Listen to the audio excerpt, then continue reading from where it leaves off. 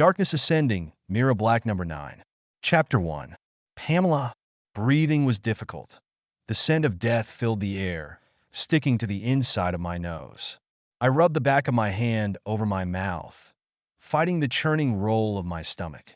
Around me, bodies were strewn about on cots, like dolls tossed from a child's toy chest, scattered without care. A tight band circled my chest, the anxiety I'd fought for the last 6 months surging upward, choking off my air. There was no way we could help everyone, no way to stop the raging plague. I walked as if in a dream, my eyes taking in what was in front of me for the first time in a long time, seeing what was truly happening. Pustules littered the bodies, moans rumbled in rattling chests, pale, thin skin pulled tightly from the inability to swallow around the pocks inside the throat. Yet we weren't here to try and save these children. Not really. We were here to make sure they didn't become possessed. They were the ones the demons would take over in a few short days. That was if they didn't die first. They laid on their tiny beds, pitiful in their pain, tears trickling from their swollen eyes. Nurses moved between the beds. Here and there a parent sat with a child, yet there was nothing any of them could do. Dressed as a volunteer with my yellow name tag, I moved to the child closest to me and laid a hand on her head. "Hello, my name is Pamela." She barely registered I was even there, her body fighting the disease as best it could. I wondered if she had any family left. That was how bad it had gotten. The world was being decimated at a rate the World Health Organization couldn't keep up with. Ebola had nothing on this plague. A resurgence of smallpox had spread, as only a demon-driven disease could. At least that was what Deanna said, and I had no reason not to believe her. The demons had started it, sent it forth, and even though most of them were locked in the deepest level of the veil, they had gotten the ball rolling. The demons who'd been cut off and stuck on this side of the veil were keeping the disease alive and well. A flash of movement stopped my musing and brought me to my knees. Between the children in front of me was Liam, a sad smile on his lips, watching me, seeing through me. I closed my eyes, counted to 10, and opened them again. He was gone, and I could breathe once more. I knew it was just in my head, but it felt real, and it scared me. The little girl in front of me groaned, her cry turning into a pitiful whimper. Healing was not my strong point, yet Deanna asked me to keep trying even though it was the smallest ability I had. She kept pushing me to try and do things that I either couldn't or didn't want to learn. I stroked the little girl's head, focusing my magic on repairing the damage within her body, trying to bring her back into balance. I yanked at the magic, forcing it to do my bidding, stuffing it into the little girl. Within seconds, the effort brought sweat to my face. "Damn you, Deanna. I am terrible at this. Why would you make me heal?" I whispered as the little girl's skin lightened to a healthy pink and the pustules faded to tiny scars. I slumped against the bed, breathing hard. I could throw fireballs all day without feeling a hint of fatigue, but healing sucked me dry in minutes. And that was if I could manage it at all. Anger flared through me, but not at Deanna. "Damn you, Mira, for leaving us here." At first, I'd been glad she'd left. I'd been so afraid to face her for what I'd done to Liam. But as the days, weeks, and months passed, I began to hate her.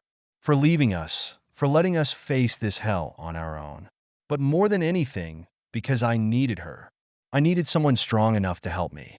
The darkness Giselle had said would make a bid for me. She'd been right, and now the moment had come. But someone had stepped up to help me, probably the only person who could. The only person as strong as me, and with far more experience. Millie would be the one to help me turn back the darkness, not Mira. Shouting erupted outside in the main ward, someone going psychotic with pain and fear, no doubt. It wasn't the first time. Nurses ran out, not even seeing me. I stood, wobbling, and moved to the next child. I repeated the process, bringing the worst of the children back from the brink, barely. I couldn't do any more, the magic flat out ignoring me when I tried to help the final child in the row. My body and heart were drained of everything I had to give. I lay my head next to the child I'd just healed, another girl, and closed my eyes. I will just rest for a moment. That was what I said, but that isn't what happened. I fell asleep, fatigue from the continuous work sucking me under. Hands scooped me up, startling me, and I automatically wrapped my arms around his neck. The ward was dark, the glow of the monitors and machines the only light. Dorian held me, his face lit by the tiny, blinking lights. Seeing me watching him, he gave me a wink. "Come on, little witch, you've done your duty today." He smiled, and I relaxed until he laughed. "What? Are you finally tired enough to not demand to be put down?" I struggled, but it was a half-hearted effort. "I can walk." Having the leader of the vampire nation pack me around was a strange thing. Yet there he was doing just that. He took me out of the hospital and gently lowered me until my feet touched the pavement. I stumbled away from him, jerking from him when he went to steady me. "I'm fine." He held his hands up. "Prickly witch." I turned my back on him. All around us, triage was set up. Deanna and what was left of her druids were healing people as best they could without the humans getting suspicious. They would take those who were just showing symptoms and clear them of the plague, stopping at least a few points of infection. To me, it was more than futile. It was a waste of resources. I shook my head and carefully made my way to my tent that flapped in a sudden gust of warm night wind.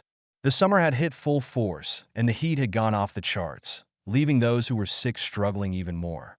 I had to give it to Orion if he wanted to save the world. Even I was ready for him to do so.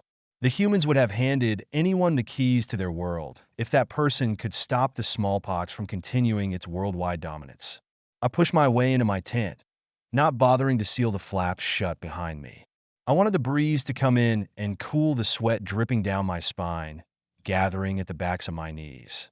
On the table in front of me were my worksheets. Deanna had me read every chance I got. How to nullify a vow, how to heal, how to hold an attack away from you. All things she thought I should know. I crinkled them up and tossed the bald paper across the room. Useless. The thump of a tail on the bare floor caught my attention. "Alex, are you going to talk to me today?" I bent to run a hand over his black fur, gently rubbing his ears. His golden eyes were dull, and he shook his head. "Please." A part of me felt like maybe things wouldn't feel so dim if he would speak. He curled around his body, bushy tail flipped over his face, so only the tops of his eyes were visible. I sat down beside him. "I miss her too, you know." He let out a whimper. Why I kept trying? I'm not sure. 6 months, and he hadn't spoken a word. Yet I couldn't help but keep asking him.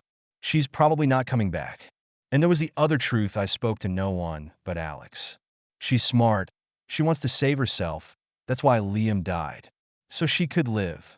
He pulled away from my hands, grumbling under his breath, and I froze. What did you say? Maybe insulting Mira would do the trick. I licked my lips. If she loved us, she wouldn't have left. She would have taken us with her. His back hunched, and the fur stood on end, his body quivering. I stood, anger rushing through me, and I realized I wasn't just saying these things to get a reaction from him. I believe them. Mira is a bitch. She left us here to face all this alone. Alone. I hate her. Alex spun, lunged at me, and knocked me down. I hit the ground hard, wind knocked out of me. And when I tried to roll, he pinned me easily, his weight bearing down on my shoulders. Snarling, his mouth was right in my face, long canines bared, saliva dripping on my face. But he didn't say a word. Really, he didn't need to. The unspoken words were enough. Get off me, Alex. I slapped his face and then picked him up with a flick of my fingers, holding him there in the air.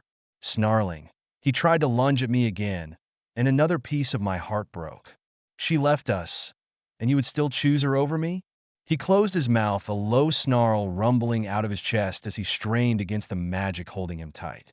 I swiped a tear away. Fine. Go find someone else to bother. You stupid, retarded wolf. I put him down and pointed at the door. He stalked, stiff-legged, out of the tent. I waited a full minute, standing there, biting back all that hurt that welled in me. Abandoned. Again. I fell on my bed and buried my face into the pillow, catching my sobs until I fell into an exhausted sleep. A hand stroked my cheek, gentle, soft, kind.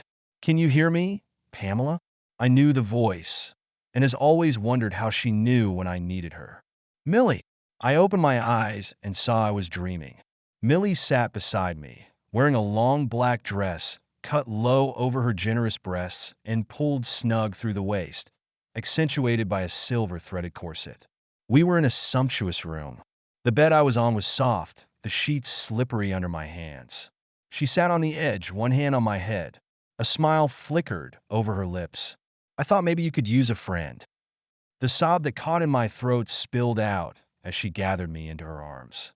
Should child, I am here for you. I will teach you.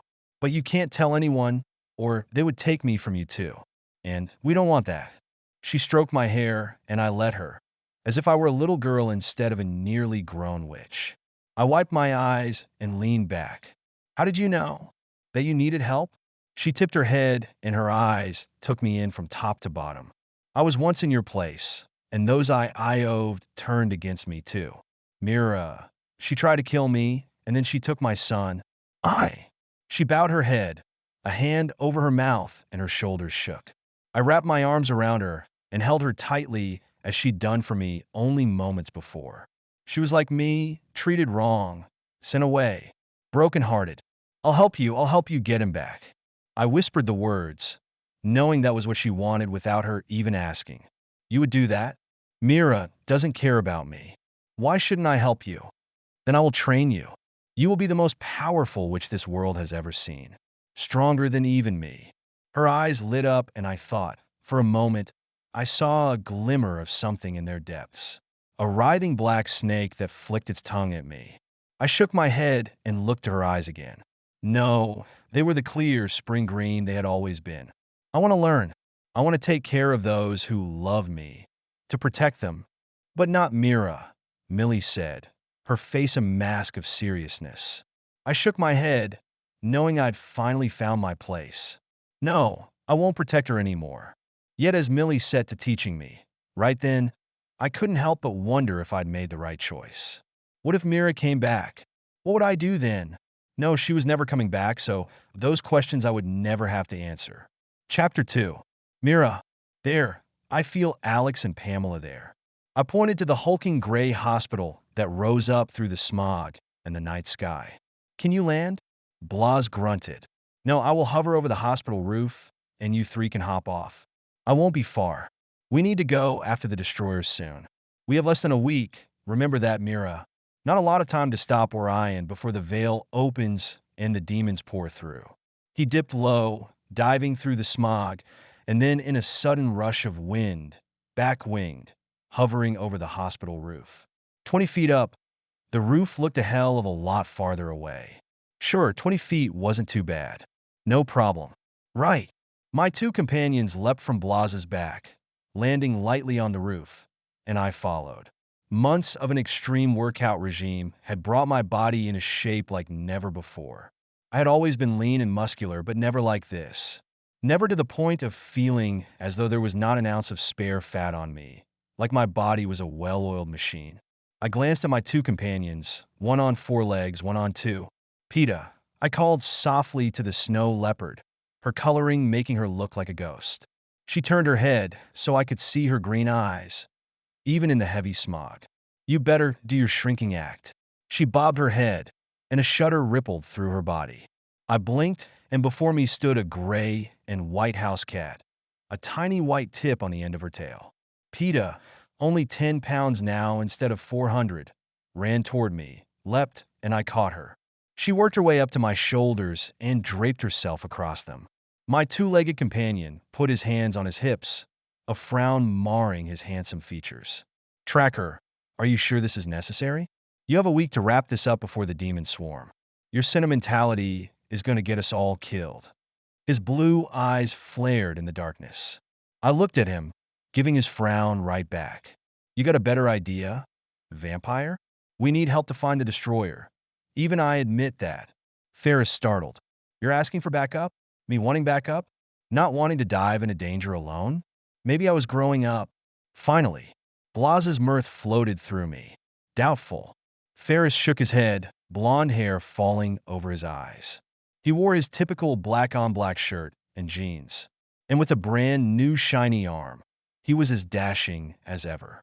But for the first time since I'd met him, he carried a weapon, a curved cutlass that hung from his hip, very pirate-like, and it suited him. We'd come to an understanding while I'd been away to have the baby. Liam had helped him in the arm department, and that meant we were all playing nice. For now. Sorta. So for the moment, we were on good terms. Or at least about as good as we'd ever been. What are you staring at? The throat of his shirt blew open with a sharp gust of wind, baring the pale flesh at his chest. I shook my head. Nothing. Just wondering when you're going to turn on me this time. He put a hand to his chest. Ah, you wound me terribly. And then he rolled his eyes. Wounded my ass. A soft giggle rose behind us, startling us both. I spun, pulling a blade as I did, dropping into a crouch. Peta let out a low growl, her tiny claws digging into my shirt. 3 young children stood across from us, perhaps 2 or 3 years old at the most. I swallowed the bile, rising in my throat. If they were here on the rooftop, it wouldn't be because their parents had lost track of them, or they just wandered off. I could feel the demon power running through them, twisting around them like a snake wrapping them in its coils. Tracker, you should have stayed hidden. The one in the middle spoke with a voice that rolled out deep and sonorous. The depth of it so totally wrong, coming from a child's mouth. Can't, I said, swirling my blade through the air. You demons have taken far too much, and I am about to kick your tiny asses into next week. Ferris grunted. I may be an asshole, but I don't think I can kill a child. Neither could I. But the demon didn't need to know that. I glared at Ferris. Shut up. His eyes widened and then narrowed. Don't start with me, Tracker. I moved, not toward the demons, but toward Ferris. You do as I say on this side of the world, vampire. That's the fucking deal. I lead, you follow. Capiche? From the corner of my eye, I could still see the children, and Ferris was eyeing them the same way. In 3. He snorted, but his eyelids flicked to half-mast in agreement. The 3 mini-demons shared a glance, one to the other and back again. She isn't carrying the fated one. We can kill her. The master will be pleased.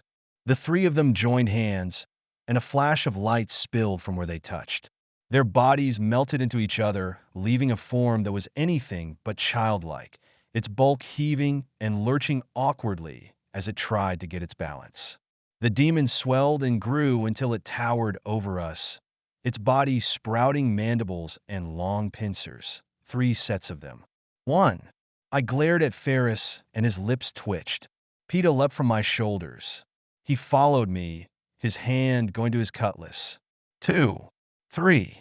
I twisted, pulling my crossbow from my back and set a bolt into the channel in a single fluid motion. I breathed out and squeezed the handle, the bolt flying true, pinning the demon in the middle head, knocking it farther off balance. Ferris ran in, dropping to his knees to slide under a flailing pincer as the demon arched backward.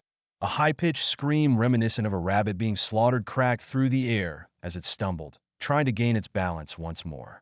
Ferris slammed his sword's handle into the head on the right side, bone crunching under the power behind his blow. The demon let out a whimper and fell over completely, hitting the roof hard, sending out a spray of gravel from under its collapsed body. I had to get close enough to put a hand on the thing without getting a pincer through the gut. I dropped my crossbow. Here we go. 2 of the pincers swept over my head as I ran in close. The heart was the best place to put my hands.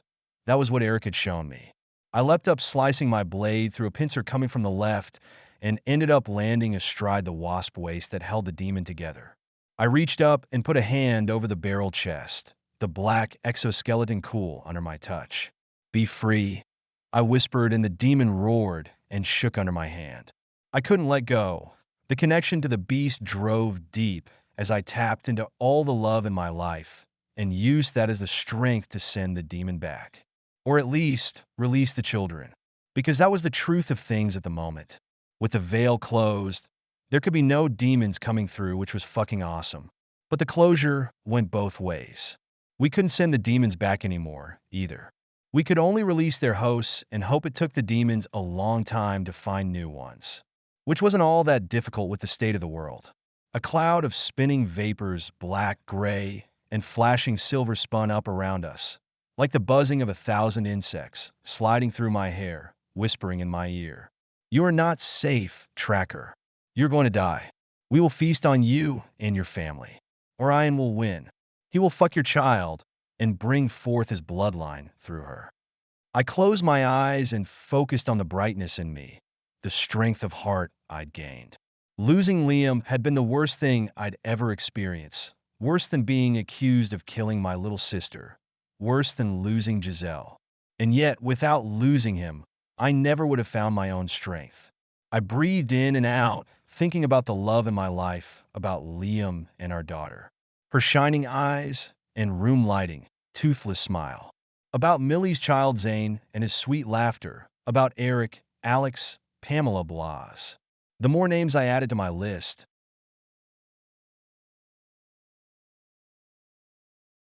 I opened my eyes to see Ferris staring at me, with more than a little concern on his face. You were totally out of it. Another demon could have shown up, and if I weren't here to protect you, you could have been killed. Ferris, the day you truly protect me will be the day hell freezes the fuck over. I swung my crossbow onto my back as Ferris glared at me. I glared right back. What? It's the truth, and you damn well know it. Things change, Mira. You of all people should know that. Nope, not going there. I tightened the strap, holding my crossbow to my back. Time to go. Let's get the hell out of here. But we couldn't leave just yet. No, we still had a responsibility to those we'd taken down. Still laying on the rooftop were the 3 children the demon had possessed, their tiny hands intertwined. I swallowed hard and made myself walk to them. 3 brunette babies. Were they triplets maybe? Looking at them laying side by side, I thought that might be the case.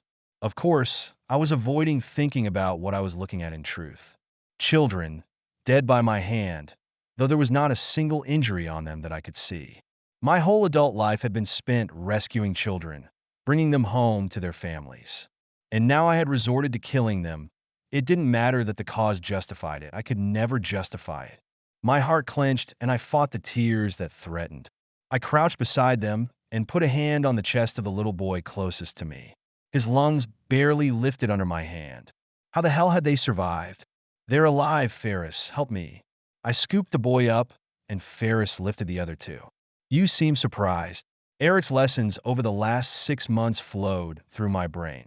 It depends on how deeply the demons have their grip on their host, and how strong the host is. Demons are tricky bastards, and they seem to know how hard it is on me to see the small ones succumb to them. Speaking of demons, you remember what Eric said? Not to track them anymore. Ferris said softly, and I nodded. I remembered. The last trial run I'd gone on with Eric, honing my demon-destroying abilities, had nearly ended in disaster. I'd tracked demons as a whole, searching them so I could work on pushing them out of their host bodies. And what we'd gotten was a swarm. But it had been while I was still tracking them that they'd latched onto me, and I hadn't been able to shake them. They could sense me through my tracking threads, and I could hear their thoughts. Kill her, kill her, kill her, kill her, kill her, kill her, kill her. Yeah, not pleasant. I've been able to shake them, but I could no longer track them as a whole. Even worse, the demons had somehow zoned in on me when tracking anyone. So even tracking Pamela and Alex could, and probably would bring Orion's minions to me. Fucking little creep show bastards. They picked up on me too fast. More would be coming our way. From experience, I was betting I had maybe half an hour at best before we got hit with another demon. I had more problems than I cared to think about, but I made myself list them as we packed up the kids. Find the destroyer. Find a way to keep the demons from tracking me. Save the world from the pox. Kill Orion. And those were just the top 4 on the bucket list. Never mind all the little things popping up, like Ferris suddenly making himself my personal guardian. Yeah, I wasn't trusting that either. We carried the 3 kids into the hospital, PETA leading the way, the white tip of her tail twitching the farther in we got. The children's ward, for all that was holy in my life, I couldn't have imagined what I was looking at and the horror of it. Babies and toddlers covered in oozing pus, their skin broken and their eyes staring blankly as their mouths moved in silent cries. The old anger I'd nursed for years surged, and I tamped it down. As bad as this was, there was only one way to stop it. I had to finish this calling. I had to finish and fulfill the prophecies. The nurses barely looked up as we stepped into the ward, their eyes dull with fatigue and hopelessness. Their uniforms were clean, but hung off their frames, as if they had accidentally taken clothes 2 sizes too big. Where can we put them? Ferris asked the first nurse who passed our way. Anywhere you can find room. Not much of a children's unit, Ferris said, contempt riddling his words. I had to agree. I wouldn't put my kid here, especially if she were sick. Soiled blankets littered the floor, the smell of shit and piss thick in the air, and the room was smoking hot. Why didn't they open a window at least? The nurse's back snapped straight as a unit, all 4 turning to face us. But only one spoke. She turned on her heel, her voice hard, and her eyes like flint. You watch them die for months, and then you tell me how much of a children's unit it feels like. Her unspoken words hung in the air. Morgue. This was a morgue and the bodies just didn't know they were dead yet. I held the boy in my arms a little tighter, wishing I could do more than drive the demon from him. The smallpox still held him in its grip, and he gave a moan. There was a bed, empty on my right. Ferris. I called to him, and he turned to see where I pointed. We laid the 3 kids down, and they snuggled against each other. Jaw tight. I strode away from the ward, my emotions warring within me. Sorrow for those who faced death with their children, and gratitude. It wasn't my child lying in a bed, dying from a disease supposedly eradicated. No one tried to stop us. Not a single person commented that we weren't supposed to have animals in the hospital. PETA still led the way, not once glancing back to see if we followed. Isn't it strange they wouldn't say something to us? Ferris asked. Humans are notoriously suspicious when it comes to things out of the ordinary, like people just showing up with sick kids and dropping them off in a hospital room. I nodded, noting the humans did seem particularly blind to us. We made it outside, and I stared, mouth hanging open in shock. The parking lot was set up like an army camp, tents and military personnel everywhere. This is worse than we thought, Ferris said. Thanks, Captain Obvious, I snapped. The world was going to hell in a demon's handbasket, and I had less than a week to stop the freefall before it got worse. Knowing what had been happening was one thing. Seeing the results of said freefall was something else entirely. Staring around us, I had a hard time believing it could get worse, but it would. And in a damn hurry, too. Fuck, I whispered. We got to get our asses in gear. PETA let out a little meow that caught my attention. Stalking toward us was a large, black werewolf, teeth bared in a snarl that had saliva dripping from his mouth. Narrowed, golden eyes locked onto us as his silver-tipped black fur stood on end, the tips catching the weak light from the camp. Alex, I smiled at him, ignoring his snarling face, and ran for him. Alex! His eyes widened and his mouth dropped open, the snarl falling from his face. Tears welled up and then slid down his furred cheeks as he blubbered, grabbing at me. I caught him in a hug and held him, his sides heaving under my arms. He fought to get closer, his claws digging as he squeezed me to the point of feeling my ribs flex under his strength. I'm here, buddy. I'm here. I'm not going without you again. I buried my face into his neck and breathed him in. He shook, his body trembling as he clung to me, whimpering. I pulled back so I could look into his face. Hey, aren't you going to say anything? Didn't you miss me? He nodded, his chest still shaking as he gasped for air, and I braced myself, feeling the howl coming on as his lungs filled. Chapter 3. Pamela. Alex's howl jerked me out of sleep, and I stumbled from my tent to see him wrapped around her. Mira. I stepped forward, a smile on my face, a huge weight lifting. She was back, and she would make things right again. And then I remembered she had left us, that she wasn't the person I thought she was, that I'd had to kill Liam because of her. She lifted her head and saw me. A smile, so rare on her face, beckoned me, and I couldn't stop moving toward her like a moth to a flame. Pamela! She caught me in her arms, and I fought the warring emotions. I wanted to bury my face against her and let her take care of everything that had gone wrong, of all the things I'd had to face. And I wanted to hurt her, make her pay for those same things. I'm surprised you came back. I bit out, and she pulled back from me. I said I'd come back. Her tricolored eyes took me in, and I squirmed, feeling like she could see through to my soul, like she could see everything, like somehow she knew I'd killed Liam. You've grown up since I left. She reached out and touched my cheek. Or at least tried to. I jerked my head away from her hand. Don't touch me. Her eyebrows shot up, and I really looked at her. She seemed different, harder and softer at the same time. I couldn't put my finger on how or what was different. Or maybe it was just me. Maybe I was the one who changed. I turned my back on her. I don't need you anymore. The words hurt my throat, and I thought about Millie. Millie was my friend. She would be the one I leaned on now. Pamela, I still need you with me. I stopped and hunched my shoulders, as if she'd hit me. The careful shell of disdain I'd been building cracked, and I breathed deeply. What for? I'm just a kid, right? That's why you left me behind. Because you didn't think you could trust me. And she'd been right. I'd killed Liam, and then kept the truth from her. She was right not to trust me, and it galled me to the core. I wanted her to love me, even as I hated her for leaving me. Look, there isn't time for this shit, kid. Mira grabbed my arm and spun me around. I shot a thread of power at her, to blast her backward, forgetting she was immune to magic. She grabbed my other arm, so I was caught, and then she shook me.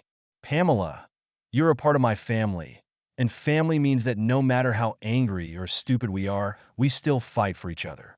No matter how fucking stupid we are, or how hurt our feelings are, we stand together. So whatever is going on, tell me or don't, but I will be damned if you think I don't trust you. My mouth dropped open and she let me go, but I just stood there stunned. Then why didn't you take me? Because Liam told me who to take and I had to trust he was right. She put her hands on her hips. I left Alex behind too. I left you behind. Doesn't mean I don't trust you three, just that where I was going wasn't for you. Where did you go? I whispered, remembering that she'd taken Zane, that he was wherever she'd been. Zane was Millie's, and Millie wanted me to help her find him. Her eyes were sad. I don't know. My memories were taken from me, to keep those I left behind safe. It was as if Millie was right there with me, her presence real, like I could reach out and touch her. I felt her push me toward the words I wouldn't have otherwise said. You're a liar. A dirty, rotten liar. Her eyes went wide, and I saw her tense. I waited for the blow to come. Surely she'd slap me for that. Nothing. She shook her head. Pam. And then she stopped, her eyes going distant, and I recognized she was listening to Blas. Talking about me, no doubt. That's right, more secrets. I yelled and stomped back to my tent. I threw myself onto my bed and screamed, the power in me erupting into a physical manifestation. The ground shook and bucked, and then, when I expected it to crack open, Millie was in my mind. Easy, Pamela. You don't want to tip your hand. You're going to need your strength. I need you to come to me. Her voice soothed and helped me pull the power and anger in. She was right. I needed to conserve myself. When? I whispered the word. Soon. I need you to listen in to what the others are planning. Maybe you will hear where they took my son, and then come to me. Her voice sounded so sad, so lost. I flopped on the bed, tears trickling down my cheeks. I hate them all. They hurt us both. A gray and white cat pushed her way into the tent, ran to my bed, and leapt onto it, purring. She butted her head against my chest. Warmth spread through me, and I automatically stroked her silky fur. Where did you come from? Mira poked her head in the tent. PETA? I frowned at the cat. She just purred louder and curled against my chest. Get out. I growled, staring at Mira. You may very well be the strongest which this world has seen, but that doesn't mean you have to prove it every time the thought crosses your tiny teenage brain. She snorted. PETA, stick close to her, please. I glanced down at the cat, and she winked her green eyes at me. PETA. When I looked back up, Mira was gone, and I was alone. Curling around the cat, I laid down on the bed. At least in my dreams, I had a friend. A smile warmed my lips as I closed my eyes. I couldn't believe what I was seeing with Pam. Then again, I knew what she'd been asked to do. What Liam had asked of her. Damn him for not trusting me. Alex tugged at my leg. Pay me sad. Darkness is around her all the time. I seize it. I put a hand to him, resting it on his head. Darkness. He nodded and then tipped his head to one side. Pay me hurt. Angry, lonely. Too many things she feels. That was pretty spot on with what Blas had said. She is at a crossroads. She will either choose to fight with you or against you. There is not much you can do, nor if you stayed would things be different. She had to face this on her own, as we all must make a choice as to what path to take at some point in our lives. I gritted my teeth, the urge to fix things strong. Ferris strode toward me, a glower on his face. Bratty witch. You don't know what she's been through, Ferris. I turned, expecting him to keep up with me. Doesn't matter what she'd been through. She could kill us all if she doesn't learn to control herself. I thought you said the druids were training her. They should be teaching her the healing arts, not destruction, since she has that down pat. I let out a sigh. She's always had a way with the power moves. She's a heavy hitter, not a creature of finesse. I put Pamela from my mind, knowing I would have to deal with her soon enough. Right at that moment, I needed to find Doran. He would tell me what was going on. As it turned out, he found us as we strode through the makeshift camp. 1 second it was just me, Ferris, and Alex. The next, Doran was beside me, a hand on my lower back. I know you like the whole danger and doom aspect of leaving things to the last second, Mira, Doran said, but even for you, this is a bit silly. I stopped in my tracks. We need to talk. He tipped his head to the right. This way. The four of us cut through the people milling about. The number of humans and supernaturals interacting was shocking. And to be honest, it made me nervous. Do they know? Doran knew what I was asking. No, the humans think the volunteers here are just good at what they do. He pushed through a small knot of vampires who glowered at me and Ferris. I glared back, not recognizing any of them. Doran led us into a thick canvas tent that was 7 or 8 feet tall and easily 20 feet square. A command center if I ever saw one. Doran waved at the chairs and those who occupied them. Deanna and Will, Frank, and Mare the Green Ogre. Probably the only ogre we had on our side after the massacre at Doran's home in New Mexico. They all stood as we walked in, but it was Will who rushed to greet me. I wanted to cringe away from him, and at the same time jam my knife under his chin for his inappropriate moves, his hatred of Liam, his unwillingness to help. Looked like he was going to try and make a pitch for me yet again. I steeled myself, but didn't need to. Ferris blocked him from getting too close to me, and I fought not to smile my gratitude. Leave her be, cat. Power swirled in Ferris's voice, power that felt a hell of a lot like Liam. And Will actually stopped, shook his head, and took a step back. Now, that was interesting. Mira, Will said my name, and I nodded at him. Will, Deanna, Frank, Mare. I nodded at each of them by way of greeting. Fill me in. Deanna did most of the speaking. Filling in was a nice way of saying the catastrophe had gotten uglier than I ever thought possible. The plague sweeping the world had infected over half of the global population. Majority of those hit the hardest were the young ones, those who hadn't had years to build up their immune systems. And of course, they were the ones Orion and his demons wanted weak anyway. The young. The ones who would be the strongest in body and mind. That isn't the worst of things, though, Mira, Deanna said, her voice hitching. Fuck. How could it be worse? I was still struggling to comprehend the numbers they were throwing at me. The sheer effect of the world losing half its population either dead or so sick they wished they were dead, bleeding out their pores as fever raged and their bodies gave up, death coming slowly and with unimaginable pain. Or, if they were truly unlucky, their bodies and souls were hijacked by demons. Deanna pushed a hand through her hair. Her eyes and the pale, sickly pallor of her skin gave testament to how hard the situation had been on her. The supernaturals have been dying off as well. We've lost entire species. Chills swept my body, chased by a wave of heat. All I could think about was my friends. Those I'd left behind, Charlie being at the front of the list. Brownies could contract the same diseases as humans, part of the reason they avoided our world and stayed on the other side of the veil. Only, the veil had closed, and how had that affected them? Almost as if reading my mind, Doran spoke. The brownies were essentially booted out of the veil when Liam closed it. We don't know why, only that they were pushed out. We haven't heard from any of them since then. Charlie, I asked, hoping he would pop in like he so often did. Nothing. Who else? Doran moved to my side, and I knew it was going to be bad when he took my hand and squeezed it gently. His green eyes on my own. The harpies have been hit hard. They have enough human blood in them that the pox swept through their numbers. There are only a few left, barely enough to repopulate their species. And that is if we can keep them clear of the disease. I swayed where I stood. Harpies. It was if everyone held their breath, and I closed my eyes against the truth. Instead, I tracked my friend, knowing the demons could pinpoint me as I did. Her threads burned bright and clear, far to the north. I gasped, relief coursing through me, and a tear trickling from one eye. She's alive. Dorian gave me a grim smile. She can't land anywhere here.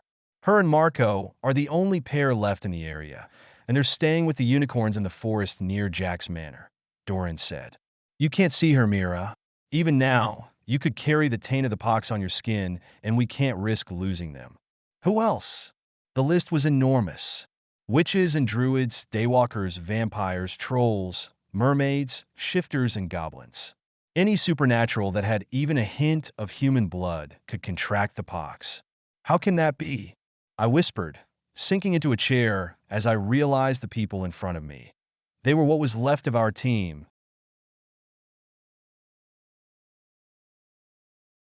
Orion knew what he was doing when he unleashed this particular pox. So even those who have been unable to get sick in the past, like the shifters, for example, they are open to being infected. And since no supernatural has ever contracted even a human cold, there are no antibodies in their systems. Zero immunity. The death toll is 100% when it comes to our world. 100%.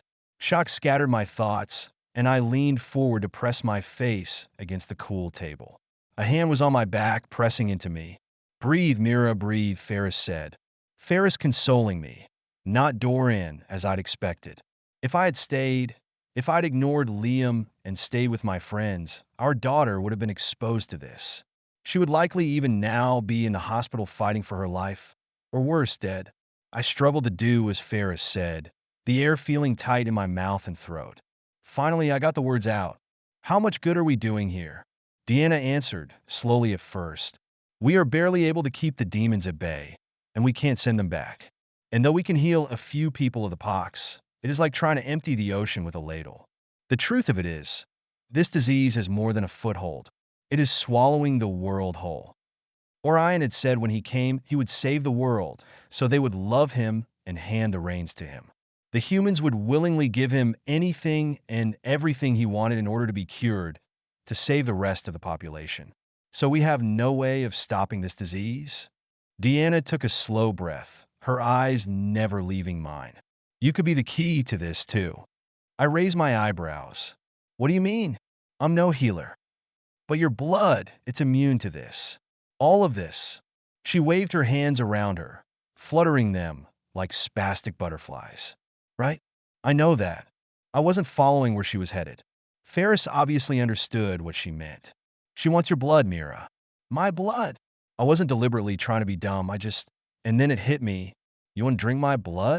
Deanna flushed. Not me. Someone who was infected. We didn't get much further than that, because someone new entered the tent.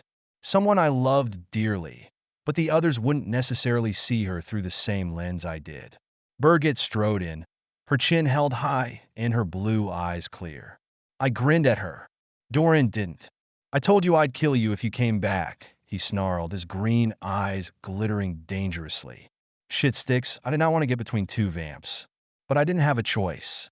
Chapter 4. Mira. Dorian lunged at Birgit, and I got in the way. He ended up tackling me to the floor, and I rolled with him, so I was sitting on his hips, straddling him. He let me. It wasn't like I could really take him down, which meant he didn't really want to kill her, either. But appearances were everything in the vampire world. I knew that. I kept my hands on his biceps. Dorian, she is not under her parents' control anymore. You don't know that. We can't have a loose cannon like her around our people. He could have thrown me off, but he didn't. He stared up at me, and I didn't take my gaze from him. I trust her, Dorian. What happened before was not her fault. And when she tries to kill you, and no one is there to save you, what then? His question was not unexpected. If that happens, then I will do what I have to do. But it won't. Can I say something? Birgit asked. No. Dorian snapped as he sat up. I stood and held out a hand to him. He took it, but then jerked me behind him, throwing me halfway across the room. I'm sorry, Mira. This is for the best. No, I screamed as I flew through the air away from them. No, this wasn't the way it was supposed to go. Birgit was finally free of her parents. I saw her as I fell, head bowed in front of Doran as he reached for her. I hit the ground and was up and moving toward them with barely a breath. I had to stop Doran. I had to make him see she wasn't the problem. But someone beat me to it. Ferris. The blue-eyed vampire slid between them and put a hand on Doran's chest. If Mira says she trusts Birgit, then you should too. That did not sound like Ferris. That sounded more like Liam.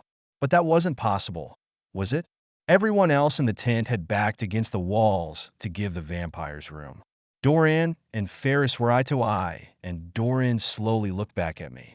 For now, keep her, but you are never to be alone with her. Ferris, I charge you this task. You will keep the tracker safe from her sister at all costs.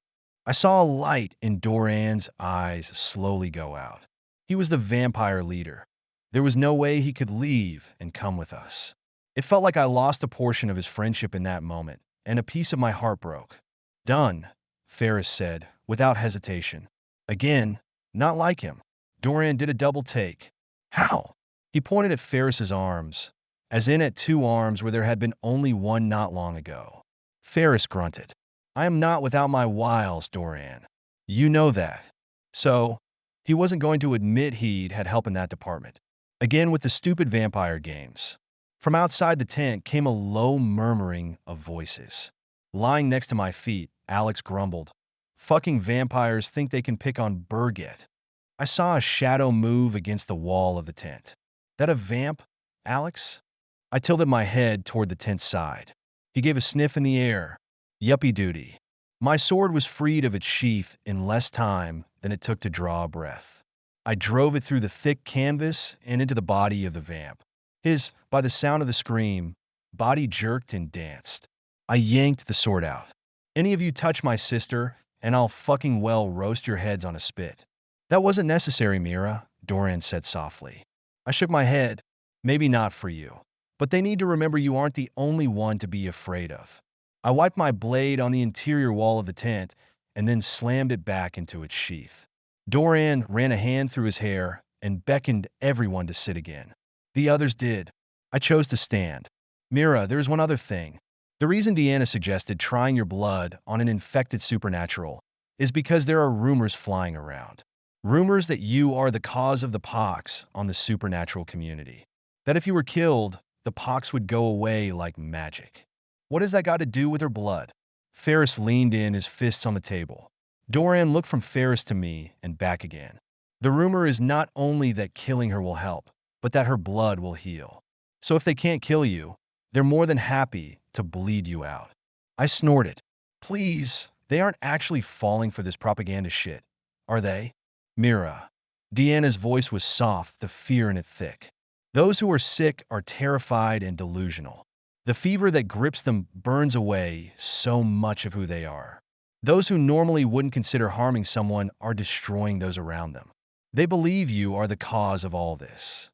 Something in her voice made me really look at her. And you, Deanna? Do you think I'm the reason this happened? I wrapped my fingers through my belt, gripping the leather hard. I worried I already knew the answer to my question. Her lips trembled as she tried to keep them pursed together. A good minute passed before she answered. She broke the silence carefully. Everything started when you left. I don't know why you had to go away, or why you came back, but the correlation is there. I shot a glance at Doran. He shook his head. So no one knew I had been pregnant. That was probably for the best. The fewer people who knew about that chapter of my life, the safer my daughter was. Still, I had to deal with this shit and deal with it fast. Time was ticking, and I had to get moving. With a wave of my hand, I said, bring in a supernatural. I'll offer up my blood to show it won't do any good. Deanna swept out of the tent, almost running. There must have been someone she had in mind because within seconds, she was escorting in a hulking creature wrapped in a blanket despite the heat.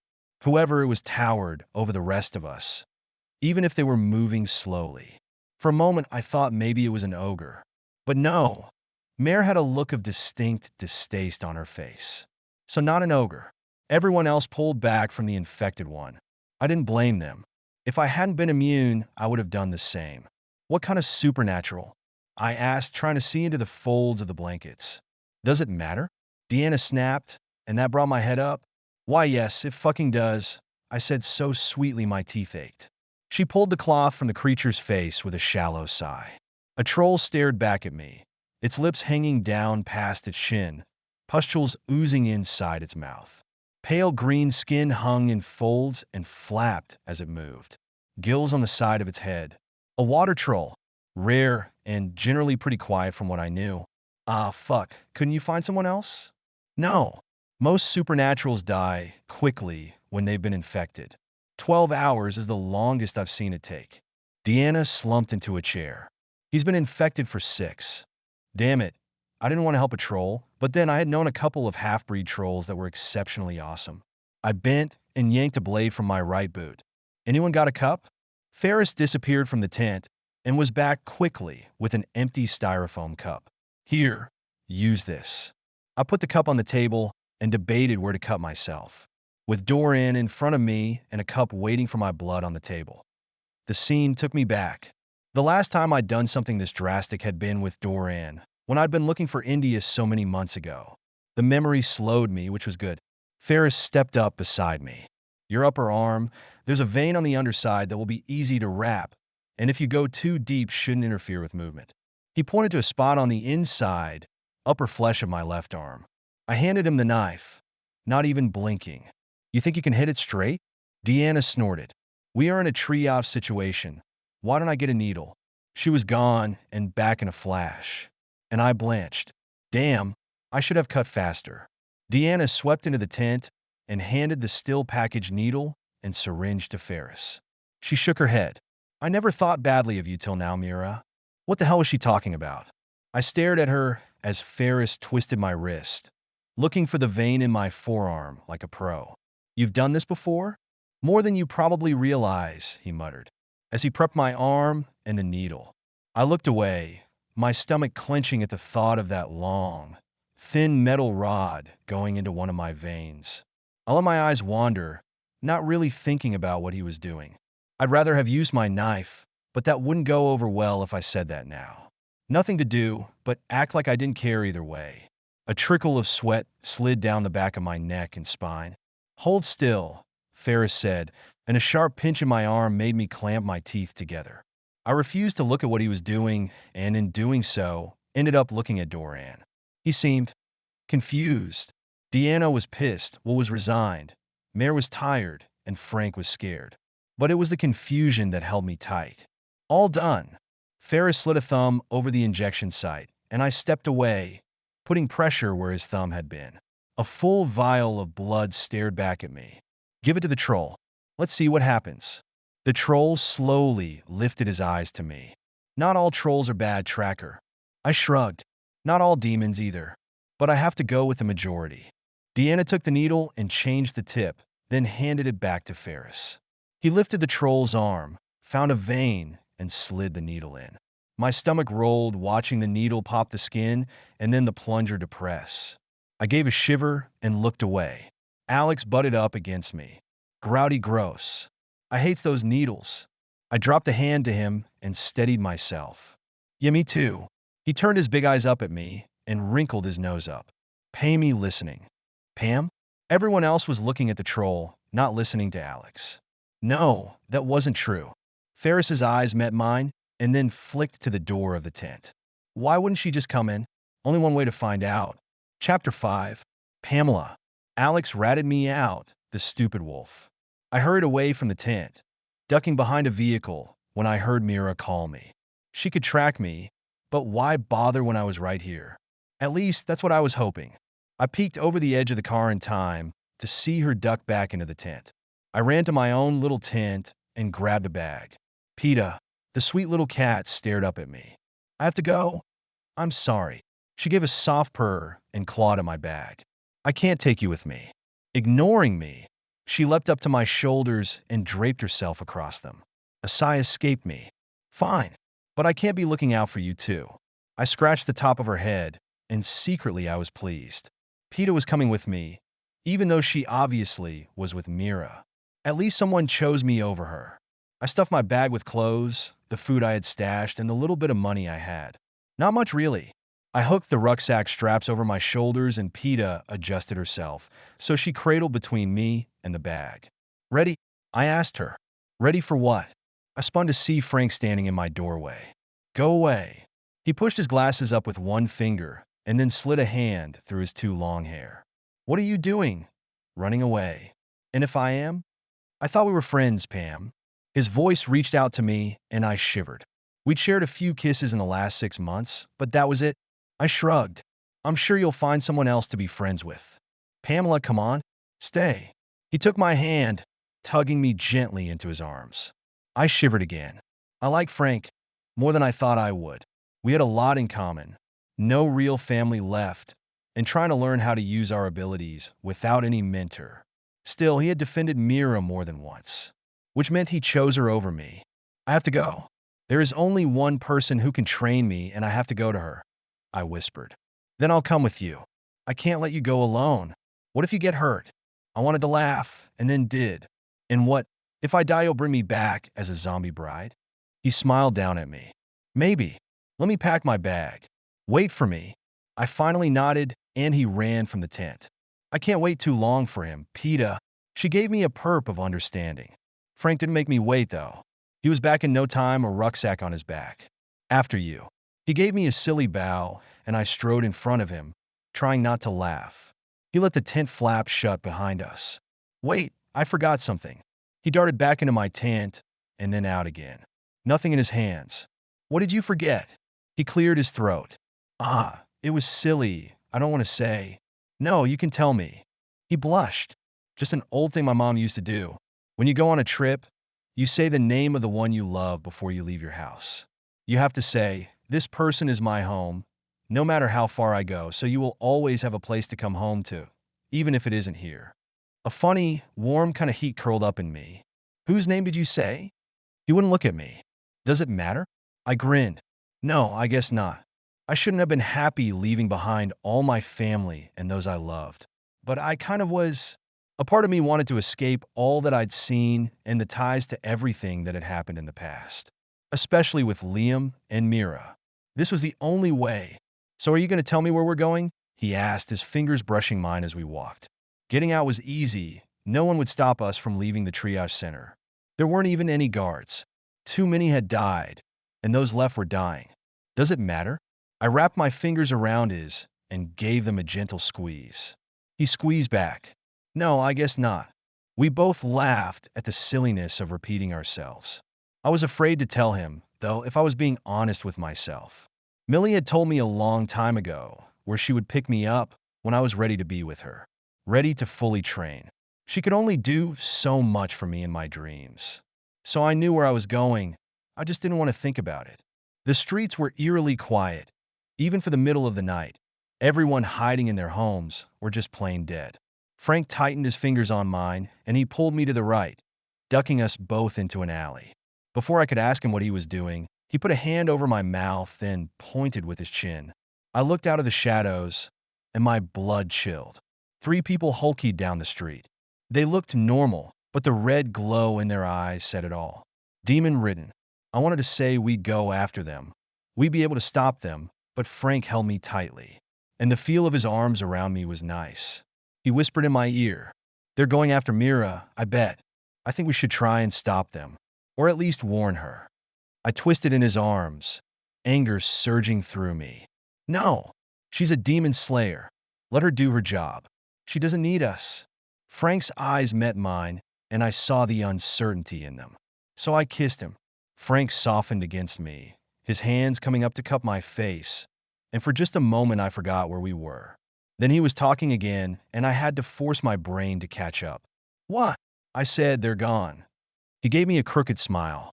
"Anytime you want to distract me, feel free." I blushed, and even though he couldn't see the burning in my cheeks in the dark, I still looked away. "Let's go, we have a long walk." He peered out of the alley, checking both ways before standing straight and holding his hand out to me. I took it, and he didn't let go. My heart fluttered. What would always be the one I had a crush on, he still made me weak in the knees, and maybe even Dorian a little bit too. But Frank was sweet and kind, and he really liked me. I'm glad you came with me. He stopped and gave me a big grin. Me too. An adventure together. A ways down the street, Frank found a car with the keys in it and gas in the tank. It started smoothly, and the engine was very quiet, which was good. Not that anyone would be looking for us yet, but better to be on the safe side. Frank sat in the driver's seat. Okay, now you have to give me some direction if I'm driving. We're headed to the country. Take a right here. I pointed out the window, sweat gathering in the hollow at the base of my spine the closer we got to our destination. Frank might not notice right away where we were going, but he would soon enough. Peta sat on my lap, watching things go by the side window, her tail twitching now and again. We didn't talk, and when we hit the bumpy, rutted road that led to the castle, his face tightened, like he'd suddenly sucked on a dozen lemons all at once. My nerves got the better of me, and I giggled. Frank, that is an awful face. Pam, why are we here? We can't cross the veil. You know that. And even if we could, the castle is still on fire. He parked the car and turned the engine off. Pushing his glasses up his nose and straightening his hair, he seemed to be nervous again. I took his hand. We aren't going to the castle, just the open plain. Not a whole lot better of a place.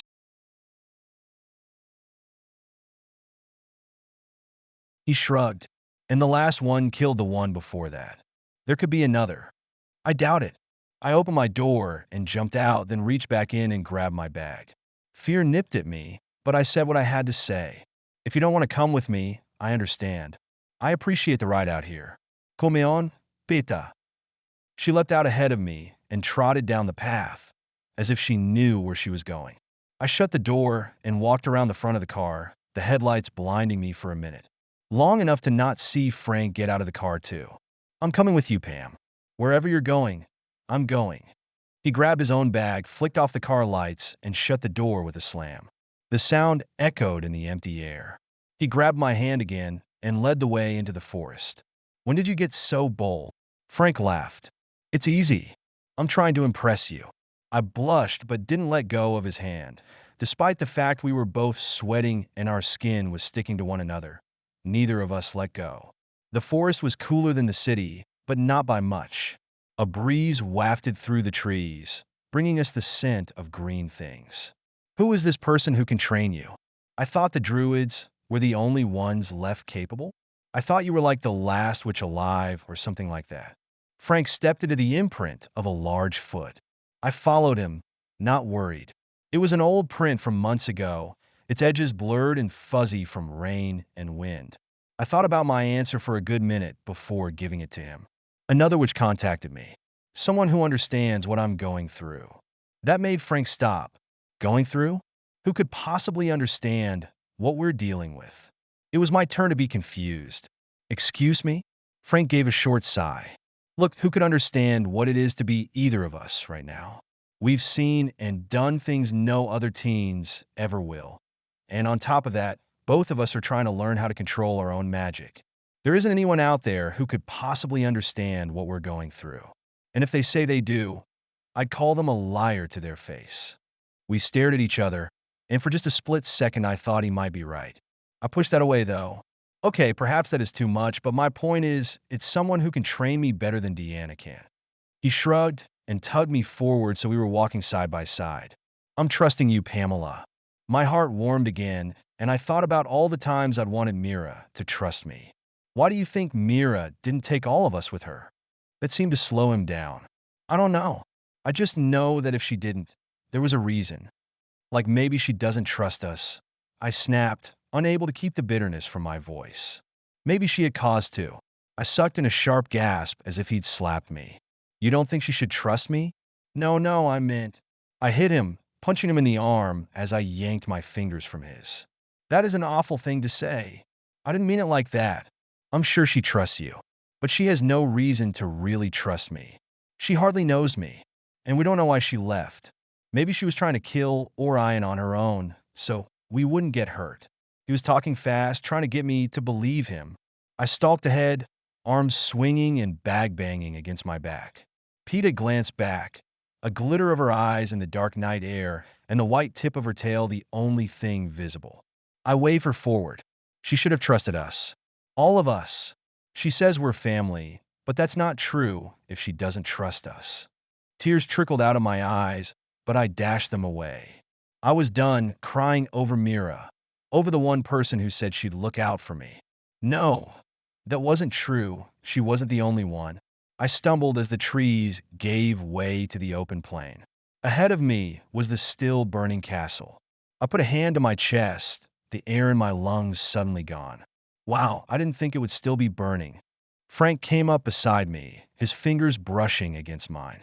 I clutched at them and threw myself into his arms, sobbing. He held me tightly, but all I could see was Liam, the copper knife, and his blood on the floor. I'd killed him, my friend, a man I thought of as a brother. I couldn't control the sobs, and my legs went out from under me. Easy, easy, Frank whispered, lowering me to the ground. We sat until the sky lightened and my crying eased off. Hiccuping, I wiped at my face. I'm sorry. It's okay, I miss him too. He saved me, remember? I blinked at him. That was right. Liam had gotten Frank away from the crazy arcane arts division of the FBI who had been trying to kill him. It seemed like so long ago, and yet it had been less than a year. A lifetime had passed since then. He saved me more than once, and I helped him get past his hang-ups with witches. I stared at the castle, thinking of all the moments I'd had with Liam, of watching him smile at Mira, or laugh when Alex did something goofy, which only started the tears again. Come on, Frank, help me stand. If we're going to meet this mysterious person, we should do it quickly, so we can get back. I didn't correct him. My heart didn't have the strength at that moment to do anything but walk forward. Millie had given me explicit instructions when it came to this particular spell. We got to the middle of the open plain, and I stopped. Here, I have to call her. Frank let go of me, and I crouched, then pulled out a few clumps of grass so I had a bare patch of ground. Quickly, I drew a pentagram in the loose dirt, and then in the middle of it, I placed a small brown curl. It had shown up in my tent the morning after I first spoke with Millie through a dream. I probably would never know how it got there, but that didn't matter as long as I could call on her. Millicent, I bring thee to me. I spoke softly, but I heard Frank's gasp. I pressed my fingers to 4 tips of the pentagram and allowed a pulse of magic to slide through me, into it. Millicent, I bring thee to me. Standing, I stepped back from the pentagram. Please tell me you don't mean Millie, the one Orion owns. Orion doesn't own her, I snapped. And she's free of him, she told me. He grabbed my arms and spun me to face him. You believed her? I stared into his handsome face and saw he didn't believe me, didn't think I could make a good decision. I trust her. She cares for me. Just go. I don't need you here. I shoved at him, and there was a tisk behind me. Frank's eyes widened, and I turned to see a shadowy figure of Millie standing in the center of the pentagram. I smiled at her, suddenly feeling shy. Hello, Millie. Pamela, who is this? That stumped me. You remember Frank, don't you? Her eyes sparkled with pleasure. Of course, the necromancer. You've grown a great deal since I saw you last. Frank. I wanted to pinch him, to point out how nice she was. To say, see, I told you so. I want to come live with you now, Millie. Mira is back, and she still doesn't care about me. Beside me, Frank stiffened. That's not true. Millie smiled at us both. I will send my friend to pick you up. Frank, you are welcome to come too. Pamela would like that. Wouldn't you, Pamela? I nodded, but couldn't look at him. Yes, I would. Very much. Millie clasped her hands in front of herself. Wonderful. I'll see you both very soon. There was a soft pop, and her image disappeared. Frank didn't waste any time. You can't trust her. Even if she wants to help you. She is owned by Orion. You know that. He grabbed my arms and spun me around to face him. I didn't fight him, just lifted my hand and made a flicking motion that sent him tumbling away from me. Harder than I meant to. I slapped my hands over my mouth in horror as he hit the ground and lay still. Frank, I'm sorry, I didn't mean to. I let out a strangled squawk as a hand shot out of the ground and grabbed my ankle. Slimy and cold, it gripped me tightly. I shot a blast of fire at it. And then there were more hands, all of them reaching for me. Frank, stop it, he groaned, and I realized he wasn't even really awake. I knocked him out. Then why were the zombies showing up? I didn't have time to think about it. Each second that passed had more hands shooting out of the ground, pushing themselves out faster than I thought possible. I kicked at one hand, shot a stream of fire at a group of hands, and then I was grabbed from behind. Frank! Peter ran to him and licked at his face, butting him gently with her head and even patting him with her paws. But that was the last I saw of them. A zombie picked me up, wrapped its arms around me, and squeezed. I struggled against the slimy, peeling skin, the flesh rotten and stinky. I gagged and fought to get myself under control. I couldn't use my magic if I couldn't think straight. But there was so much going on. Too much. I gulped in a breath to call to Frank again and ended up with a piece of zombie flesh in my mouth. I heaved and puked, spewing my stomach contents down the front of my shirt. Frank! I tried again. Fear made me useless, and if I didn't do something, the zombie was going to crush me like a peanut. I went limp in the creature's arms, and it stopped trying to squash me. Breathing easier, I looked around. The field was full of zombies. 3 of them were bending over Frank. What if they were trying to eat him? Frank, wake up! I yelled, and then started to cry. This was all my fault. If I hadn't lost my temper, Frank wouldn't have gotten hurt, and I wouldn't be stuck in the stinking zombie's embrace. Pam, I'm okay. My head snapped up and Frank limped toward me, his hair all messed up and a bump on his head, Peter in his arms. But he was awake. He flicked a hand toward me and the zombie let go. I dropped to the ground and scrambled away. Frank took my hand and I wanted so badly to kiss him, to show him I was sorry. But I had vomit on the front of my shirt and zombie gore on my back. Not really something I thought would add to the atmosphere. I'm sorry. I know it was an accident. Maybe it is a good thing you're going for more training. You tossed me harder than you thought, right? And you can't freeze like that when you get scared. It's not safe. I nodded, then realized what he was saying. You mean you think I should go? I do. But I'm still coming with you, to make sure everything is legit. He waved his left hand in a quick circle, and the zombies all melted into the ground, as if they never were. I wanted to ask him why they woke up when he was unconscious. I wanted to ask him if I really meant that much to him, and if he really thought Millie was good now, or if he was just humoring me. All of those things and so much more. But our ride showed up. A whoosh of leathery wings back-drafting as the dragon landed was the only warning we got. Purple and dark gray scales glittered in the early morning light. On its back was a leather strap system, not unlike the one we had on Blas. I waved, excited. We're here. The dragon's head swiveled toward us, and for a split second, I was sure we were dead. Red eyes glittered like watermelon-sized rubies. A demon's eyes. My feet froze, and the dragon snaked her head until it was right over us, and her voice whispered inside my skull. My master beckons you. Get on, puny witch. I lifted my chin, but my voice trembled. Frank is coming with us. Right, Frank. His fingers tightened on mine. I'm coming with you. The dragon, who did not look pleased by this announcement, snapped her jaws. Fine by me. When the master kills him, I will snap his bones and shit out his innards. I froze. What did you just say? She ducked her head away from me. Nothing. Forget I spoke. Slowly, reluctantly, we climbed onto the dragon and buckled in, PETA curling up between us despite the zombie gore. Frank put his arms around me, and I clung to him as the dragon leapt into the air. Millie wouldn't hurt us. She was going to help me. I had to hang on to that no matter what the stupid dragon said. I closed my eyes and leaned into Frank, the long night taking its toll. Despite the zombie stench and bits of vomit on my shirt, I was exhausted. My last thought as I fell asleep was that Mira wouldn't miss me. She would be glad I was gone. A tear slipped from my eye, swept away by the wind rushing around us. Chapter 6. Mira. I stared at the spot. I thought I'd seen Pamela duck behind a car. Pam. I knew she was there, but there was no movement. Damn, the kid was going to be tough to reach. I put a hand to the back of my neck. Tracking her would give me an idea of her emotional status, but I'd tracked a lot already and was pushing my luck. Later, I thought I would have time to talk to Pamela in the morning. That was the plan anyway. Alex sniffed the air beside me and wrinkled his nose. Stinks like dead people. Frank caught my eye and I motioned him over to me. Have you and Pam been getting along? He blushed, and I had to bite the inside of my cheek to keep from smiling. So that's how it was. He cleared his throat. Yeah, we get along most days. Go check on her. Make sure she's all right. I patted him on the back as he went by me.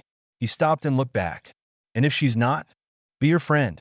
I'll talk to her tomorrow and see if I can get through to her. A quick nod, and then he was off and running. Literally. I slipped back into the tent in time to see the troll standing, its skin free of pustules. Shit. Tracker, you healed me. You saved me. He roared the words as he scooped me up into his arms, faster than anyone else could react. His breath was a mixture of rotten teeth and garlic. Not pretty. I turned my head to the side. Put me down. The troll continued to jump with me in my arms, breathing heavily on me and making me desperate enough to pull one of my short blades from my hip. Deanna let out a gasp, and I would have shrugged if I could have moved my upper body. Put me down, or I'm going to run you through. He dropped me, his voice booming. Your blood saved me, and then the big bastard ran from the tent, shouting to the world that I had saved him, a vial of my blood had saved him. My eyes met Ferris's. Those baby blues were tight with worry. Then I looked at Doran, who wasn't really looking at me. He was looking between me and Ferris. Oh fuck, I did not need a pissing contest. Deanna, your troll friend is making my life rather difficult at the moment. The tent around the bottom edge shifted and Alex let out a low growl. Vampires coming. Yeah, that was what I was thinking might happen. Ferris reached me first, grabbed my arm, and started dragging me out. Time to leave. I didn't disagree. Everyone, let's go. This party is over. I jerked my arm from his hand and strode ahead of him, Alex on my right. Birgit behind me. Don't get separated was the last thing I said before everything around us went to hell. The vampires hit us first, tackling Deanna and Will to the ground. Birgit was swept from me, and Alex let out a yelp as he was yanked from my side. Ferris picked me up before I could do anything. I don't know how many vampires attacked us. I only knew there were more than I could have handled on my own. Put me down, Ferris. You can't fight them all. I struggled to pull my blades, but Doran stopped us all with a single word. Cease. His voice was imbued with a power even I felt through my immunity to spells and magic. My hands stilled, and around us the vampires trembled under his control. Shit, it was one thing to know he led them. It was another to see it in action. The vampire closest to me and Ferris crawled toward us. Just a taste, to keep us safe, Your Highness. There will be no drinking of Mira's blood. None. Doran barked, and the vampires cringed. Ferris didn't put me down, though, despite the fact that Doran seemed to have control of things, which made me nervous. A taste, several vampires whispered, one over top of the other, so the whisper grew and quivered in my ears. Fuck, that was creepy. I couldn't help the tremor that ran through me. Ferris's hands tightened on me, but it wasn't his voice who spoke with his lips. Hang on, Black. The shiver that ran through me the second time didn't have anything to do with fear. Liam. Boss. Alex barked, and the hands on me tightened further. The vampire at Ferris's feet, a red-headed woman in a shimmering black top, grabbed at his boot. Just a taste, baby, and then she leapt up, fangs extended. Ferris spun, giving her his back, protecting me with his body. There was a scuffle, and when Ferris turned back around, still holding me, the woman's head was no longer attached to her body. Doran stood over her. I said, leave her be. Anyone else want to try? The vampires melted into the darkness. Doran dropped the woman's head, the look on her face slowly going from surprise to the slack jaw of the newly dead. Put me down, Ferris. I knew I couldn't force him. He was too strong. He slowly let me slide down his body, and I glanced at his face. A tinge of gold rimmed those blue eyes. Damn it. What was Liam doing? I patted his shoulder, feeling awkward. Thanks. Maybe more would have been said, but there were bigger problems than Doran's vamps going rogue. The shouting troll has caused a bit of a stir. Every supernatural able to move is headed your way. We have to get you out of here, Mira. Now. Blaz's voice held no room for argument. Alex, take Birgit and go to Blaz. Ferris, I don't suppose you'll go with him? Where you go, I go, he said, and I did my best to ignore the reverberations of his words. Words Liam had said to me. I'm going to grab Pamela, Peta, and Frank. Dorian, you think we can go to Jack's? I don't want anyone to get sick, but now that we knew my blood would heal them, I was betting we could get away with heading there. Dorian nodded, his lips tight, and I chose to ignore the look he gave Ferris and me. Mira, don't kill any of them if you can avoid it, Dorian called, stopping me. Subdue them. There have been too many deaths. We need every possible supernatural alive. Seriously? He nodded and then looked at Ferris. Not going there. I bolted for Pamela's tent, dodging vehicles and cots, humans and bodies laid out on the ground. What a fucking mess this was. Her tent was just ahead when I was slammed to the ground, the scent of wet dog hitting me hard. I rolled and came up with my whip in my left hand and a sword in my right. The werewolf's eyes were tinged with yellow all the way around the gold iris. Jaundiced along with the pustules littering its body, the thing was out of its mind with the fever and pain. That much was obvious. I didn't wait to ask what it wanted. A flick of my wrist and my whip sailed through the air, wrapping its neck. Snarling, it leapt at me, fangs and claws extended, ignoring the sizzle of its flesh under the silver threads woven through the leather whip. Fuck! I twisted hard, barely avoiding the snap of teeth. I yanked a sword from my back as I got my feet under me. Behind me, Ferris fought off two other supernaturals. I didn't see what they were, didn't need to. Dorian's words rang clearly.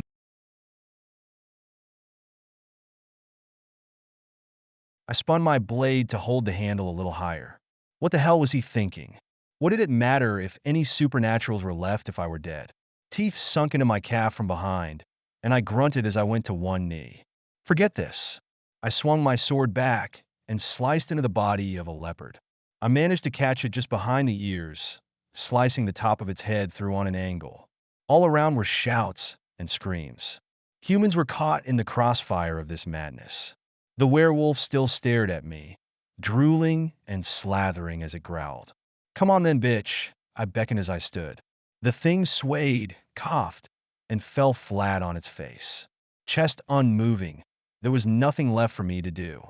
I limped past it and into Pamela's tent, Ferris keeping watch. The space was empty except for a note on the table. I picked it up, read it twice before I understood what I was seeing. Pamela's running away. I'll go with her and try to get her to come back. Frank. I stuffed the note into my pocket, but I wasn't fast enough. Something large hit the tent, taking it down in a billowing heap around me. I pulled my second sword, and with the two of them, cut through the material to see a very pissed, very sick ogre. Not mare, but the skin looked green. Maybe that was the sickness tinting it. Ferris was at my back. Even sick, they're fast. No shit. I put one sword away, in a show of good faith. I really don't want to kill you, I said. The ogre coughed and hefted a war axe covered in gore. Then give me a bit of your blood, baby doll. I've only got so much, you realize that? He shrugged. Long as I don't die, I don't give a batty rat's teeth. He was blocking us from the hospital, and going around the long way would put us in the open. Time to go. Everyone else is here except you, Ferris, and the kids. Get your ass up to the roof. Kind of in a pickle here. I set myself into a stance and slid to the left, hoping the ogre would follow. Ferris grunted. Let's just kill him and be done with it. Can't. Dorian asked me not to. The ogre grinned, blood and pus dripping from his mouth. You won't fight me? This was not going as planned. I stepped to the left again, but the ogre held his ground. Fuck, he was going to make us go through him. So much for the humanitarian approach. Ferris stepped around me. Enough of this. He leapt, and the ogre caught him in midair. What happened next, I struggled to understand. The ogre's arm broke, and he let out a high-pitched scream. Ferris moved like a kid climbing a tree and was on the ogre's neck in a flash. No, you'll get infected, I yelled, but it was too late. Ferris latched his teeth into the ogre, and the big green dude went down. I ran forward and grabbed the back of Ferris's shirt, jerking him off the ogre. Come on. In my mind, I could hear Deanna's words. 6 hours was a decent survival time of those supernaturals infected by the pox. And Ferris had just drunk deeply of a seriously sick ogre. You're an idiot, I snapped as we wove through the tents. The hospital reared up in front of us, the doors barred shut. Of course, I grunted, skidding to a stop at the doors. The hospital staff would want to protect those left alive. Ferris yanked me to the right as something thudded into the wall where I'd been standing. I reached over and jerked the crossbow bolt out of the wall. Behind us, a small phalanx of supernaturals were approaching, a tiny man leading them. He was holding a crossbow, almost as big as he was, and for just a moment I thought he was a brownie. And then I saw the shamrock tattooed on his cheek like a teardrop. Leprechaun. Sun is coming up, Mira. We have to get out of here. Ferris spoke, but I couldn't take my eyes off the coming crowd. There was no rhyme or reason. The mob was every supernatural I'd ever faced. And they were all dying. I was their only hope, only not the way they thought. I couldn't blame them. Not really. I said, "It's time to go, woman." Ferris grabbed me around the waist and threw me over his shoulder. "Put me down, damn it." He leapt up the side of the building, using the window's ledges as if they were ladder rungs. I slipped down his back, hanging from his belt. He stopped and pulled me up so could wrap my legs around his waist. "You want me to put you down now?" he asked when we were halfway up the building. I snorted. Smart ass. Below, the mob hit the doors of the hospital like they were nothing, and the little asshole leprechaun fired another bolt at us. This time he hit his mark. Ferris grunted as the bolt went into his right leg. Damn, he was taking the brunt of this fight. Was it so bad of me to take a bit of pleasure that Ferris was finally getting his comeuppance? Probably, but I didn't care at the moment. The last window ledge was 10 feet below the roof, and he shifted me around so we were face to face. "I can feel the sickness coming on fast, Mira. Already. Son of a bitch, it really did move like lightning." He nodded, a slight sheen of sweat making his face catch the light. His eyes were dull, and his hold on me slipped. Oh, that was not good. I reached up and clung to the edge of the roof, taking most of my weight off him. "Birgit, little help here," I shouted. Ferris clung to me, tucking his face against my neck, his lips parting against my skin. "Not yet. If you bite me here, I'll run you through." "Mira." I looked up. Birgit hung over the edge of the roof, her hair floating down, making me think of Rapunzel. Ferris is sick, and I can't lift his ass the rest of the way up. Her body jerked away, and then Dorian was staring down at me. "Hurry," Ferris mumbled against my skin, his lips hot. Huh. Fuck, he was already running a temperature. A vampire with a fever. I never would have believed it if he hadn't been heating up in my arms. He slumped farther, and I couldn't stop the squawk that escaped my mouth. We were tangled around each other, barely hanging on. "Doran, you either find a way to get us up, or we're both toast." "I don't have a problem with losing him," Doran bit out, and then he was on the ledge with us. He took Ferris and threw him with one hand up and onto the roof. Ferris was limp, like a broken doll, and I just stared at the trajectory of his body. "Please don't throw me like that." Doran snorted and wrapped his arm around my waist. "I would never hurt you, Mira." "You will." Those green eyes stared into mine, and for a moment, I was frozen. Damn. So, we were going to do this now, were we? So be it. "Do you remember when you read me, and you said I would love another?" He frowned, and I knew he thought I was going to say Ferris had filled that spot. "So, you have found where your heart lies?" "Why would you tell me that?" "You knew it wasn't going to be another man. You knew it was the child I carried. Even then." Doran shrugged, but his lips turned up and that sparkle I knew so well returned to his eyes. He tightened his grip on me and started to climb the last 10 feet. "I didn't know it was your child, but I knew it would be a child. I thought maybe Millie's. And perhaps I hoped that if you thought it was to be another man, you would look my way." I put one hand on his cheek. "Doran, she is my sinner now. More so than even Liam ever was." But if I ran my finger over the side of his face and through his silky soft hair, letting the honesty flow through me. "If there was ever someone I would look to, it would be you." His eyes widened, and he stopped moving. I leaned in to brush a kiss on his lips. Gentle and sweet, I pulled away before he could make it anything else. Because if I were being honest, Dorian had the kind of pull on me that could easily tumble me under his spell. And right now, I had to focus on stopping Orion, not finding a new lover. "I will wait for you," he said, his voice husky. "I know, and I don't want you to." I wouldn't look at him, didn't want to have this conversation anymore. He adjusted his hold on me, and climbed the last few feet up the side of the building. As soon as we were on the roof, we ran for Blas. He had a full load of riders, but that was no difficulty for him. Alex rode in Blas's curled claw, howling in the wind like a maniac. Blas, you know where we're going? Jax, are you going to tell Doran that Liam is still making an appearance now and again through Ferris? His words were for me alone. You noticed that too? The wolf is strong and hard to miss when his spirit shows up.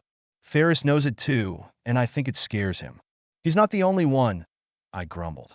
Thinking about my body's reaction to Ferris's proximity, I turned in my seat, searching for the enigmatic vampire. He was strapped into the very back of the leather rigging, as far from everyone as he could be. His eyes fluttered open, solid gold. Holy shit!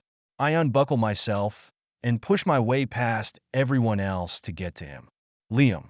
He bobbed his head, blonde hair fluttering in the wind. Mira, Ferris is dying. I know. We'll fix it when we land. No time. He shook his head, eyes dull.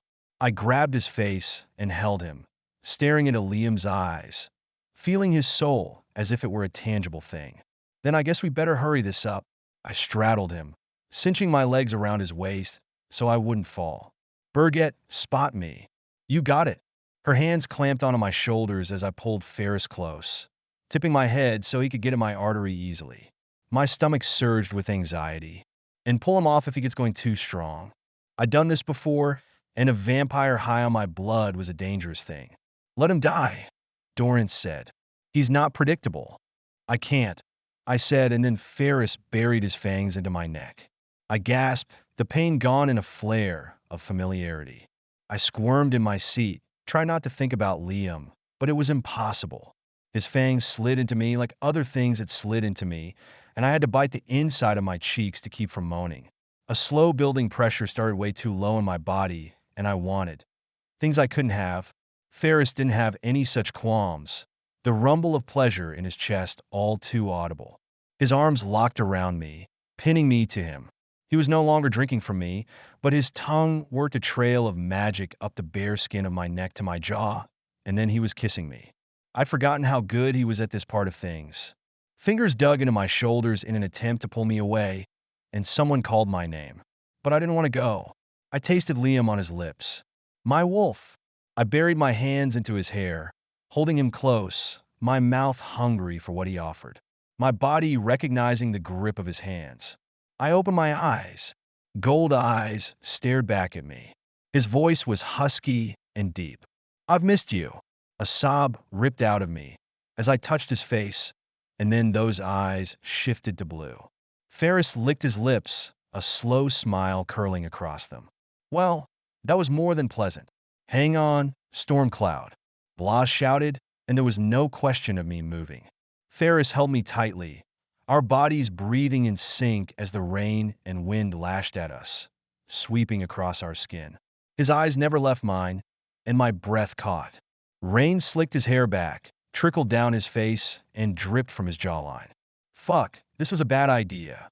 So very wrong. But I couldn't let go. It wasn't safe. Not really all that safe to hang on, either, as evidenced by the way he looked at me. Fuck. No, not fuck. Not fuck. Ferris burst out laughing. Your face, gods. You should see the horror on your face. Would I be all that bad to bed? His chest shook with mirth against mine, which only caused friction of my wet shirt on parts of my body that hadn't had a man's touch in a long time. A gust of wind hit us, pressing me against him even harder. His mouth was on the edge of my ear, sending shivers through my body. Really, Mira, there's always been chemistry between us. Why deny it? Because it's Liam. You hold his soul, even now, and my soul responds to that, I said, pushing against his chest, but finding my fingers digging into the fabric and pulling him close. Not possible. He spoke with certainty, but I knew differently. We took a vow. No one knew, I whispered. No one knew, and now I feel him in you. And it makes this difficult. He's not in me. He pushed me away, but didn't let go. His eyes narrowed. Liam is not in me. My eyebrows climbed. Really? I reached up and ran a finger down his jaw. Liam, you want to inform him? Ferris tipped his head, and then his eyes went wide. Like fall out his head wide. No, he breathed the word. I didn't hear it, but I saw his mouth form it. And then he let go of me to grab his own head. I let out a yelp, a gust of wind snapping me to one side. If I hadn't been hanging on with my legs, I would have been blown off. What are you doing back there? It feels like when you and Liam mated. Tell me you aren't letting Ferris into your panties? I am not. I bit out. There was a dip in the air currents, which threw me once more against Ferris, who wrapped his arms around me. But it wasn't his eyes. Liam spoke. He doesn't know how to get rid of me. He invited me in, and now we seem to be more than a little bit stuck. That was Liam through and through, and I lifted my head. Don't push him, please, Liam. I need his help. You know that. Golden eyes fluttered closed, and when they opened, they were blue. You told him to go easy on me? I nodded. Ferris swallowed, his throat bobbing with the effort. This is every necromancer's worst fear, that a spirit they let in will stick. I no longer wondered if things could get weirder or worse. I knew they would. Like waiting for a change in weather, I figured I had to wait only 10 minutes. Nope, fewer than that. Chapter 7. Mira. Blas tucked his wings and dove, hard and fast. My stomach rolled, and I closed my eyes, but I wasn't sure that it was all due to the movement. He landed on the roof of Jack's mansion as the sun kissed the edge of the horizon. Everyone inside. I pointed to the door, and no one argued, though I noticed Ferris didn't let go of me, his hand on my lower back a heavy weight, ushering me ahead of him, like Liam had done how many times? Shit, this was going to be hard. If you can let go of your boy toy, perhaps we can get inside. Doran's voice was icy cold, and it snapped my eyes to him. Blas curled his head around, his voice loud enough that everyone heard what he had to say. Doran, you're being a jealous prick. Liam's soul resides in Ferris, and it is pulling on her. So suck it up and put on your big boy panties. Doran's jaw dropped, and Birgit leaned around him to look at Ferris. That explains what I've been feeling. I pointed again at the door, this time with one of my swords, just in case anyone wanted to argue. Inside, they filed in Ferris and I last, and the bastard took advantage of it. Just once without him, he said, slamming the door closed while we were still on the roof. He spun me around and his lips were on mine, kissing me hard, ferocious, and hungry for something I couldn't give him. I jammed the handle of my sword into his sternum, knocking the wind out of him.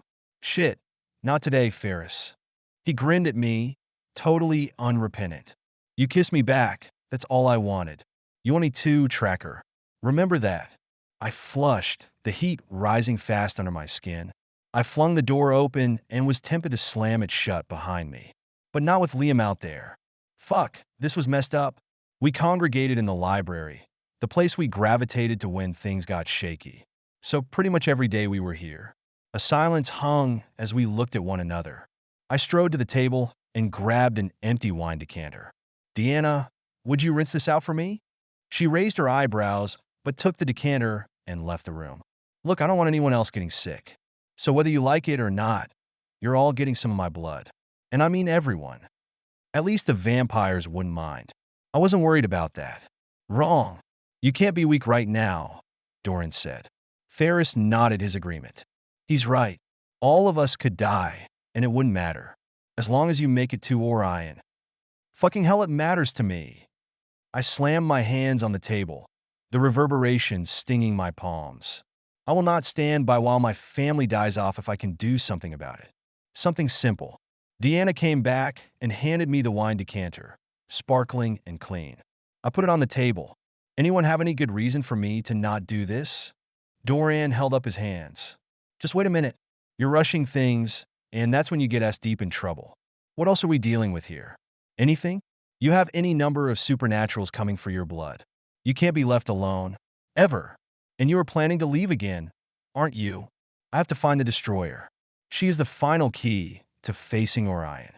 Birgit stepped forward, her eyes clear and focused. I'm going with Mira. I'll watch out for her. Doran's eyes flicked over Birgit. The problem is that while your parents very well may be subdued at the moment, how long will it last this time? How do you know they don't want to kill her and are biding their time? Her lips trembled and her eyes filled with tears. You don't know, but I do. They understand finally that if I die, they're truly gone. If I walk into the sun, it won't just be my soul that crosses the veil, but theirs too. I put an arm across her shoulders. I trust her, Doran. I can't. And I can't go with you. Now his eyes went to Ferris. And you? What do you want from her this time? Ferris gave a roll of his shoulders, slumping into a chair. He sprawled his legs out in front of him, so relaxed I would have thought he was completely unbothered by the fact he almost died. I want to keep her safe. Doran snorted. And I'm the Queen of England. Ferris spread his hands in front of him. What can I say that will convince you? Tell them about Liam, I said quietly. His jaw twitching, he stared at me and I stared back. It's none of their business. It will convince Doran that you have nothing but my best interest at heart and you aren't just trying to get your fangs into me again. I tightened my grip on Birgit. Ferris flexed his jaw, and finally he spoke. I seem to be carrying the wolf's soul somehow. And he is influencing me when it comes to Mira. I kept my mouth shut. Ferris's secrets were his to share in his own time, if he wanted to. This has something to do with your arm, doesn't it? Doran leaned toward Ferris, who squirmed in his seat. Yes. I told you not to attempt it. I told you something like this would happen. Doran bit out, then scrubbed his hand through his hair. Fine. If Liam is with Ferris, then I trust him to look after you. I cleared my throat. There is one other problem. When I track now, the demons can pinpoint me. I'm hoping someone might know a way to throw the fuckers off. We'll let out a laugh, reminding me he was there. Nothing is going to go right with you involved, is it? I shrugged. Really, no one here should be surprised that shit just keeps getting tougher. That's the way the world rolls. Alex let out a jaw-cracking yawn and lay at my feet. Blocking demons, Mira needs to hide. Wear a costume. After dispensing his advice, he closed his eyes and went to sleep. A slow hissing of air, escaping his back end, had me and Birgit putting distance between him and us. Seriously, what have you all been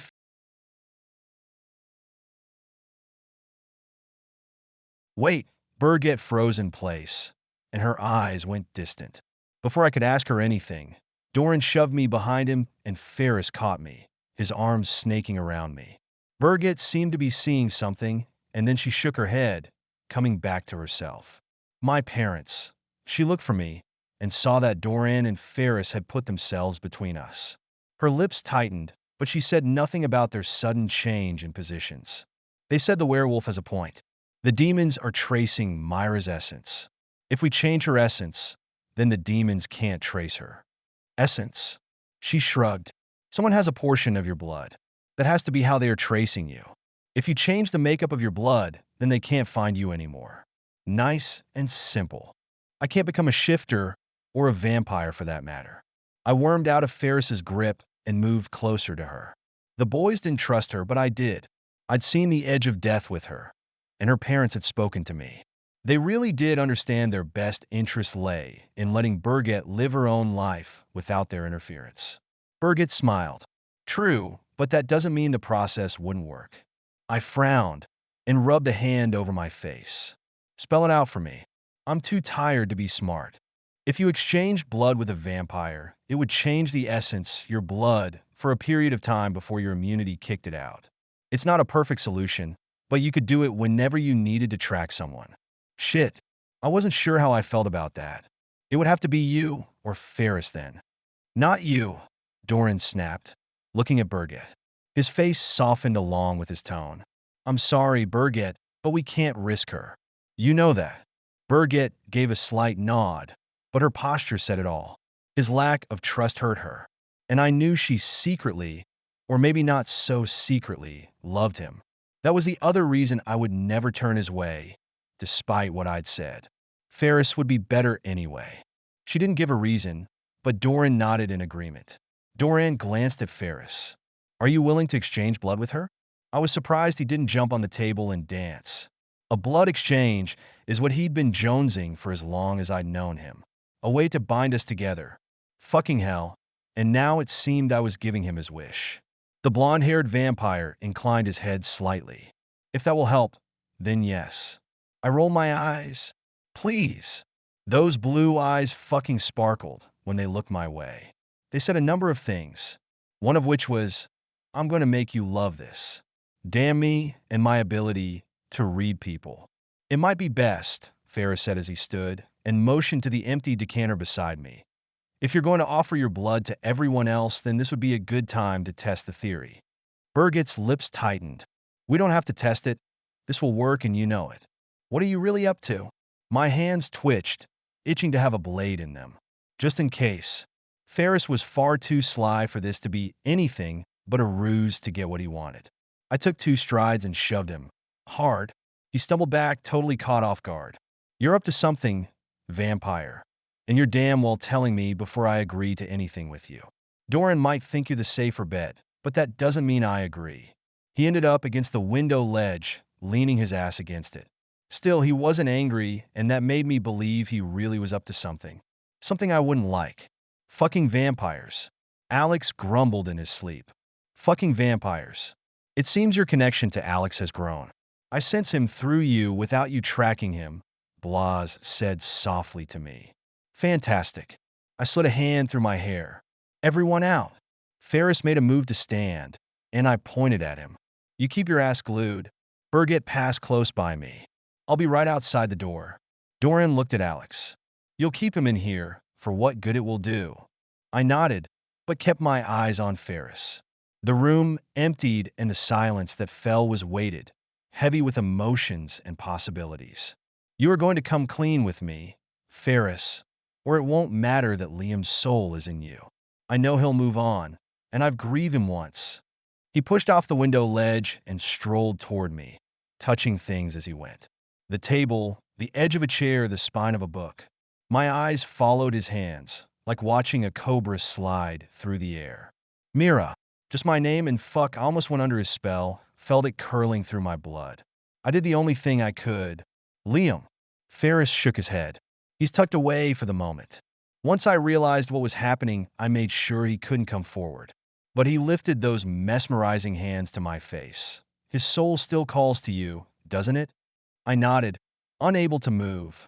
My brain screamed that Ferris was taking advantage of the situation. The rest of me didn't give a flying fuck. He was Liam. Liam was in there. And I wanted him. He pressed his lips to my forehead. I want you to, but not like this. I want you to want me for me, or not at all. Do you remember what I told you about my past? I nodded.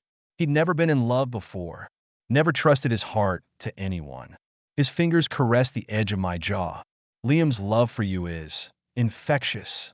He took a step back, and I drew in a breath that shuddered through my chest. It was an effort to get the words out. What are you really up to? Ferris looked to the ceiling and then back to me, his eyes clear. The only way to get you to see I am the best match for you is to prove it. The only way I can do that is to spend a great deal of time with you. You could die. He shrugged. Everyone dies. It's just a matter of when. Those were Liam's words, or close enough that I knew he was yet again influencing Ferris. So to everyone else, I would look weak if they knew the depth of my feelings for you. So it is best if they believe I am up to no good. A grin tipped up one side of his lips, and he winked at me. Another of Liam's traits. Oh, this was not a good idea. Ferris was gorgeous. Temptation and desire wrapped into a rather irresistible package. But I'd never had a problem before, because he'd always been such an untrustworthy asshole. With Liam's soul in him, this was going to be fucking impossible. I held up one finger. No biting unless I give the okay. He nodded. I lifted a second finger. No kissing. Unless you ask me. I snorted softly. I'm not going to ask. The slow spread of a smile on his lips, baring his fangs, sent a rush of heat through me. I held up a third finger. You let Liam come through when I call his name. That smile faltered, but he nodded. And you will admit when you fall for me. Right like that was happening. I shook my head and tried not to think about the way my body reacted to his presence. I knew it was because of Liam. Did that make the situation any easier? No. Chapter 8. Mira. The blade stung as Doran cut just deep enough into my arm to hit the vein. Blood welled immediately, and he turned my arm, so the liquid ran into the wine decanter. This takes me back. I laughed, but it was hollow.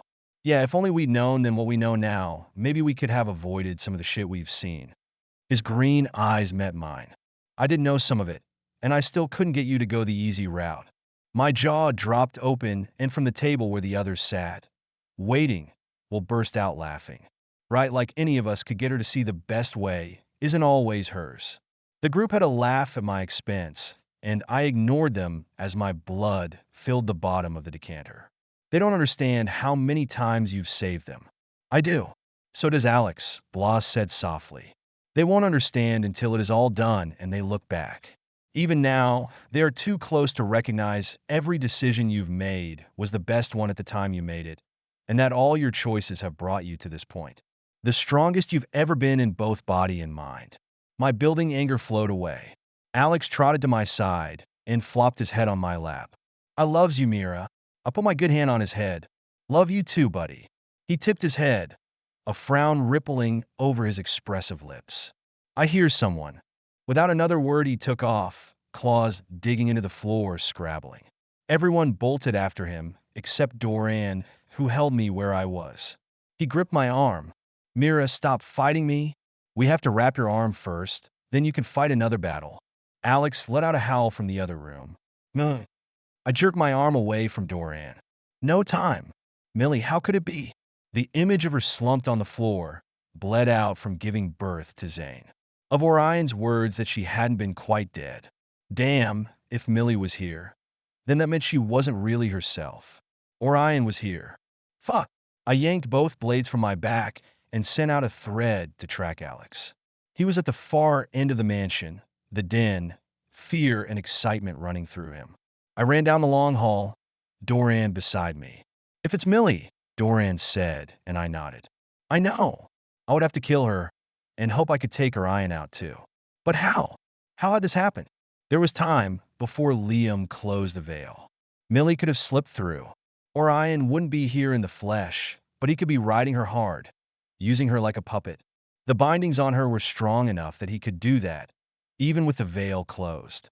That's even worse. The doorway to the den was open, and I skidded to a stop in front of it. The group was clustered around the TV, making it flicker and sputter. What the hell is going on? Birgit waved me forward. You'd better see this. Everyone back up. We're setting the idiot box off. They did as asked, and Doran and I stepped forward so we could see.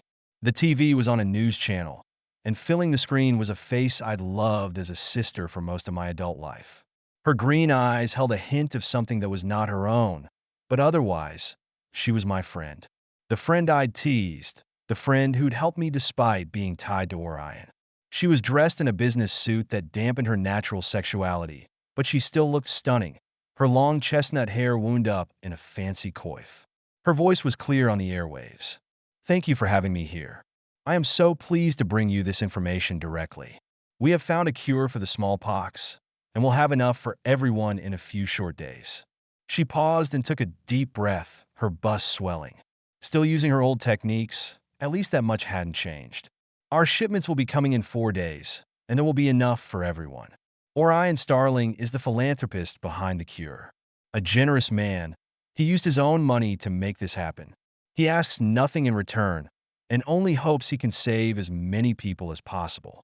A tiny voice spoke up, and a microphone was shoved into Millie's face. Can you tell us more about Mr. Starling? Where is he from? How did he manage to discover a cure?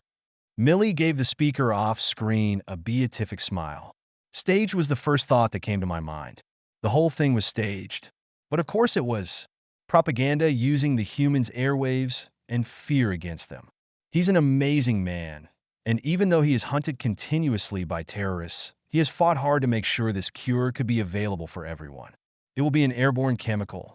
Caught on the air currents of the world, it will spread to everyone within a matter of days. Deanna gasped. They'll push the chemical with magic. That's the only way to make it go that far that fast. It's probably not even a chemical, Doran said. They're just saying that to cover for the fact that Orion is in charge of the pox. He can stop it with a single word. They continued to talk behind me, but I just stared at the screen.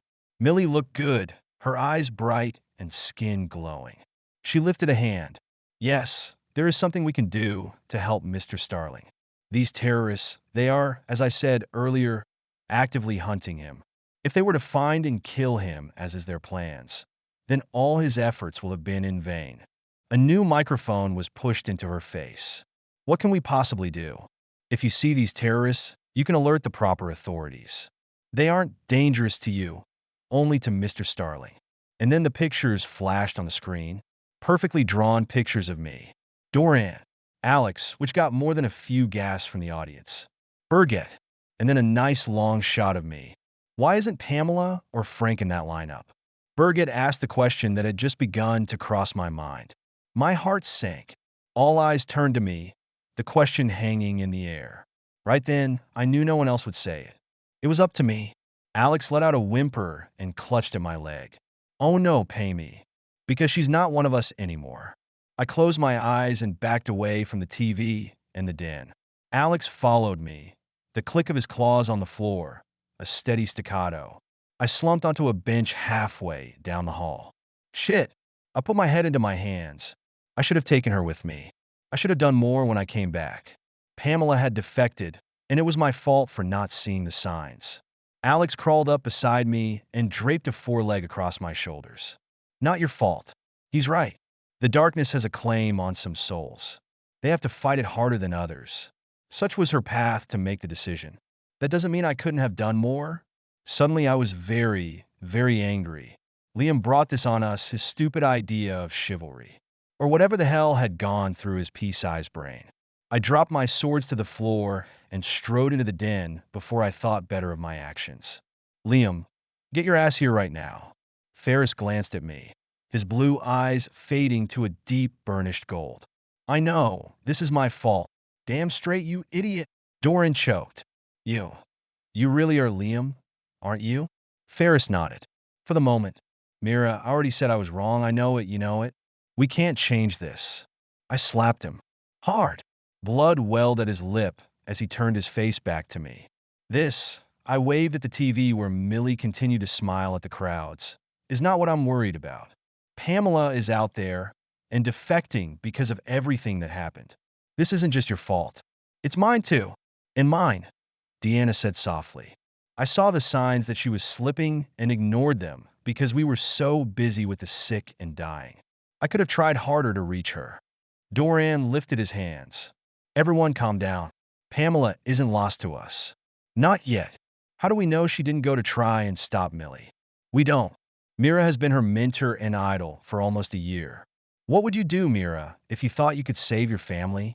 The pounding in my head eased. Anything. Doran continued. We don't know that she has defected.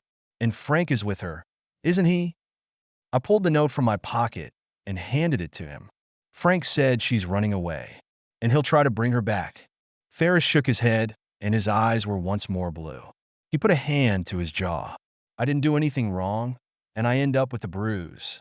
He rubbed his face. May I point out that PETA is also with her? A sigh of relief slipped out of me. That's true. She's flown the nest. Let her test her wings, Blas said, and everyone nodded in agreement. Right now, she has to find her way through this on her own. If she'd chosen to stay, you could have helped her. But this is her choice. Respect it. But she's so damn young, I whispered. Younger even than Birgit. Younger than I was when my abilities came online. And in many ways, she is smarter than both of you. She studied the supernatural more than you have, and she is stronger than you both in her powers. I'm not worried about her physical self. I'm worried about her soul. I flicked the TV off. I couldn't look at Millie anymore. I couldn't look at her and wonder if Pamela was on a similar trajectory.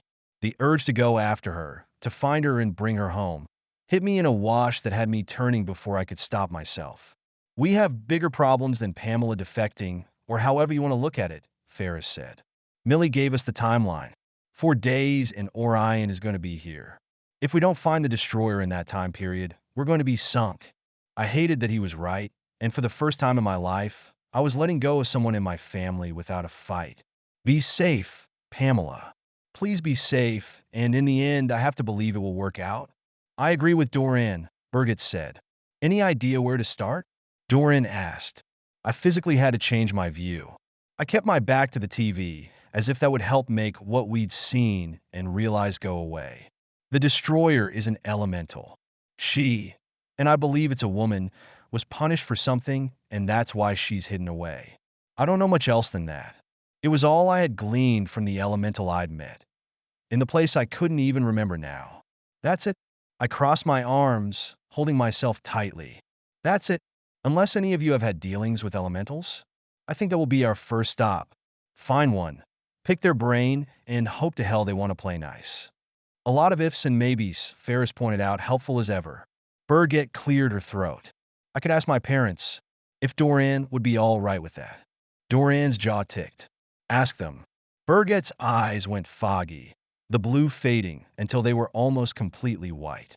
Even though she was my sister, it was damn creepy to watch. I wondered if that's what happened when I tracked. No, your eyes swirl. The colors spin like on a child's toy top, Blas said. Psychedelic. Awesome. We waited, the minutes ticking by, and then the blue of her eyes brightened until she was back, her eyes once more her own. Good news and bad news. She cleared her throat. I don't really know which is which, to be honest. It's a lot of information. They said the destroyer was so dangerous, so deadly, that she was put away for her crimes. They didn't know what those crimes were, only that they were serious. Once imprisoned, the other elementals willingly went under a type of mass hypnosis that struck the destroyer's real name, face, and deeds from the collective memory of their people. Holy shitballs, Alex said, and I had to agree. The destroyer sounded almost as bad as Orion. Keep going. I waved at her and then tucked my hand back under my arm. Well, it seems there may be one person we can get information from. Most everyone who ever knew the destroyer was an elemental. Except for one, the Great Wolf. I felt more than saw Liam roar forward inside Ferris. He was at my side in a split second, his hand on my hip. I didn't look at him. The pressure of his hand was enough for me to know it was Liam. Do you know who she means? He grunted softly, fingers kneading my side. Yes and no. I heard his voice more than once. He guided me when I wasn't sure what the hell I was doing. So he's one of the good guys? Birgit asked. He shrugged. Maybe. Here, this is what I saw in my head when he spoke. His fingers wrapped around mine, and an image burst into light at the front of my brain. A large, black wolf with jet black eyes stared back at me. He looks like you. A little, I suppose. See the scar on his shoulder? I did. A streak.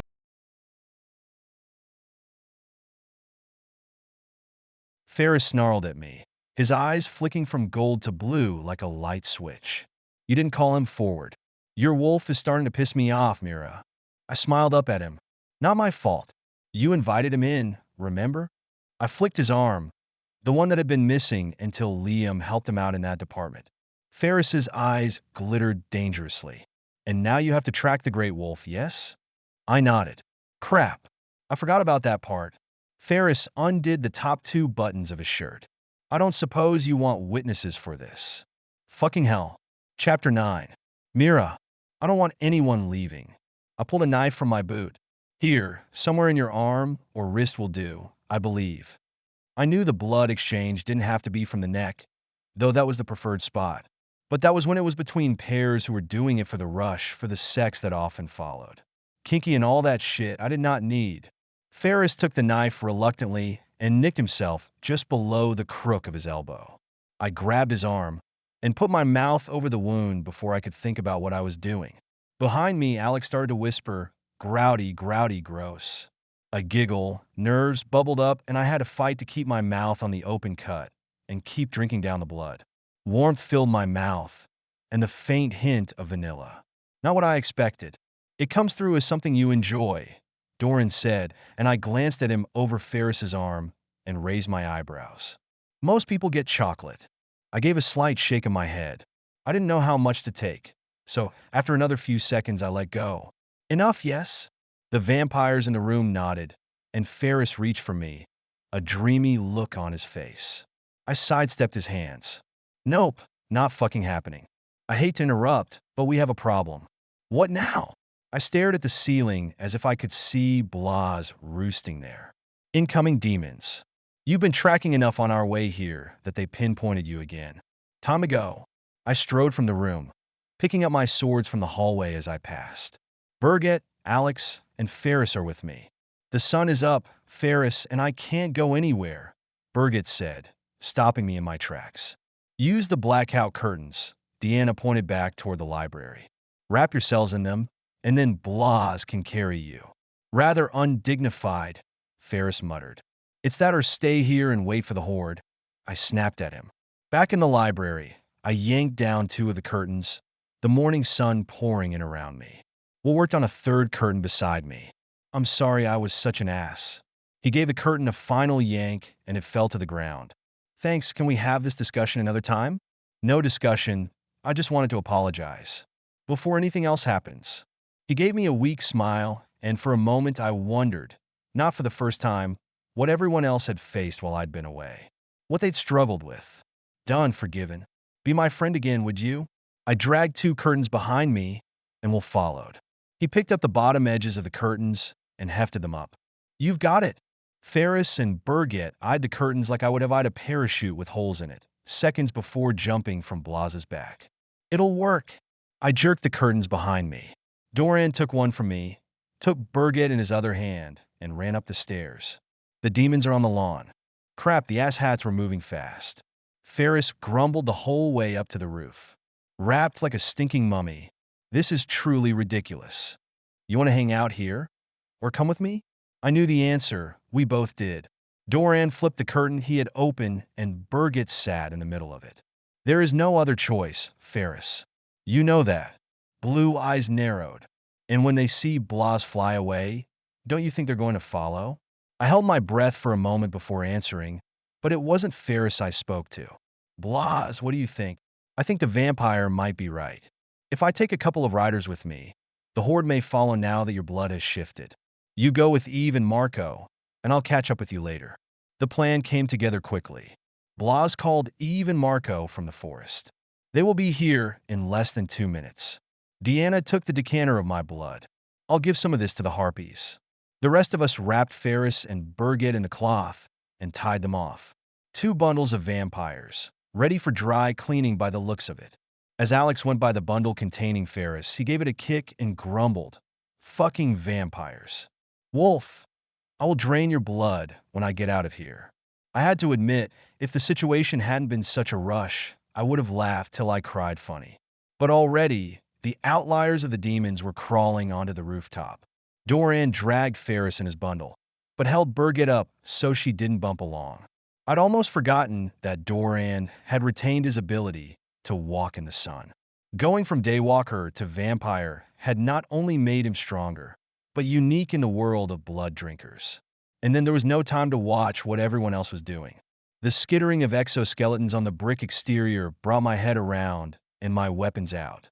A half-dozen smaller demons clambered over the edge of the roof. They looked like cockroaches if cockroaches could be the size of a Great Dane and had pinchers around their mouths like monster crabs. They rushed forward, and I stepped to meet them. Beside me, Alex snarled, "Bug squashing time." A laugh escaped me as I drove my right sword into the first oversized roach, pinning it to the roof. It screeched a high-pitched tremor that hurt my brain.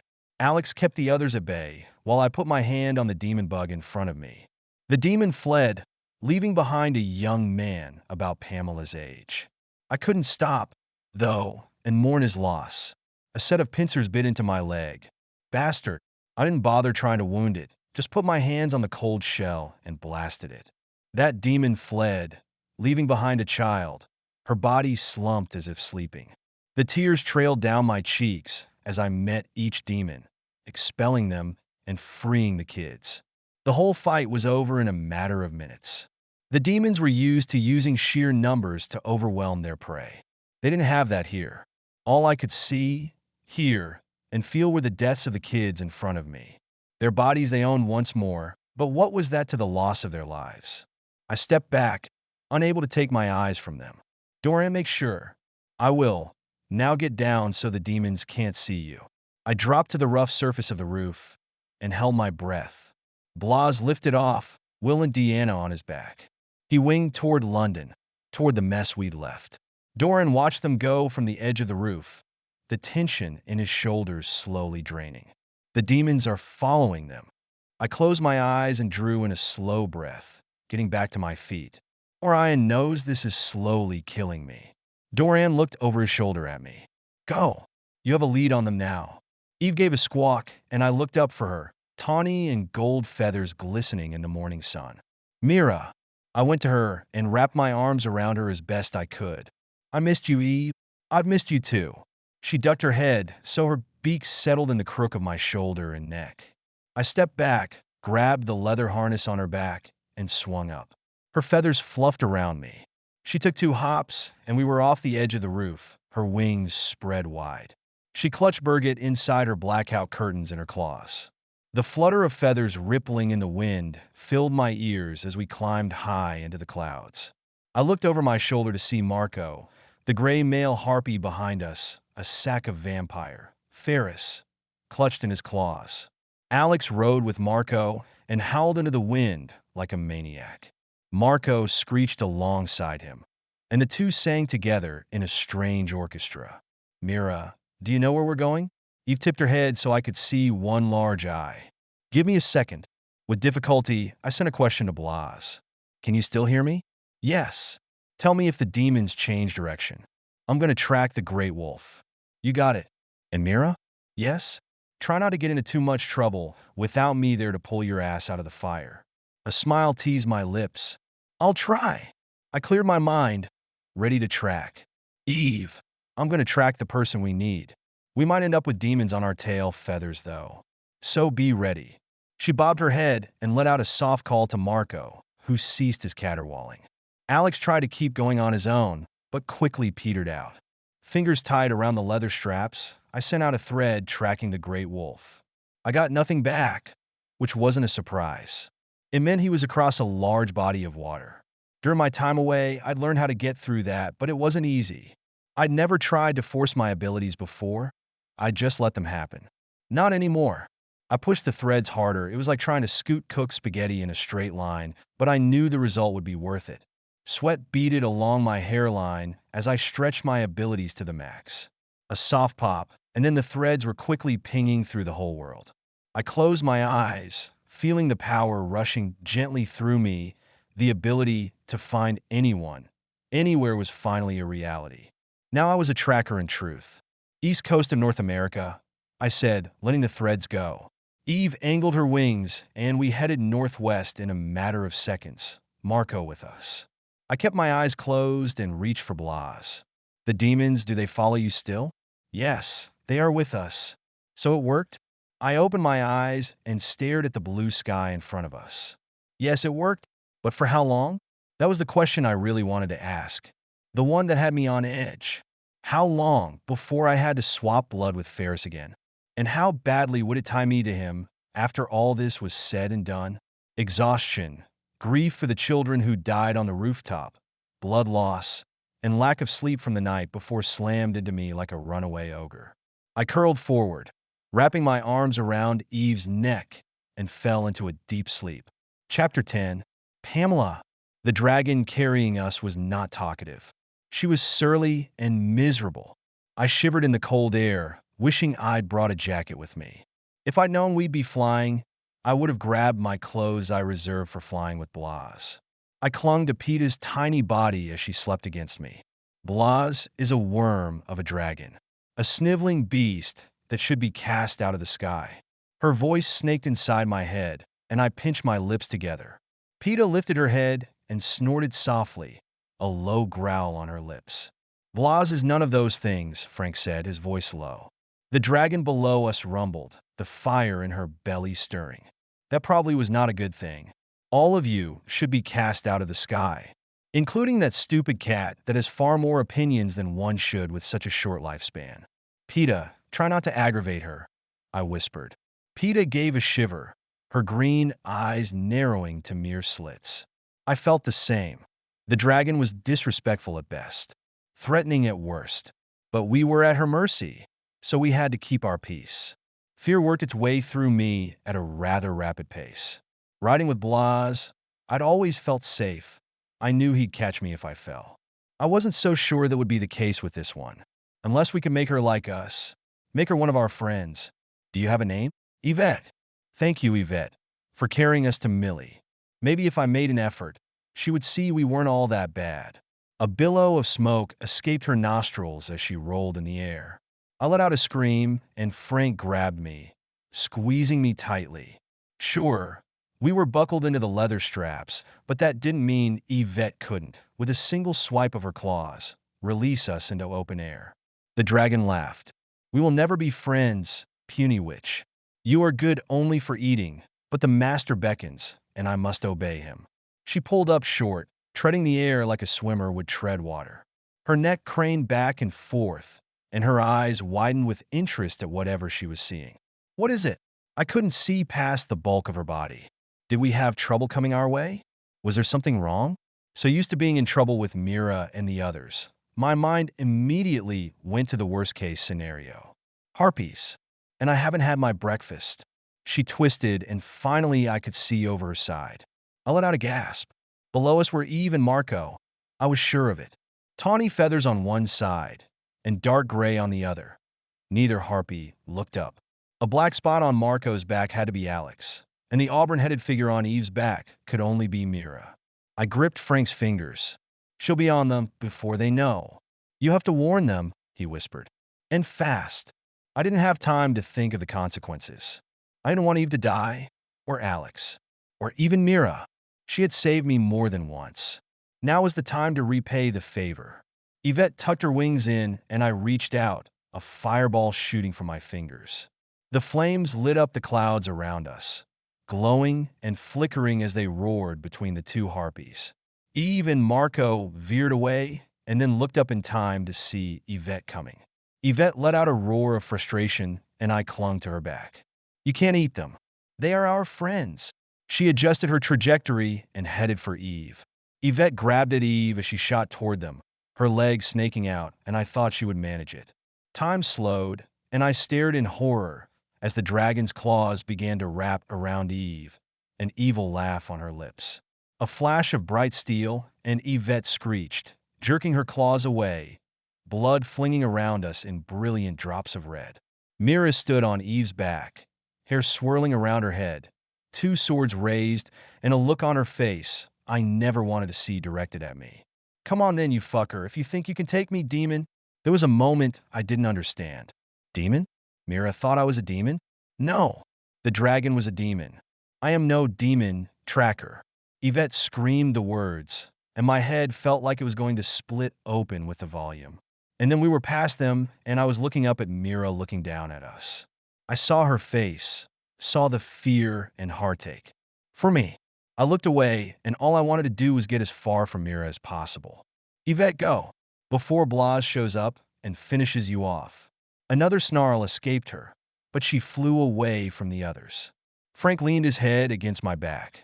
They could have been killed, or Ian would have one. I held Peta tightly, and she stared up at me, her green eyes seeing far too much. She butted her head against my chin, her fur soft against my skin. I held her, burying my face into her fur for a moment to gather myself. My throat was tight, but I fought the tears that pricked in my eyes. No one is going to die, Frank. Oh, how very wrong I was. Chapter 11. Mira, what the fuck just happened? I stared at the disappearing speck of dragon carrying Pamela, Frank, and Peta. Eve shook her head, feathers ruffling in the wind. If Pamela hadn't shot at us, we never would have seen the dragon. She could have killed us both because of how close we were flying. Marco swung in, heard that, and then swung back out, farther away than before. To be safe, he called. Alex waved, seemingly oblivious to what had almost happened. Pay me here, he hollered, his claws around his mouth like we wouldn't have heard him otherwise. Yeah, pay me is here. I slumped into my seat and put my swords away, then buckled back into the leather straps still left intact. There had been a moment where I thought I wasn't able to get up in time, and I cut the straps. I tied the loose ones around me as best I could. It would have to do. Warn me if you're going to do any big moves. Why is Pamela with that dragon? I shook my head. I don't know. She's running away, but I would have said she was just going to ground for a bit. How the fuck does she even know a dragon besides Blas? It took me a moment to recall the TV and the fact that Pamela hadn't been on the list of terrorists. Or Ian. He must have sent the dragon for her. Fucking hell. She's going to get herself and us killed. My body shook with adrenaline. Only if we go after her, Eve said. She has made her choice. Blas said that, and he's right. Now she must live with it. This I know. I could have fought you after you killed my family, Mira. The thought was there that perhaps at some point you would let your guard down and I could avenge them. I went very still on her back. She went on. But the more time I spent with you, the more I saw that my mother and aunt had been led in the wrong direction.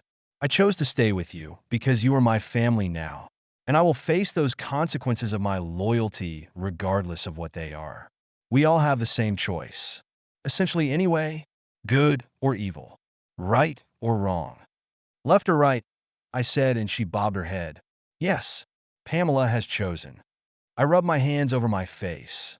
How long was I asleep? Almost the whole day. We will stop soon for a rest. As much as I knew that both Eve and Marco needed to rest, I couldn't help but wish they didn't. Where? Eve pointed with her beak at an outcropping of land. Northwest of where we were, I was betting on Iceland. Circle until you find a place to land near some decent cover and a water source. Of course. She sounded almost irritated that I would speak to her, as if she didn't know how to survive. Damn, I was pissing off everyone.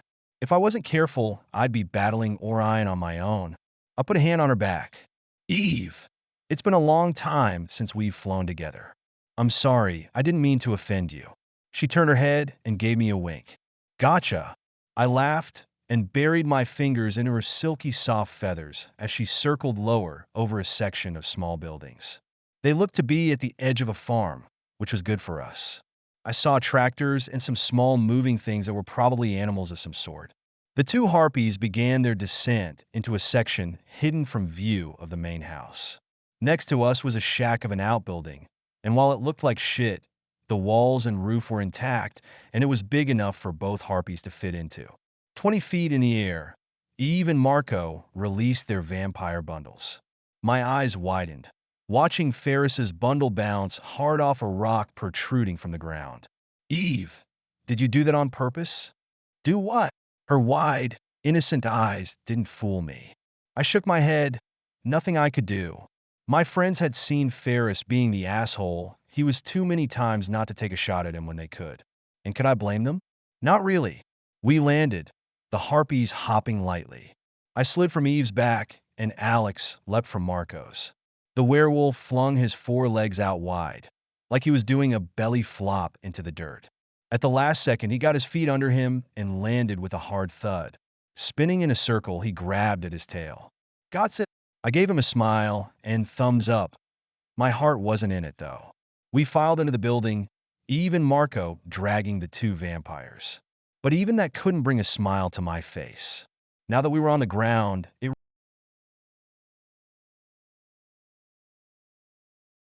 the straw and hay littering the floor was stale and dusty, but I didn't care.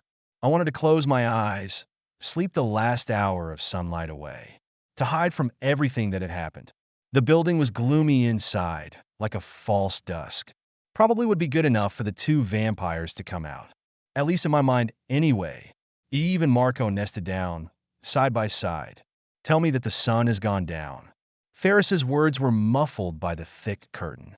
I untied one corner of the curtain, opening it to see a rather undignified Ferris glaring at me.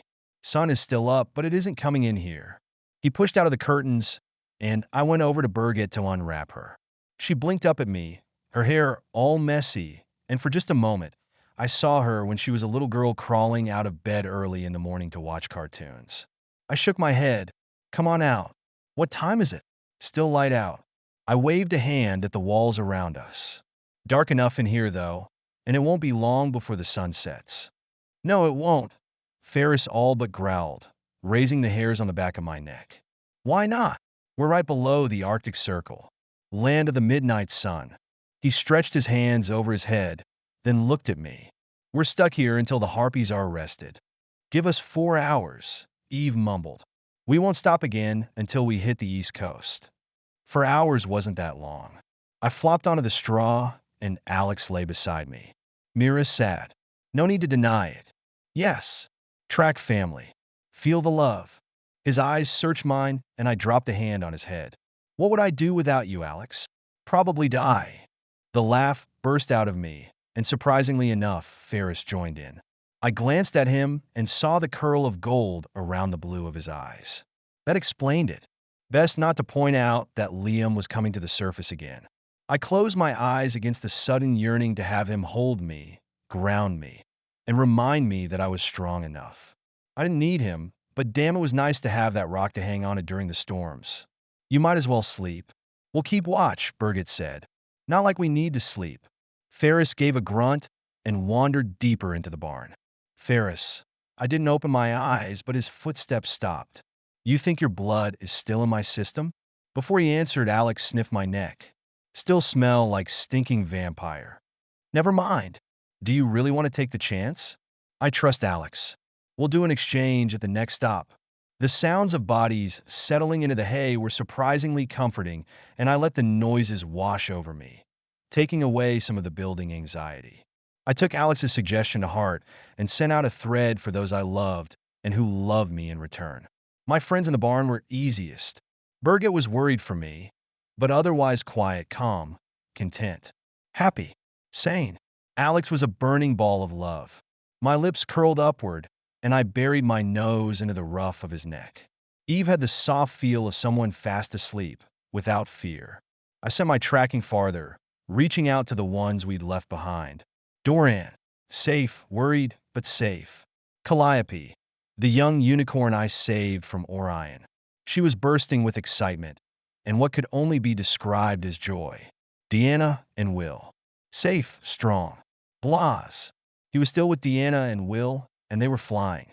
But he was fine, and that eased my heart. I reached for India, the child who saw spirits, the first salvage with Liam. My heart stuttered. She had the pox, her life slowly slipping away, but she hadn't given up. She was fighting for all she was worth. Tentatively, I reached for Kyle, my hacker who'd helped me break into the FBI files, who'd helped me find missing kids for years. His threads were empty. He was dead. I clutched Alex tighter to me, spun the threads of my family and loved ones around me. Those I could breathe in, and they gave me the strength I needed. I wished I could reach my daughter, Eric, and Coyote, the ones I'd left behind. Somewhere safe. Carefully, I sent the next thread. To Pamela. She was healthy, wide awake, and happy. My heart bucked against that, and I turned my head away. No more. I could do this no more. The one I'd avoided was Ferris. One last thread I sent toward him, touching on his emotions. Scared. The vampire was scared and uncertain. I almost sat up to see what was wrong. What the hell could scare him? There was only one thing he was scared of that I knew about. Before I thought better of it, I sent a thread looking for my heart. For Liam. There, in the back of the barn, his soul burned bright. A wash of love and strength rolling over me. A sigh slipped out of my lips, and I relaxed into that familiarity. The strength of his love wrapping around me was almost as good as his arms. Good night, I whispered and fell into oblivion. Being stuck in a vampire wasn't his idea of a good time. But it kept him close to Mira, and that was all that mattered. You can't have her again, Ferris said softly. You don't know that. Maybe there is a way for me to come back. The vampire slumped against a stack of hay bales, as far from the rest of the group as he could get. Liam knew he was freaked out. The fact that he knew was enough to set Ferris off, so he kept his peace. She isn't going to fall in love with you. Then stop making me feel like she's the only thing I damn well live for, he hissed. Liam couldn't shrug, couldn't do anything other than peer deeper into the vampire's mind. Not my fault. I was ready to move on, knowing I would see her on the other side at some point. You called me forward to use my abilities. This is karma. Ferris linked his hands behind his neck, fingers intertwined. Don't remind me. What are we going to do if my soul doesn't leave when the veil opens? That question burned in his mind. As much as he wanted to stay with Mira, the other side of the veil called to him, pulling at his soul. I don't know. What I do know is the longer you're here, the harder it is for me to think for myself. My thoughts are colored with your memories, my actions tinged with yours. I don't know how long I will stay myself if you don't leave. You mean you don't know how long you will be an asshole without me tempering you? Survivor. That's what I am. There are days it makes me an asshole. I'll give you that. But you aren't a survivor. You're a martyr. And it lost you everything you ever loved. That's the difference between you and me. I wouldn't have given up my life. I would have found a way that didn't involve breaking my woman's heart into a million pieces. That stung more than he wanted to admit, and he retreated into the darkness that was the body he was stuck in. He knew at the time it was the best decision he could have made. It kept Mira and their daughter safe. What man wouldn't have traded his life for them? The answer was simple. The man whose body he now shared. Ferris shook his head. You have no idea what you've done to her. No clue. That, though, was maybe the biggest lie of all. Liam did know. He could feel it in her soul, bound to his until the end of time. There was a crack in her that had healed over, and she was stronger than she'd ever been. You don't know her. You never did. That's why she'll never fall for you. Ferris didn't answer, and Liam went quiet. There was nothing left to say. For now, he was close to her. The vampire wouldn't let anything happen to her. Not with Liam's love for her coursing through his veins. Chapter 12. Pamela. Yvette circled a large mansion, the gleaming white structure almost blinding in the bright summer sun. I shaded my eyes with one hand, hanging on to Peter with the other. Frank, do you know where we are? He leaned around me and adjusted his glasses. No, other than somewhere on the East Coast. Even I knew that much. The ocean stretched out to the left of Yvette, a beckoning blue roll of waves. But where? I don't know. It does not matter where you are, puny witch. You go where the master says. You do what he says. You kill who he says. Yvette didn't look back at us, just kept dropping in a circle until she landed on the green lawn of the mansion. Her claws dug deep furrows into the lush footing. Stiff from the long ride, I slid down her side. My feet hit the ground, and I let out a strangled cry as the tingles raced up my legs. Peter leapt from my arms and sniffed around me as I struggled back to my feet, failing and ending up on my knees. At least the grass was soft and cushiony. My feet hurt like I'd stepped onto 1,000 tiny hot tacks. Frank jumped down beside me, his face tightening with the pain I knew was dancing along his nerves. But he handled it better than I did. He held out a hand to me. Thanks. He didn't let go, holding my fingers tight. We okay? I nodded. Of course. Without warning, Yvette let out a roar and launched into the air. Her wings flattened us. The whoosh of air from the downdraft sent all three of us tumbling through the air. Frank ended up on top of me, protecting me with his body. I wrapped my arms around him, holding him against me, afraid I would somehow lose him too. Peeta clung to my jeans, her claw tips brushing against my skin as she yowled into the wind.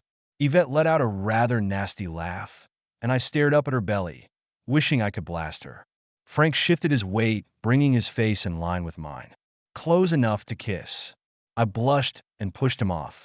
We didn't say anything, just stood for the second time, and looked around.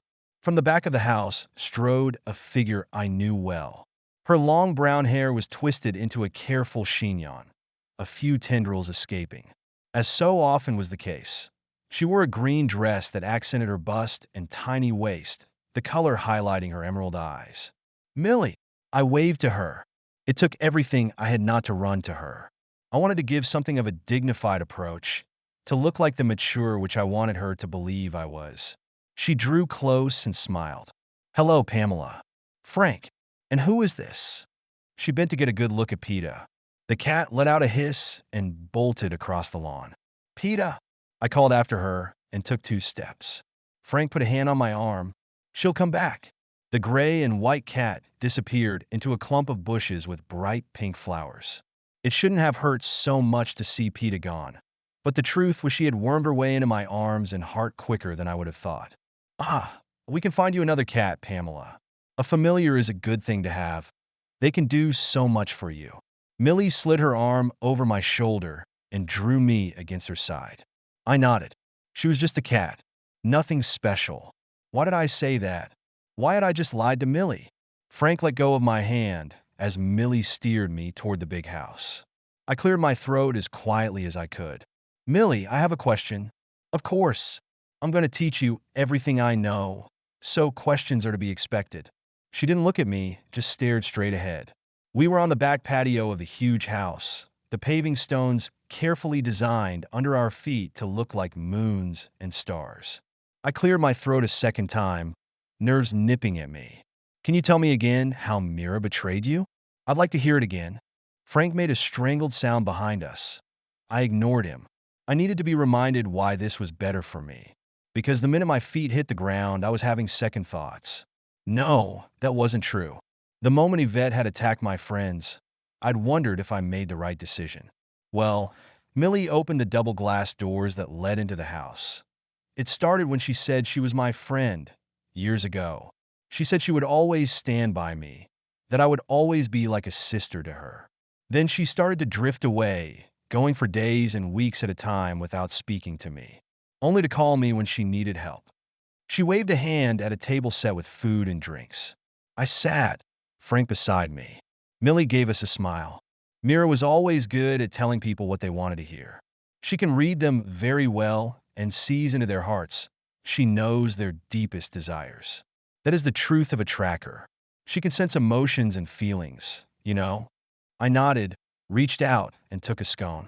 Breaking off a piece, I shoved it into my mouth, suddenly ravenous. Millie leaned back in her chair and laced her hand under her chin. She told me she would watch over my son until I could come for him. But when I reached out to her, she wouldn't give him to me. Now she's hidden him away, and all I want is to see him, hold him again. Frank let out a soft snort. What about the fact that Orion is your master? That doesn't come into play at all? She lifted a hand, and I tensed, thinking she was going to blast him. Ah, young necromancer. Orion is trapped on the other side of the veil. Is he not? That was what happened when the wolf let his blood be spilled with the copper knife. The scone in my mouth seemed to turn to ash, and I struggled to swallow. I didn't realize Millie had known about the knife. I know how the veil works, Millie, Frank said, and I stared at him, seeing the man he would be. Strong, confident, handsome. Orion's physical body is trapped, that's true. But he could still be working through you, depending on how deeply his ties to you go. Millie's eyes flashed. I had to do something fast if I wanted Frank to give Millie the time to prove she was a good person. Do you have a spelling room? I spit out the words along with a fair bit of scone. Yes, come. She stood and swept from the room. I hurried after her. Frank didn't follow. I looked over my shoulder, and he shook his head. Nothing to be done for him. He would learn to trust Millie. All he needed was time. I rushed down the hallway, the rich, woven carpet muffling my footsteps.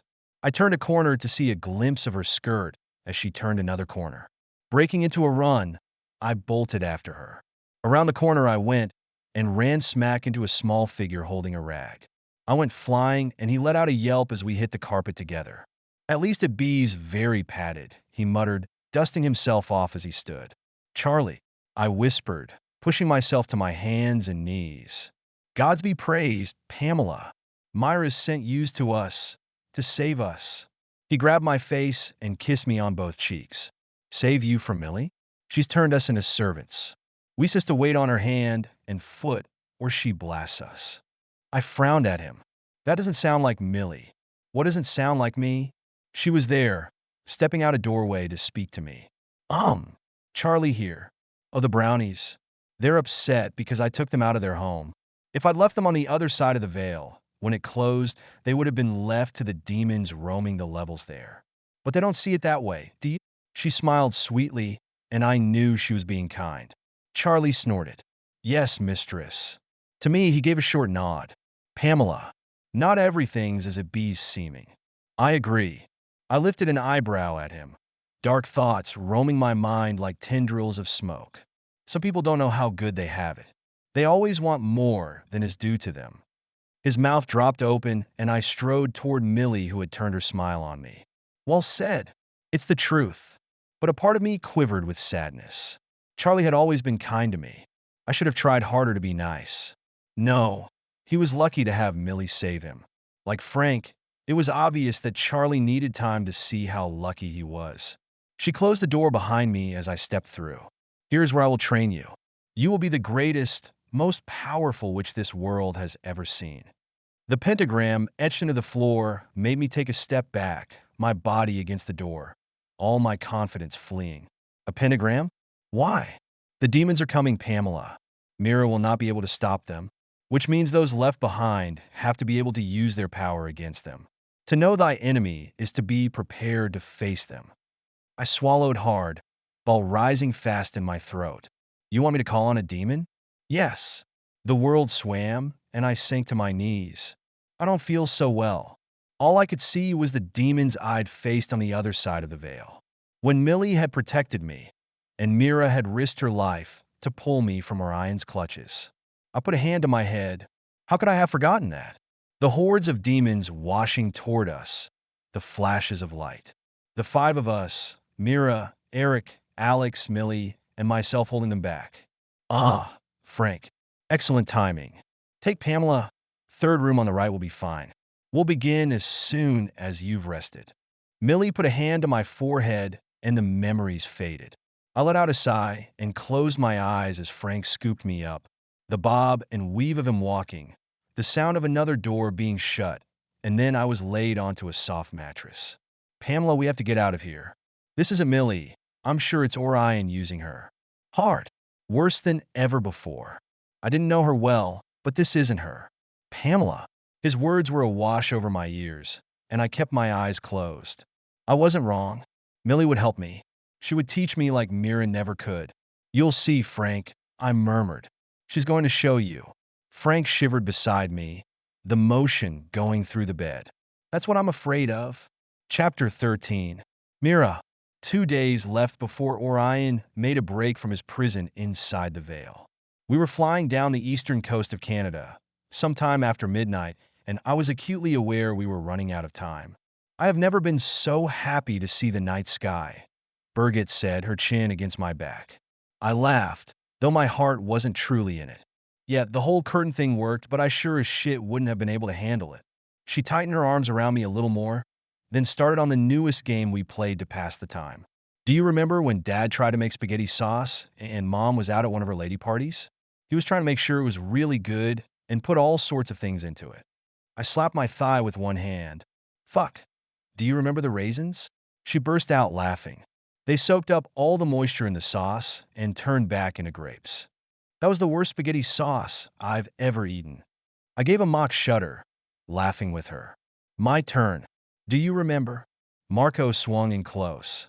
I hate to interrupt you two, but is it possible that the blood exchange you and Ferris had could be wearing off? I looked across at Ferris. He nodded. It's possible, especially if you're still tracking.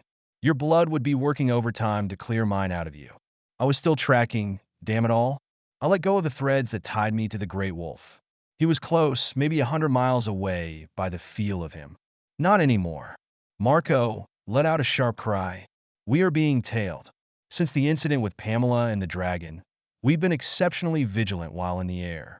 Birgit and I twisted around to look behind us, and Alex, who rode with Marco, and Ferris leapt up and growled at the empty space in the clouds. The growl trickled to nothing. I don't see anything. He put one hand above his eyes, as if to shade a bright light. What a goof. But he did have a point. I didn't see anything either. That didn't mean we were alone. Marco, any idea what's behind us? I caught a glimpse of green scales. Fuck, not another dragon. I frowned.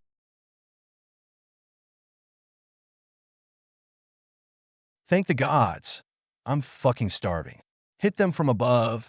They'll never see us coming. We have to stop them. If they find the destroyer, the master will eat our souls.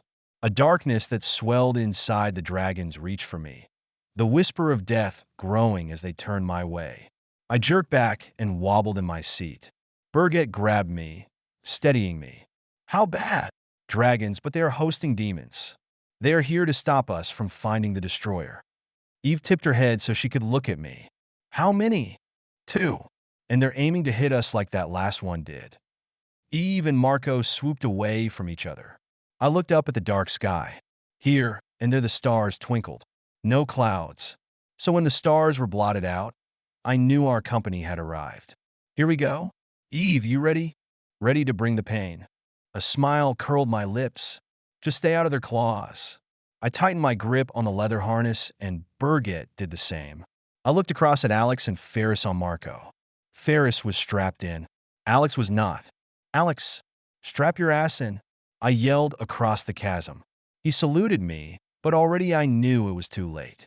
The whoosh of leathery wings as the two dragons dove toward us, the tensing of the harpy underneath us. At the last second, I saw Ferris reach around and grab Alex, holding him against his chest. Eve dove to the left, the dragon's claws skimming along beside us, close enough that I could almost touch them. I can expel the demons if I can touch the dragons. I shouted over the rushing wind. Eve spread her wings, stopping our headlong dive. The leather straps loosened, and I looked around for Marco. He was still to the right of us, upside down in the green-scaled dragon's claws. Eve! I'm on it! The second dragon was black as the night sky and fucking hard to see. That is my only excuse for what happened. The big bastard slammed hard into us. His claws raked down Eve's side, taking feathers and breaking the skin. "Get my straps!" She ripped them with a swift tug, freeing me from my restraint. The black dragon rolled and tried to take Eve with him. The harpy dodged the grasping claws, rolling the other direction. I stood, took one step, and leapt from Eve's back. I pulled two short blades from my sides as I fell and held them out, gripped in my fists. I'd practiced this move with Blas while I'd been away. It had better work. The black dragon didn't see me coming. I hit his side and drove my two blades in deep, using them as anchors. He roared and twisted, trying to see me.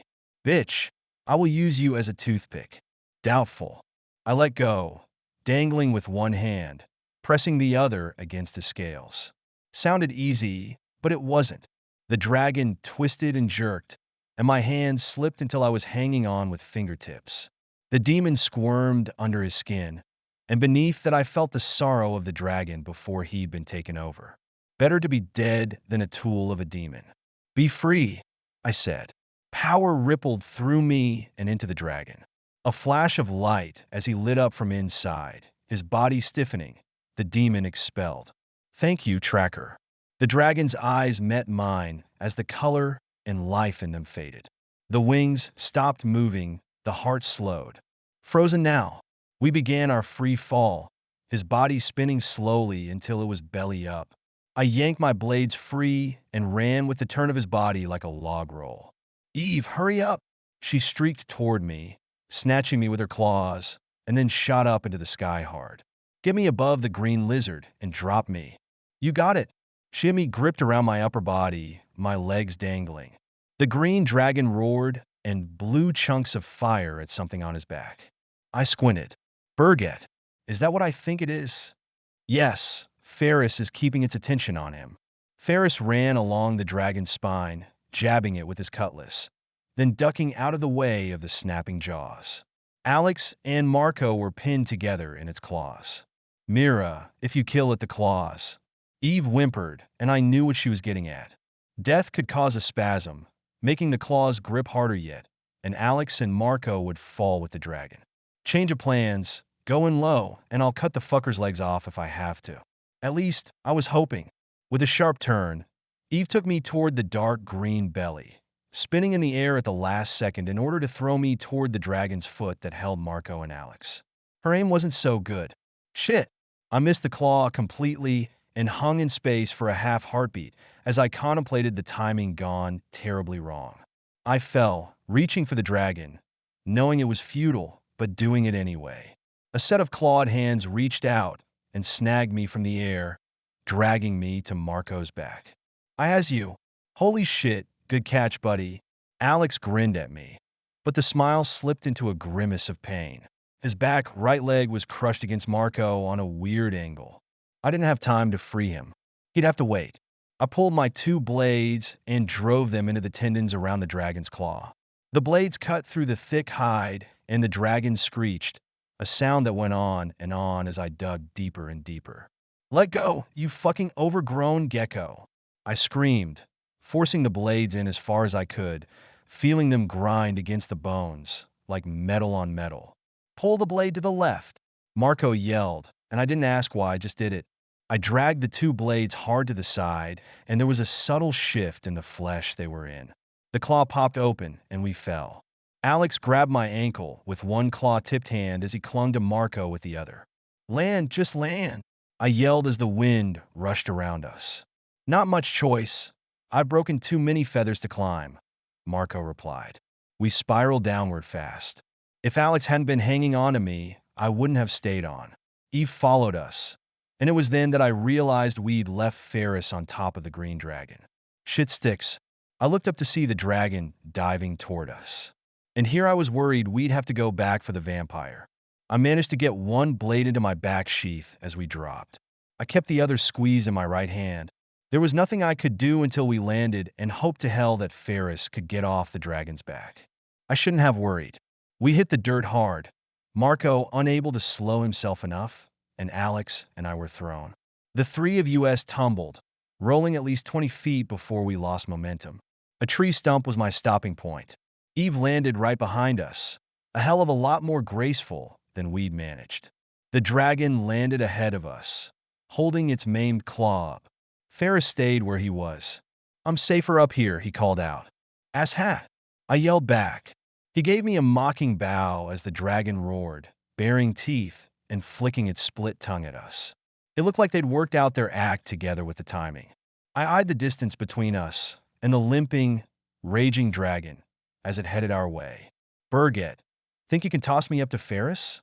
I could, but the dragon will just snatch you out of the air. She made a rather good point. Eve, get Alex and Marco out of the way. If the dragon hadn't been wounded so badly, it would have been on us already. As it was, I had a second to think. Birgit, help me dodge the mouth. I put my sword into its sheath and ran toward the dragon. Its eyes glittered in the dark, and it opened its mouth wide as it swung its head toward me. That's right, run into my mouth, tracking bitch. The voice was distinctly female and seriously pissed, if the volume level was any indication. Her fangs dripped with saliva that sizzled as it dripped to the ground. Birgit ran with me, keeping pace, and when the dragon snaked toward me, Birgit yanked me out of the way at the last second, spun, and threw me toward the dragon's back, like we were in the Olympic Games. Disoriented was a fucking understatement. She'd heaved me like I was a damn shot put, and I stumbled hard, going to my knees as I landed on the thick scales of the dragon's back. Ferris grabbed my upper arms and steadied me. I didn't pause, couldn't. I reached for the dragon, and she leapt into the air, throwing me off balance once more. I needed to get at least one hand on her. She climbed fast, her sinuous body twisting and spinning, so I couldn't keep my balance, couldn't get my fucking hands on her. No, I like my demon. He makes me stronger than the other dragons. I will kill you, and the master will reward us both. Not going to happen, I yelled as I tumbled down her spine, the ridges slamming hard into my side. Jerked to a stop, I knew it was Liam, and not Ferris holding my ankle. I put my hand on the dragon's back, and the power flowed through me. Calm, soothing, and so very easy to call on. Be free. The demon fled, its spirit twisted and writhing in the air above the female dragon. But she wasn't giving up either. She reared her head toward us, mouth open wide as her belly rumbled with the beginnings of a fireball I knew from past experience would obliterate us. I may die, but you will die with me. Time to go? Ferris or Liam, whoever the hell he was at that moment, grabbed me and leapt from the dragon's back. Flames curled around us, seeming to push us from the dragon as the night sky welcomed our falling bodies. How high were we? I had no fucking idea, but I knew we were about to feel the distance in a very visceral way. Chapter 14. Mira. Ferris kept his arms around me, twisting me so I was scooped in his arms, like a groom carrying his bride over the threshold. I didn't think it was going to help. I held my breath, counting the seconds. Fuck. We were way too fucking high to survive. I closed my eyes and curled forward, hands over the back of my neck. Didn't have time for much more than that. Landing hurt, but the pain told me I was alive. Ferris took the brunt of the fall, his body absorbing the impact. He went to his knees, and I was flipped out of his arms, my back screaming with pain where his arms had been, as if they had been iron bars and not bones and flesh. I lay on my belly, breathing hard, grateful I could breathe. Surprised more than anything. A harpy claw grabbed me, squeezing me hard, dragging me through the dirt in a hopping motion that made me want to puke. Stop, Eve, please. No, she said. The ground behind us exploded. Chunks of dirt flew through the air, and a ripple effect hit me like a wave of earth lifting and then lowering me again. Eve did stop, and I rolled to see the female dragon, her body half buried from the impact of her fall. Right where I'd been. Shit, Eve, you saved my bacon. I jerked upright, and then to my feet. Ferris did. Marco grabbed him. We all made it, even if we're a bit worse for the wear. She fluttered her wings, drawing my attention to burnt edges of her pinion feathers. When did that happen? We were lucky. Two dragons too cocky for their own good. No, that wasn't true. The demons were cocky. I had a feeling if it had been true dragons, we might not have survived, but the demons wouldn't know how to be a dragon. Not really. Eve ducked her head. Marco, and I won't be able to fly right away. A day or so is what we need to heal. Maybe less if we're lucky. She flicked the tip of one wing toward the three boys and Birgit. Marco's right wing hung at a bad angle, like bent in the middle where there was no joint. I winced. I have to exchange blood with Ferris. Then I will track the great wolf. I can confirm the direction for you then. She bobbed her head, and I limped toward the others. There seemed to be a rather heated conversation going on that escalated into a pushing-shoving match between Ferris and Alex, of all people. The werewolf lunged, his teeth just missing Ferris's thigh. The vampire stepped back, and I saw the intent. Don't you dare touch him, Ferris. I broke into an awkward jog that jarred every bone in my body. Ferris took a step back, his body stiff.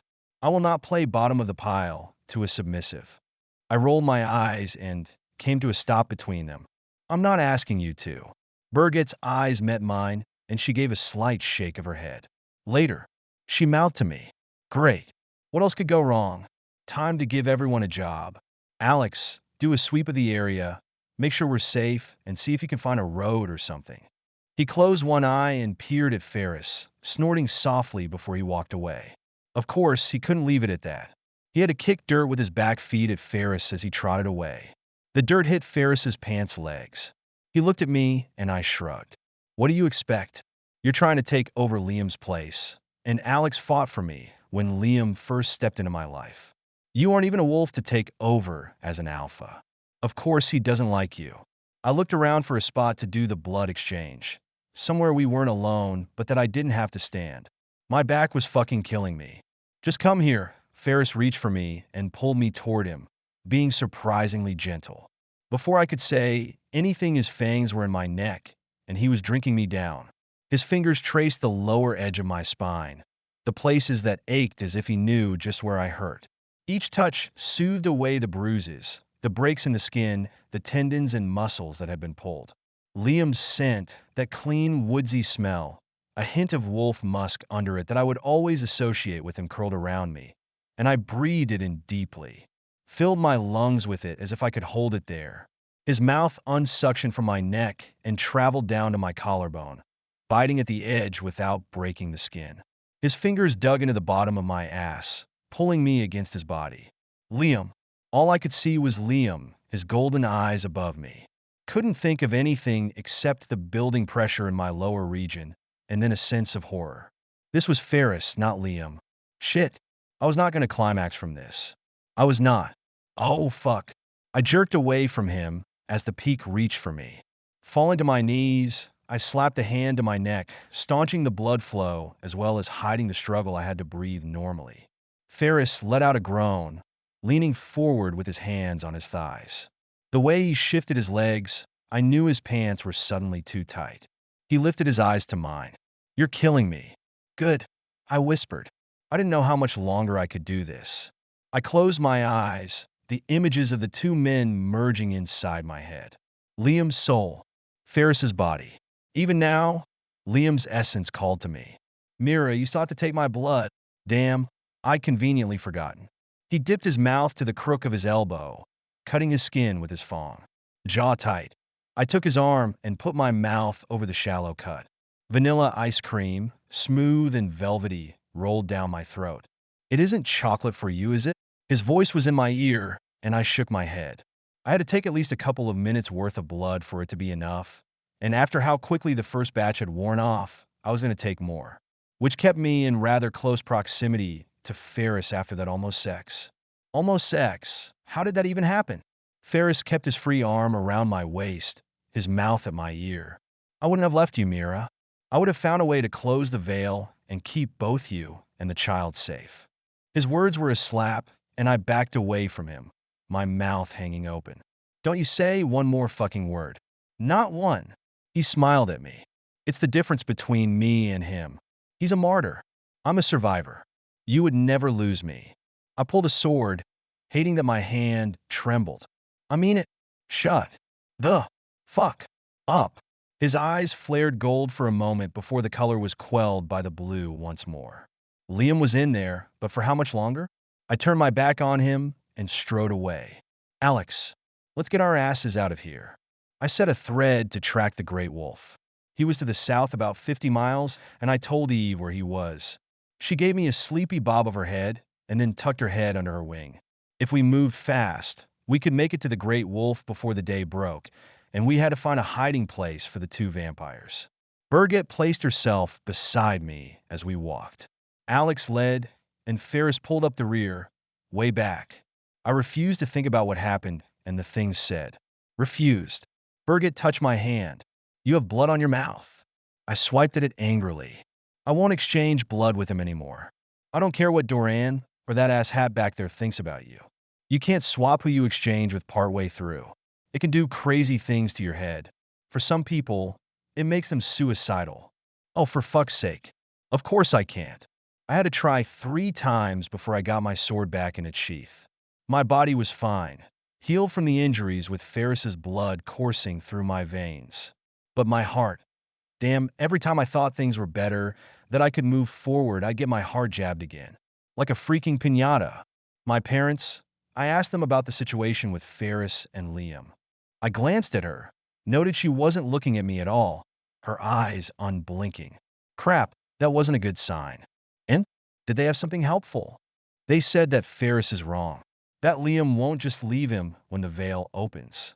From behind us came a low laugh from Ferris. They aren't necromancers, they don't know this.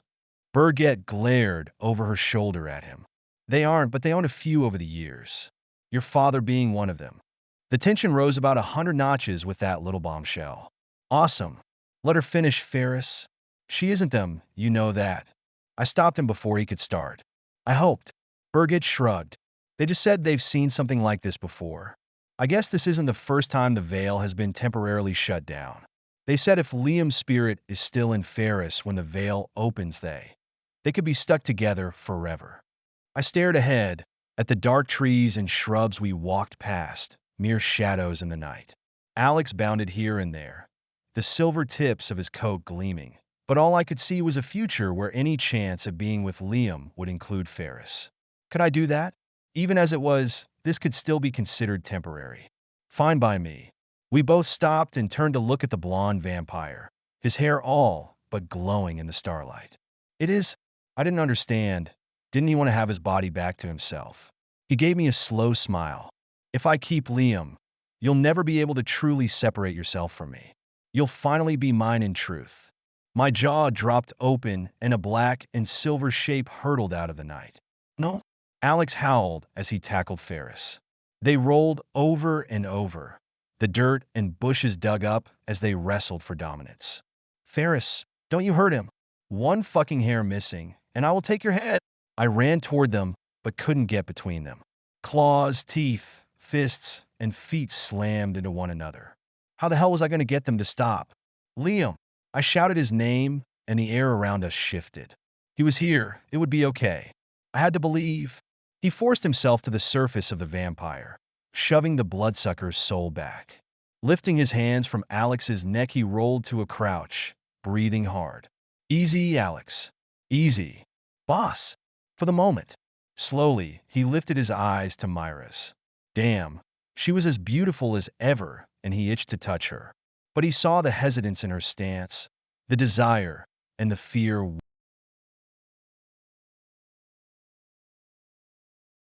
Liam, you have to go.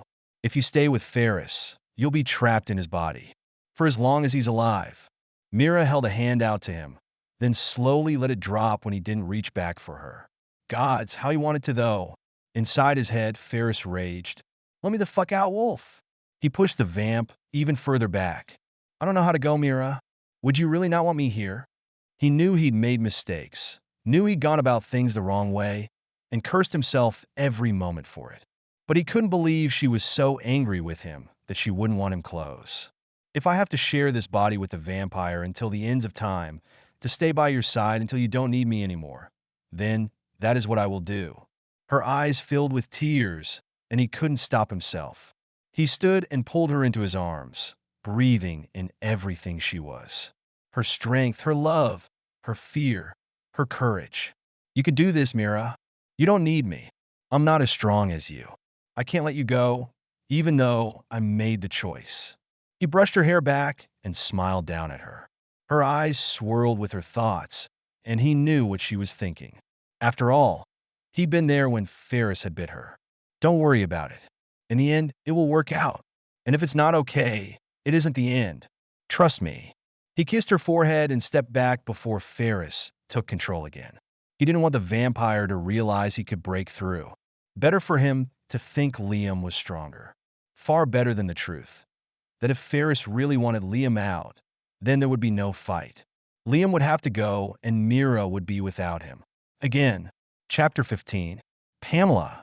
The trance Millie had me working made my skin prickle, as if 1,000 ants ran over my nearly naked body. I was wearing nothing but a bra and panties, the same as Millie as she sat cross-legged in front of me. She told me that this was the best way to work the stronger magics, keeping our skin bare to the elements. We were both inside the pentagram, searching for Mira. I was supposed to be staring at the central part of the pentagram, which wasn't really all that hard. But I was also supposed to be thinking about Mira, about finding her. A drop of blood on the middle of the star was our focal point. The last of what Millie had of Myra's blood, and she'd created a tracer spell from it. Only it wasn't working. Millie's eyes narrowed.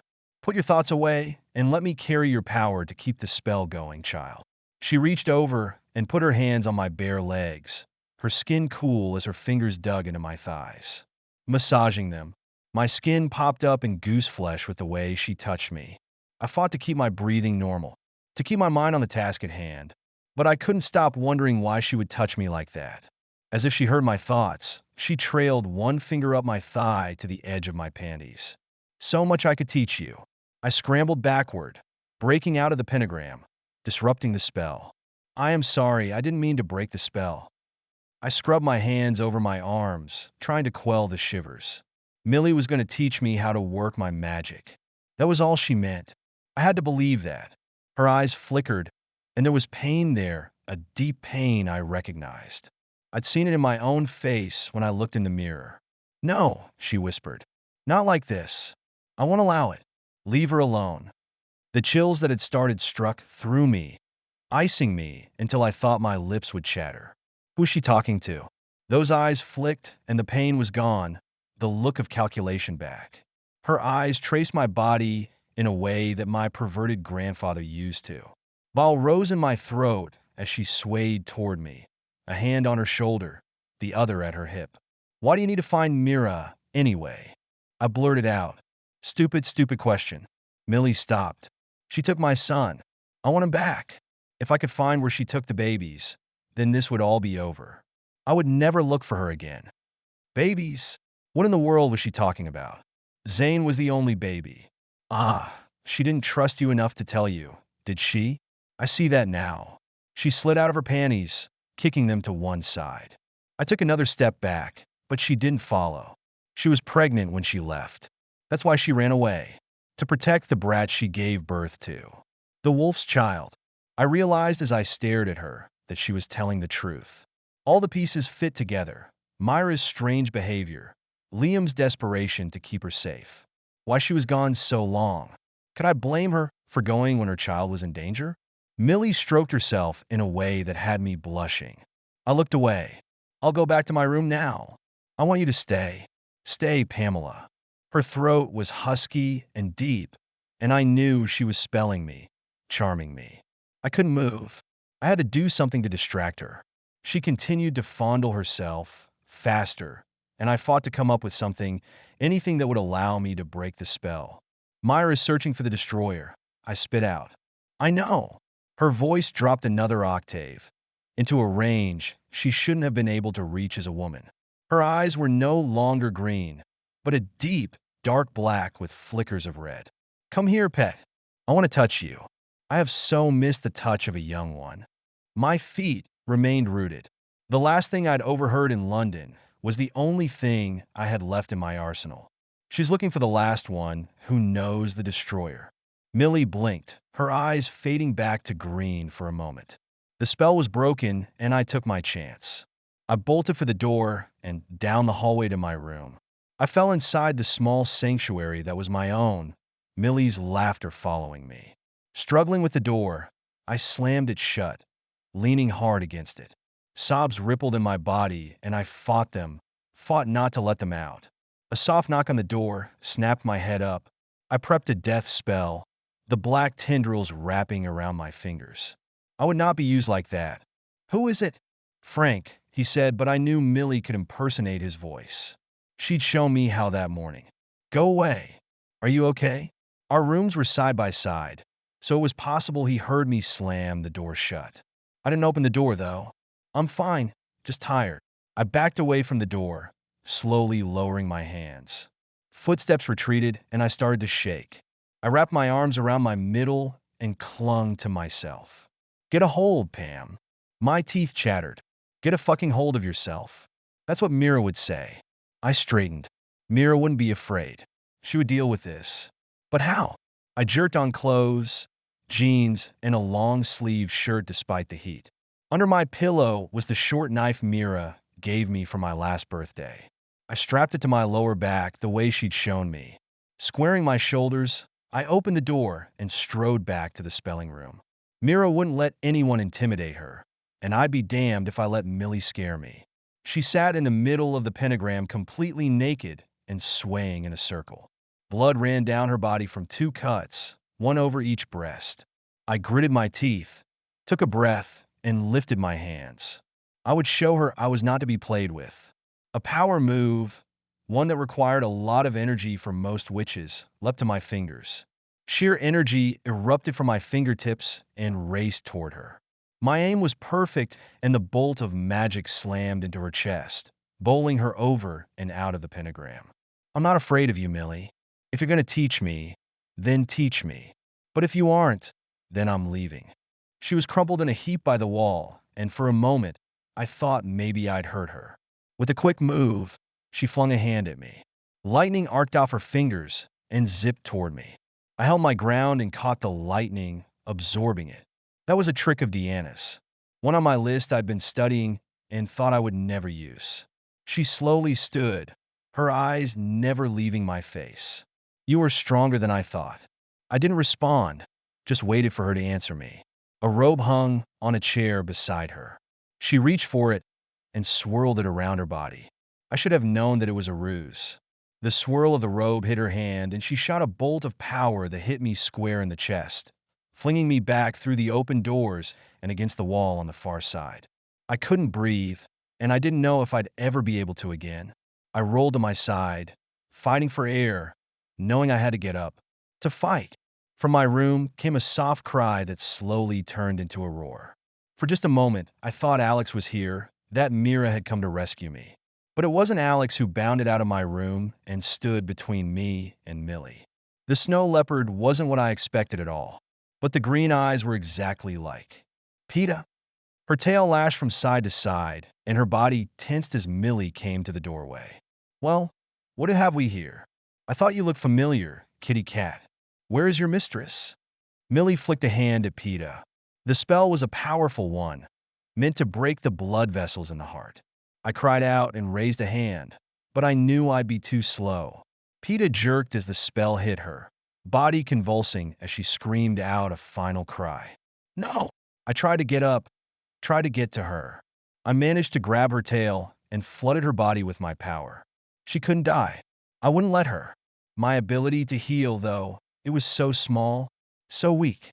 PETA rolled and coughed as I patched her up as best I could. Sweating profusely, I'd been able to staunch the bleeding. Heal her, Millie.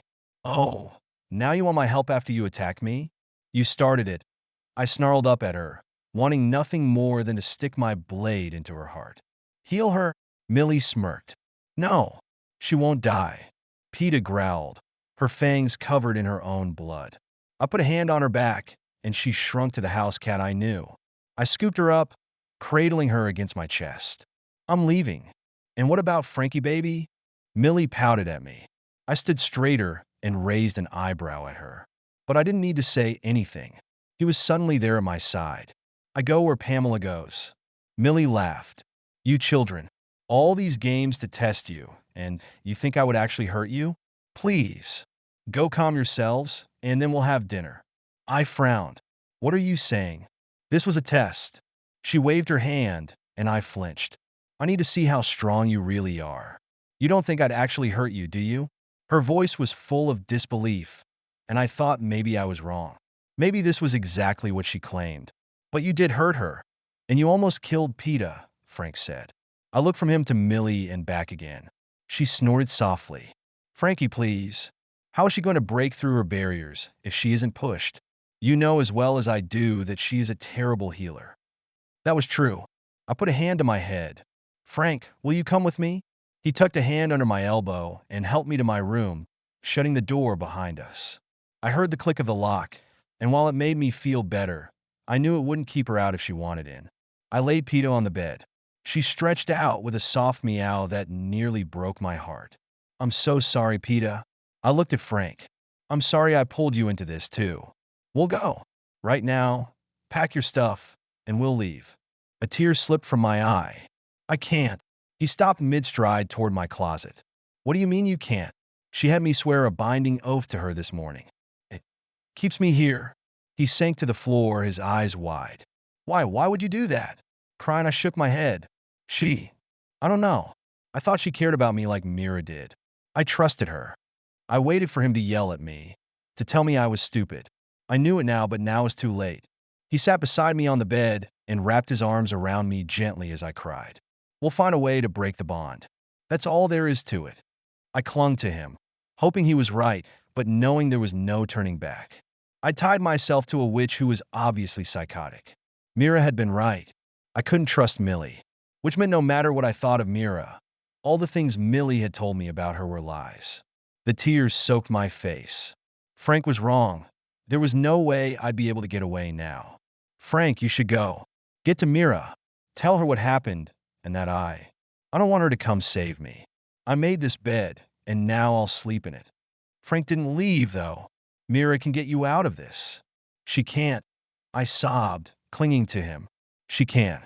She's a goddamn demon slayer, and Millie is obviously possessed by a demon. So there is only one thing we can do now. He shook me, stopping me in the middle of my pity party. His eyes were hard. We play this game that Millie, or whoever she is, has laid out. We play hard, and we learn everything we can, and we wait for Mira to come. A shiver swept through me as his words sunk in, and I understood what he meant. A fierce sense of purpose filled me, pushing away the fear and the shame. I would make this work somehow. Somehow. Chapter 16. Mira. Birgit as my sister? Wonderful. Birgit as a vampire? Groovy. Birgit as a teenage driver? We're gonna die, Alex whispered in the back of the minivan we pinched. His eyes were wide, and 3 Cheerios stuck to one side of his face. I clenched my teeth together. I would have answered him, but I was too busy trying to keep my stomach in one place. The wind in the car rushed around us, tangling hair and ruffling clothes. We'd rolled all the windows down, not to keep the van cool, but to air out the scent of baby shit and some sort of green and black fungus growing on the back window. Humans were fucking disgusting. Birgit laughed. I have this under control. I don't know what you were talking about, Mira. Driving's easy. My gorge rose along the back of my throat as we took a corner at a speed and angle that made me wonder if we would still be upright in a few seconds. The minivan's tires squealed on the blacktop, and I clutched the seat in front of me. Ferris sat in the passenger's seat next to Birgit. She really is doing quite well, he said softly. She laughed. Thanks, Liam. And just like that, the ridiculousness of the moment evaporated. Ferris stiffened. As much as I am handling him being in me, that is not my name. Birgit shrugged. He was the one speaking to me. Not you. Maybe the conversation would have escalated from there. They might have even started fighting. There would be no chance to ever know, though. Something rammed the side of the minivan, picking it up off the blacktop. The tires spun in the air, engine whirring as Birgit gunned the gas pedal. She twisted in her seat, so her feet were against the door. "Oh no, you don't!" A large, furry hand the size of 2 frying pans shot through the open window, grabbed her around the waist, and yanked her out. The car dropped, bounced once, and flipped onto its side. I didn't wait to ask questions or wonder what the hell was going on. I scrambled up through the center of the van and into the driver's seat, then right out the window. Ferris was already out and Alex was behind me. I lowered myself from the side of the van and stared at the scene in front of me. Birgit seemed to be okay, but she was pleading with a rather large, hairy-looking beast that resembled an oversized ape. I ran a hand through my hair. "Bigfoot? Really, man?" His eyes, bright, brilliant green, raised to mine. He lifted his hands up, the long hair hanging from them in dreadlocks in several places. In the dark of the night, it was hard to see what color he was. But I was guessing shades of brown, and maybe even green if what I was seeing was right. Not that any of it mattered. His fingers twitched as if beckoning me closer. Blood heals. I need. It was only after he spoke that I saw the pustules on his face, partially hidden by matted hair and dirt. "Shit. You can't, Mira." Ferris put his hand on me. "Your blood is mingled with mine right now. There's a chance you could create some sort of Bigfoot with vampiric qualities." I stared at him. "You're fucking kidding me, right?" He shook his head. "Unless we stop exchanging, you can't give your blood to anyone. It is no longer immune like it was before." Now that was a pickle I wasn't expecting. Alex sniffed the air beside me, rising up on his hindquarters until he stood fully erect beside me. "More coming." "Double shits." "How many?" He took 3 exaggerated sniffs. 7, maybe more. 7 more Bigfoot? Big feet? Whatever the plural was didn't matter. "We have to go then."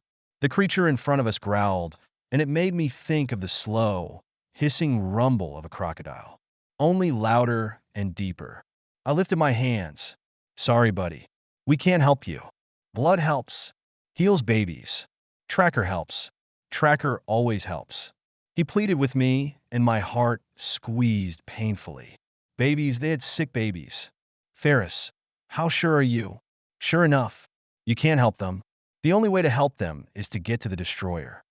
That sounded like advice Liam would give, and I fought not to look at Ferris to confirm my suspicions. "Birgit, are you okay? Ready to go?" She spoke from behind the Bigfoot, who let out another low, rumbling hiss. I racked my brain, trying to remember just how fast the American apes were. Faster than me, most likely. On 3, we run. I clutched at the threads I'd tied to the great wolf. He was close, only a few miles away now. Maybe we'd luck out. Why not just kill them? Ferris griped. "Too many dead already, and Dorian is right about that." "We might need them later," I said. I took a breath, spun, and bolted into the forest behind me. Alex was with me, and Ferris wasn't far behind, guarding our rear. Birgit caught up with ease. "He's fast," she said with a glance over her shoulder. I couldn't look. Everything I had focused on not falling flat on my face. Within the shadow of the trees, the darkness of the night was deep enough that gauging where the fuck my feet landed was bitching hard. My foot caught a root, and Birgit grabbed me, yanking me upright. "How close is the great wolf?" 2 miles. I spit out as something grabbed my hair from behind and yanked me to a stop. Before I could do anything, the Bigfoot had me in the air, benched over his head like he was fucking King Kong. "Put me down, you idiot!" I yelled, hoping he would listen. No such luck. With the tip of one ragged fingernail, which happened to be the size of a small steak knife, he gouged a shallow furrow on my bare arm. The blood welled, and he held his mouth open, shaking me like I was some kind of soda pop, and he was trying to get the last damn drop from the bottom. My blood dripped into his open mouth. "Must heal," he said, holding me with one hand and slowly lowering me back to the ground. He didn't let me go. I pulled one of my blades and pressed the tip into his belly. "Let me go. Now!" His fingers unleashed me as he groaned and clutched at his own belly. "I thought you said you weren't going to hurt them?" Birgit was at my side, helping me navigate the terrain away from the Bigfoot. I didn't, which worried me. He groaned again, and a loud rumble in his guts made me think we might be in for a show I didn't want. Last time I'd hear noises like that, Alex had gotten into the spicy Thai food, and no one had been able to stay.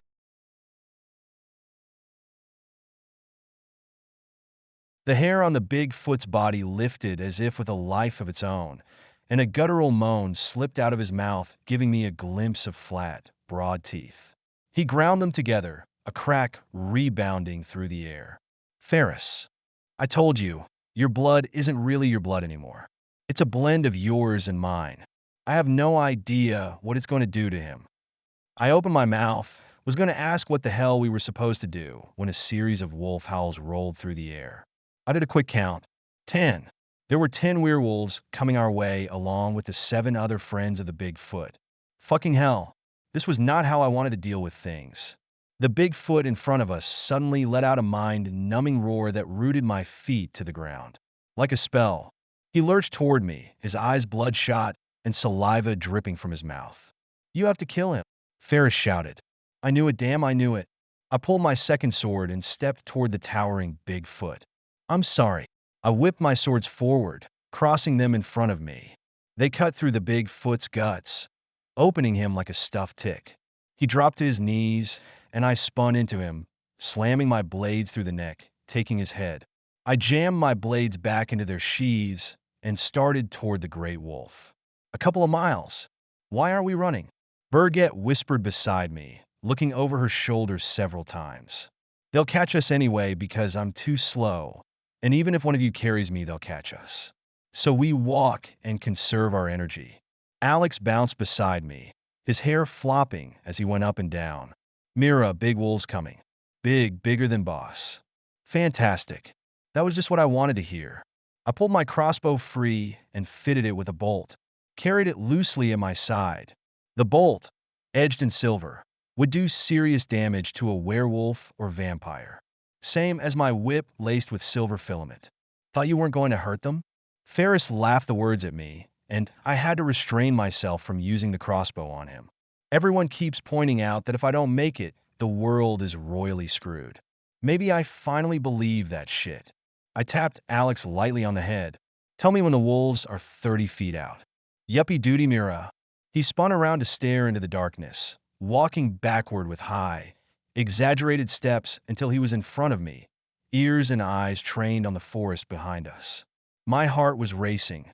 This was not how I normally did things, and it rubbed me the wrong way. Twitching, I fought not to spin around. Fuck it. Alex, stay close. I turned, bringing my crossbow up to my cheek, sighting down the channel. Ferris and Birgit let out twin groans that at another time would have made me laugh. 10 werewolves, we could take them. They were probably sick anyway. There could be no mercy in me, not if I wanted to keep the world whole and my loved ones safe. I stood, watching the darkness, waiting for a glimmer of golden werewolf eyes. A shimmer of silver to the left, and I adjusted my aim, saw the eyes, pulled the trigger. As the snarl of pain erupted, I was already fitting the crossbow with another bolt. A glimmer of eyes to my left, and I loosed a second bolt. A yelping cry told me my aim was true. Alex, stay back. Like everyone else, he'd taken my blood, but what if the effects wore off? He would be vulnerable to the pox.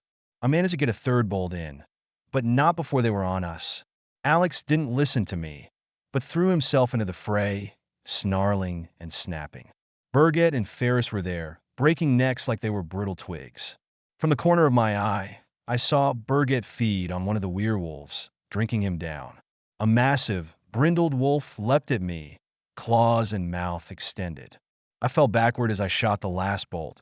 It caught the werewolf through the lower jaw and slammed into his brain. The wolf jerked in mid-flight and fell to the ground at my feet.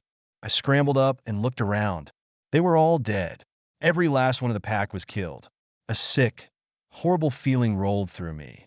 If the supernaturals kept coming after me, I would be forced to kill them. The only ones who might be able to stand with me in the last showdown with Orion. And the bastard demon knew it. I was effectively killing off my own potential allies in order to survive, yet the paradox was that it could kill me in the end. I didn't have time to think more on that. In the distance, another set of howls made the hair rise along the back of my neck. You've got to be fucking kidding me. I swung my bow onto my back and looked around. The great wolf was closer, which meant he was coming our way. Alex, howl for the great wolf. You gots it. He tipped his head back. Griot wolf. Kum. Birgit raised her eyebrows. That is not what I thought he would do.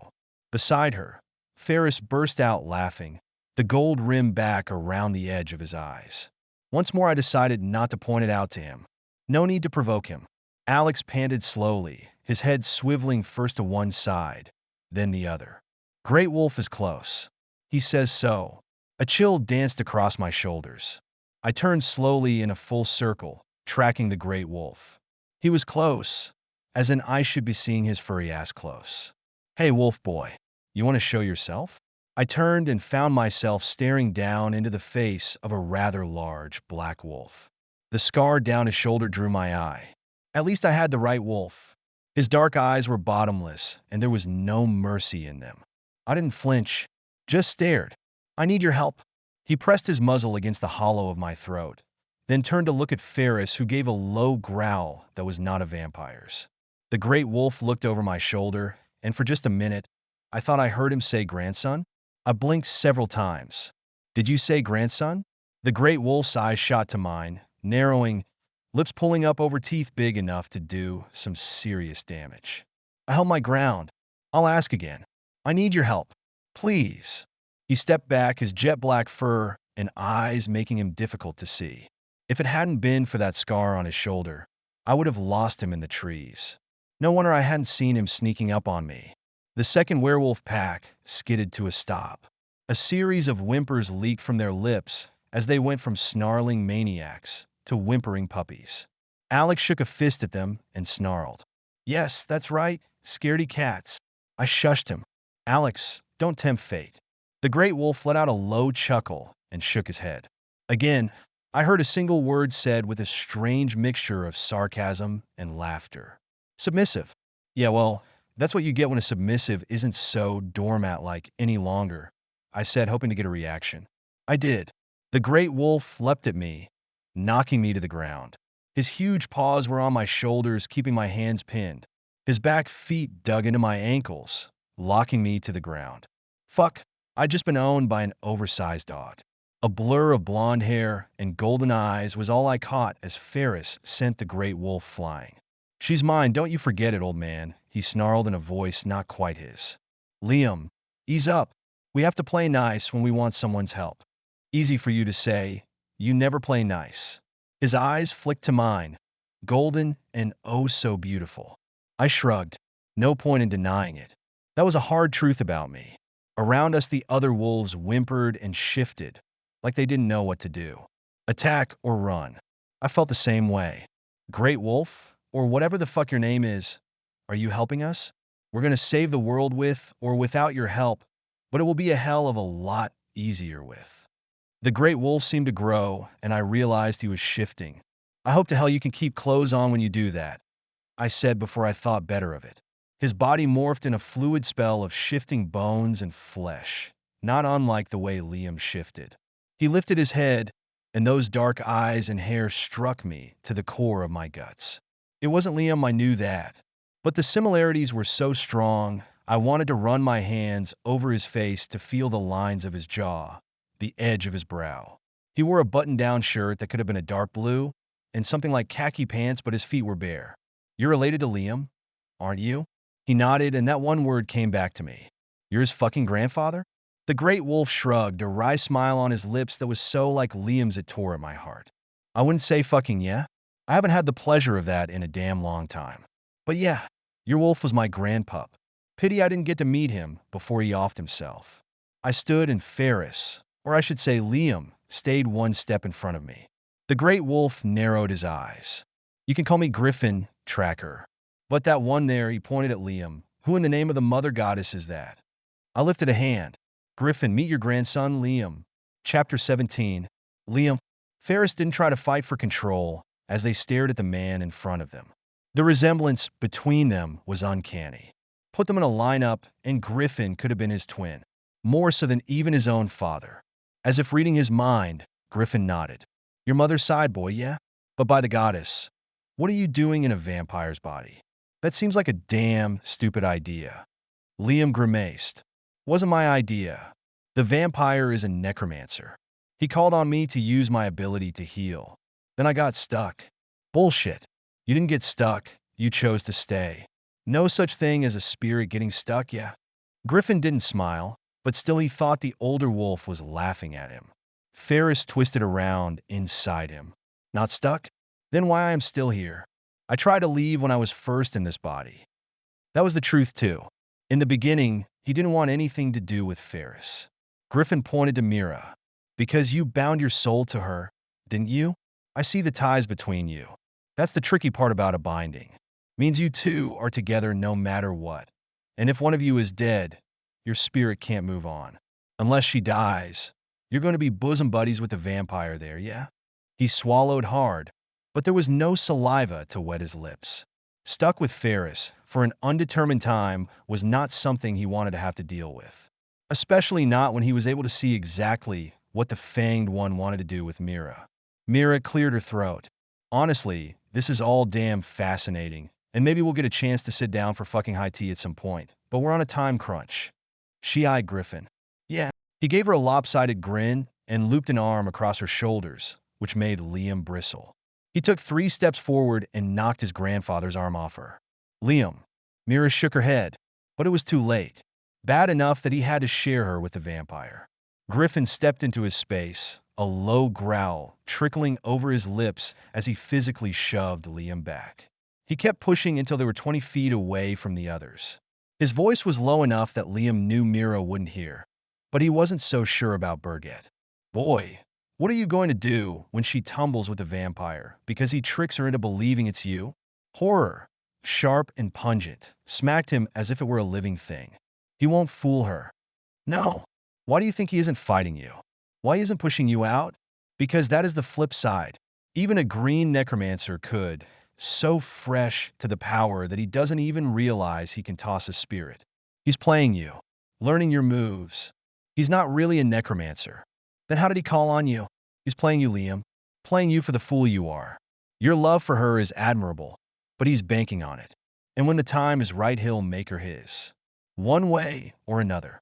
That was not what was happening. Yet even as he thought it, Ferris pushed himself forward, stuffing Liam into a back cubbyhole. Ferris reached out and tapped Griffin on the shoulder. Thanks for the warning, old man. But she'll choose who she wants. I won't force that on her. Griffin let out a snarl. She's my family too now, vamp.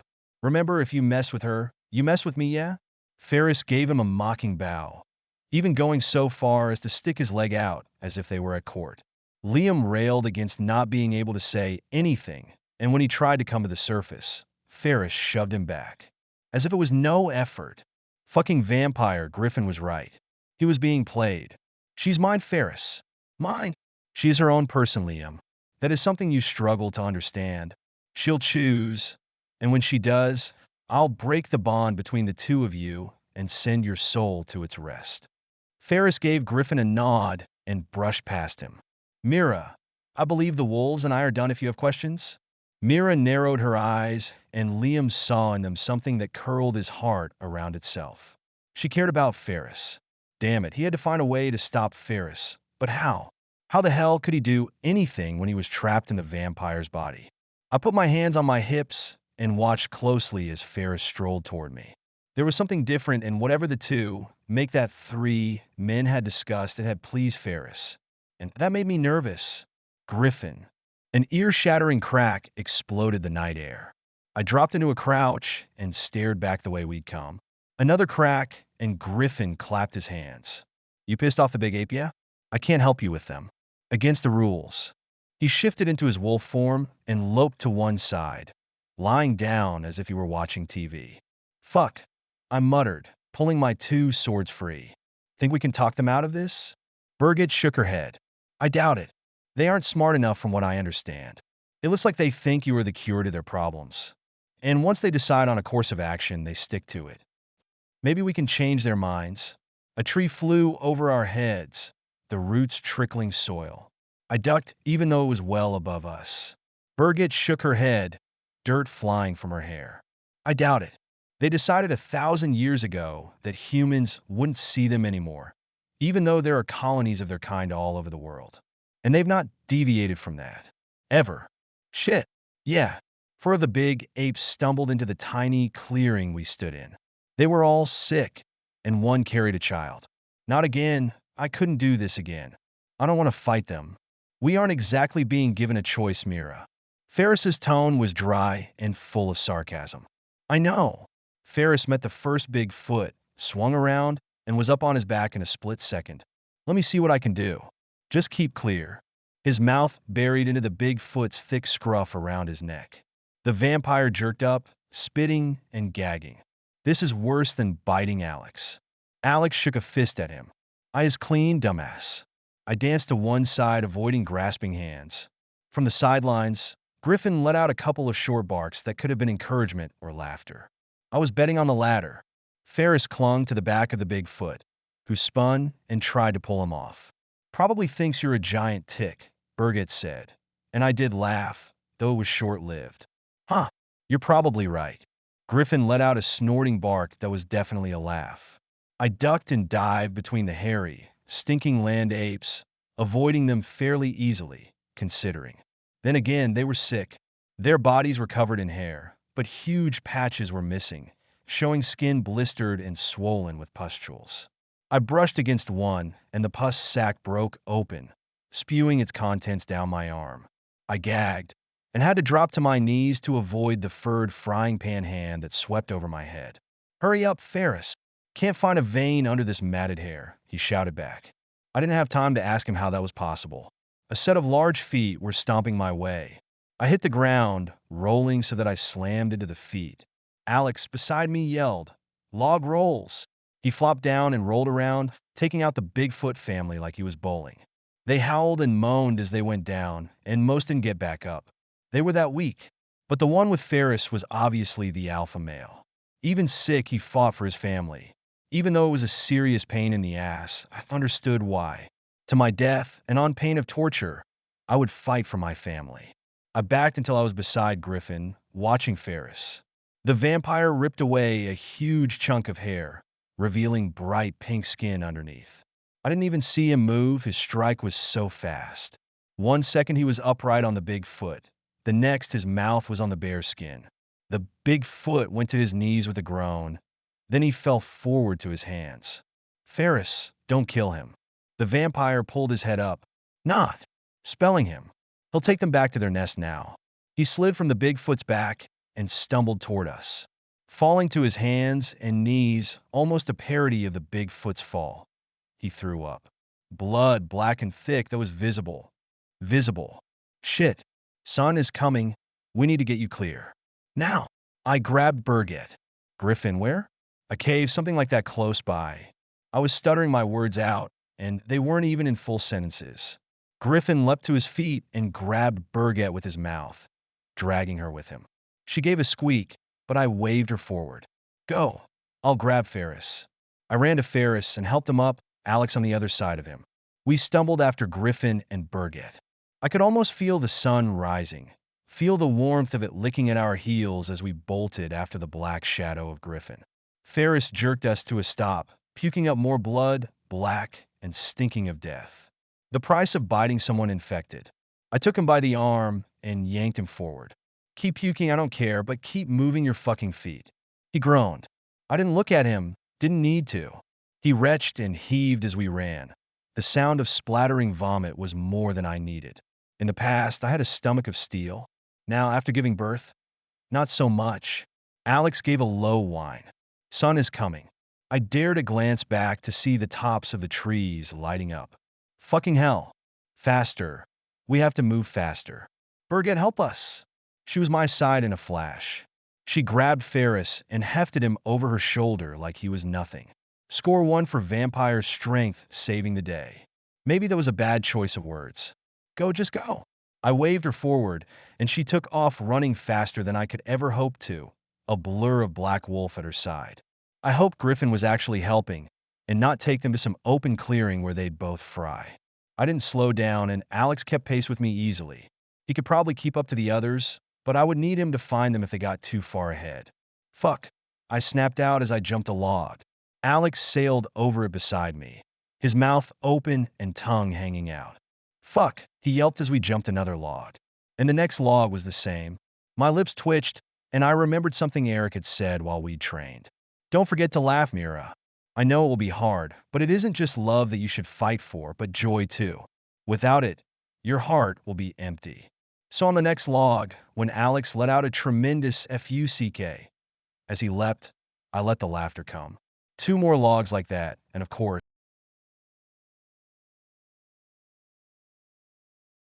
fucker duckers. Alex, stop. I bent over, unable to get my breath over the laughter spilling out of me.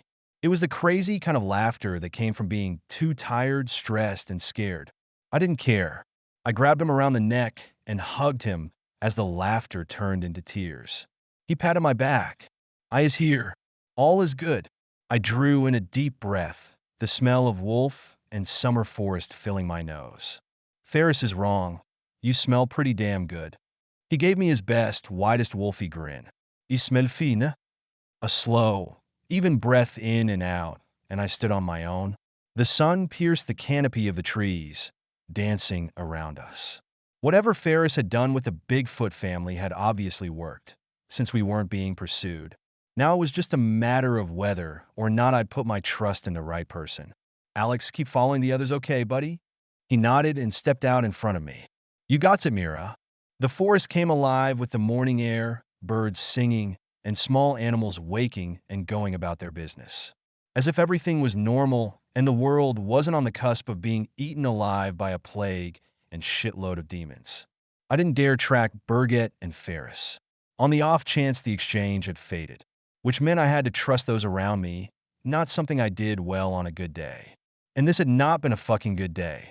Griffin, you better not screw us over, I whispered, or I will personally turn you into a rug. Alex snickered. Yuppie duty. Chapter 18. Pamela. Millie slammed her plate on the table, shattering it. Her green eyes blazed, and I froze where I was. Or at least, that's what I let her see. My hand under the table spun a spell that would block anything she sent my way. Another of Deanna's tricks. Gratitude flowed through me for the druid's teachings, though I hadn't appreciated her lessons at the time.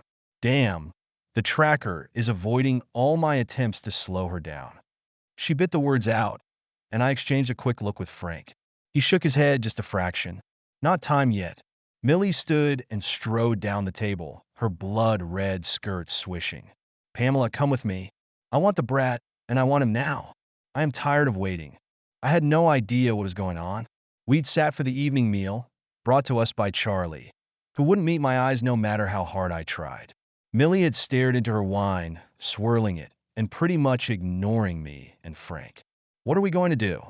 I asked, following her reluctantly. We're going to find my son, and you're going to help me. Her eyes slid over me, and I shivered. I tipped my chin up. How? If you could have found him so easily, why didn't you before? She advanced on me, stopping me in my tracks. I didn't have a necromancer to call on before. I will have him raise the spirit of the old tracker. My mouth went dry. I don't know if Frank can do that. Isn't the veil closed? He will do it, or I will kill you.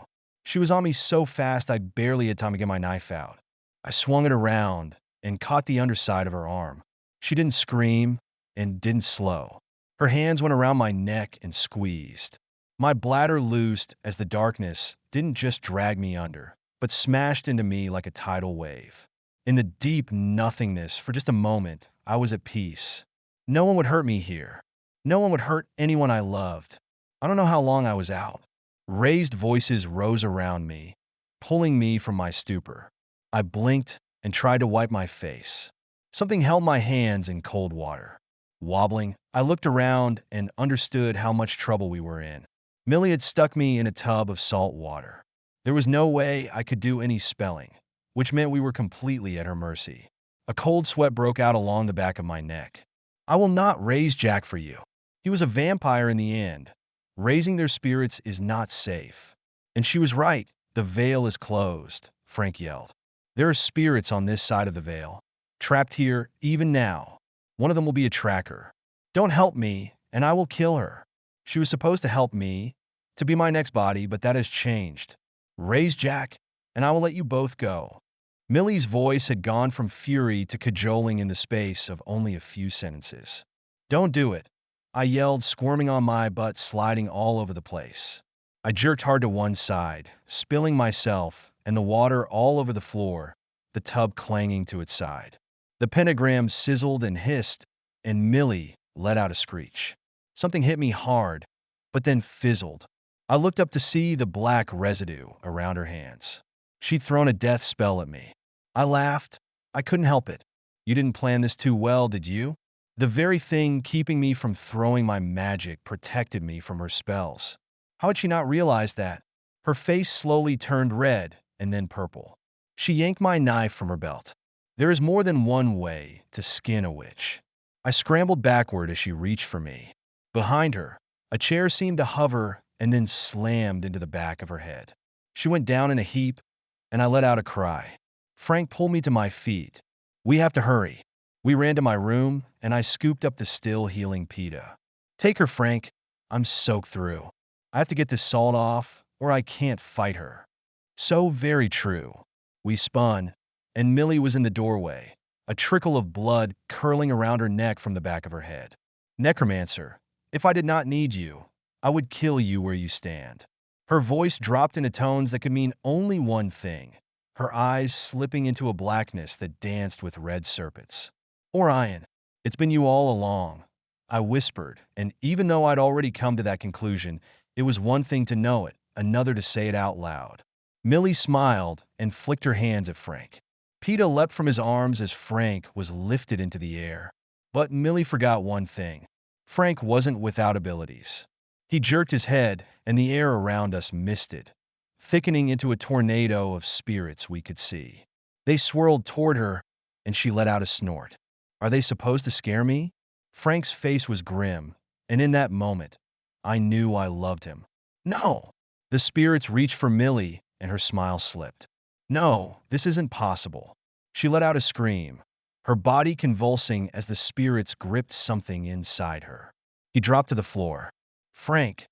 I backed away from Millie, and Frank grabbed me, putting me behind him. Orion is a type of spirit. I wondered if I could expel him. I didn't think he'd be able to. The spirits tugged on Orion, but it was like they pulled on a rubber band. He stretched, and it was obviously painful what they did to him, but there was no true give. Pamela, you have to go. I can hold him here, but the second I take my eyes off him, they will let go. I straightened my shoulders. I'm not leaving you. Where you go, I go. He slipped his hand into mine, and that was the mistake we made. My hand was still sticky with salt water. Frank's power failed as we touched. The spirits fled, and Orion snapped back into Millie. You fucking little bastards, she screamed and threw a spell that would kill Frank. I stepped in front of him and took it in the chest without really thinking. It pushed us both backward, smacking us against the wall, but we were okay. The salt water a double-edged sword. The knife came down at me fast and hard, but Millie was hit from behind. PETA had shifted and attacked, claws and teeth raking her back. Millie screamed and twisted, a spell unleashed on PETA. Death wrapped around the snow leopard, cutting off her life force. She slumped, her green eyes fading to a dull gray as she let out a moan, her life slowly draining from her. I cried out, the loss of her as sharp as if the knife had reached me. Stop, just stop. Millie surprised me.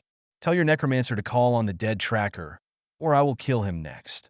I hung my head, as if only sorrow ate at me. In truth, my mind worked at a feverish pace. How are we going to get out of this? How would I stop her from hurting more of my friends? Mira had always said I was stronger than Millie, that my soul was stronger, not just my power. Was I strong enough to face Orion? I'll let you use my body. I said the words and Frank screamed my name. Millie laughed, and I bowed my head. I would do anything to keep those I loved safe. Even this. Open your mouth. I did as I was told and tipped my head, mouth open, eyes closed. His spirit was as slimy as a slug's trail, and it clung to my throat as he slid into me. I gagged and I flung myself backward. I couldn't breathe. My eyes flew open, and then I swallowed him down. And he was in me. Millie lay on the floor in front of me, her hand reaching out. Oh, gods, no. Pamela.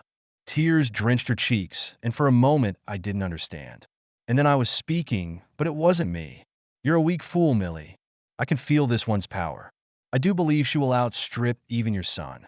Though I still want him. I turned and looked at Frank. Come on, lover boy. Bring us Jack. I gasped and slapped my hands over my mouth. No. You said if you had me, you wouldn't need the babies. Orion wrested control from me. Little witch, I want both babies. Both will have their uses. One for power, the other to control the tracker. I stumbled back and leaned against the bed. I was stronger than him. I would kick his ass and show him whose protege I really was. Millie. I looked at her, and her green eyes were full of sorrow and pain. Heel Peta. She twisted where she was and put her hands on the snow leopard. Seconds later, and Peta lifted her head. Frank, take Peta and go. You have to listen this time. Peta let out a pitiful meow, and inside me, Orion raged. I'd pushed him deep down, far enough that he couldn't take control. For the moment. Frank, I mean it. His eyes met mine. I can't. Millie. I pleaded with her to side with me. She slowly shook her head. Love is a powerful thing, Pamela. You can't force it to do anything. He loves you so very much. Be grateful. I swallowed the tears. I can't hold him much longer. Mira was right. You were stronger than me. I could never hold him back. A matter of love, I whispered. There was only one thing left to do.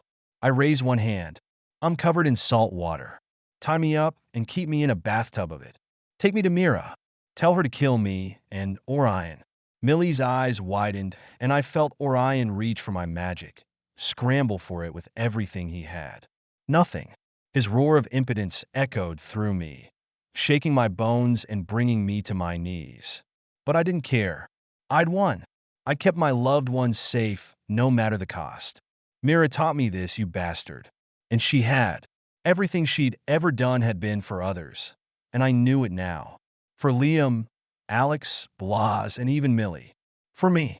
Orion slammed against the bonds I'd placed on him, and they stretched. I laughed, knowing it was probably the last time I'd do so. Oh, he is angry. Fucking little bitch, he roared out of my mouth, and I fell forward onto the floor, clutching my middle. Hurry, hurry. But my plan, as good as it was, backfired in a colossal way. If only I'd seen it coming, but no. There would have been no way to know just how things would have turned out. Chapter 19. Mira. Turned out, Griffin was as good as his word. Or woof, as the case was. He sat outside a cave that delved into the earth. His ears perked toward us as we approached. Alex leapt toward him, tackling him. Come on, play. In shock of shocks, Griffin did.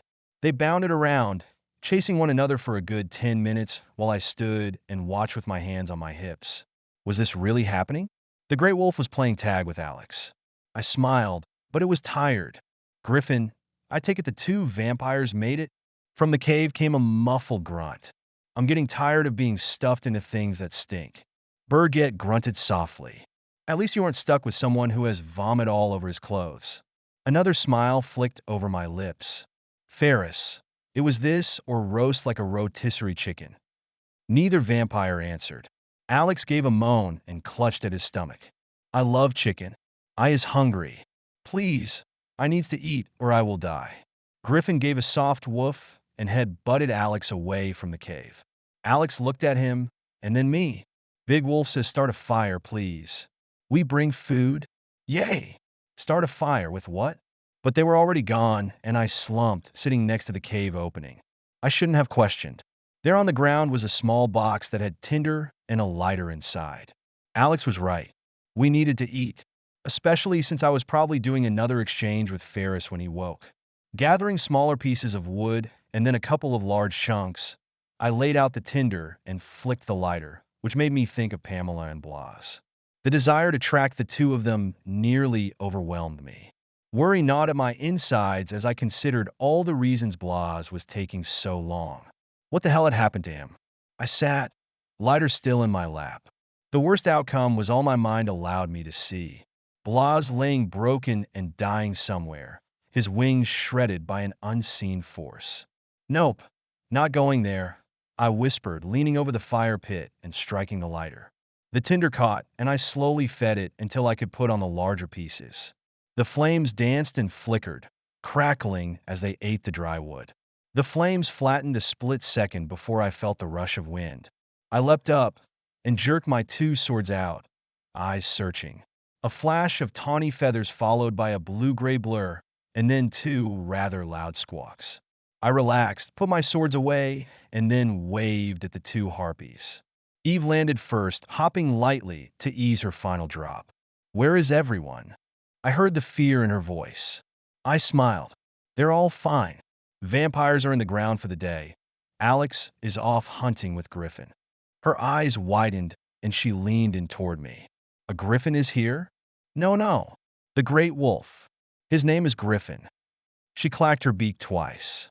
"We saw activity on the way here." I crouched by the fire. "What kind?"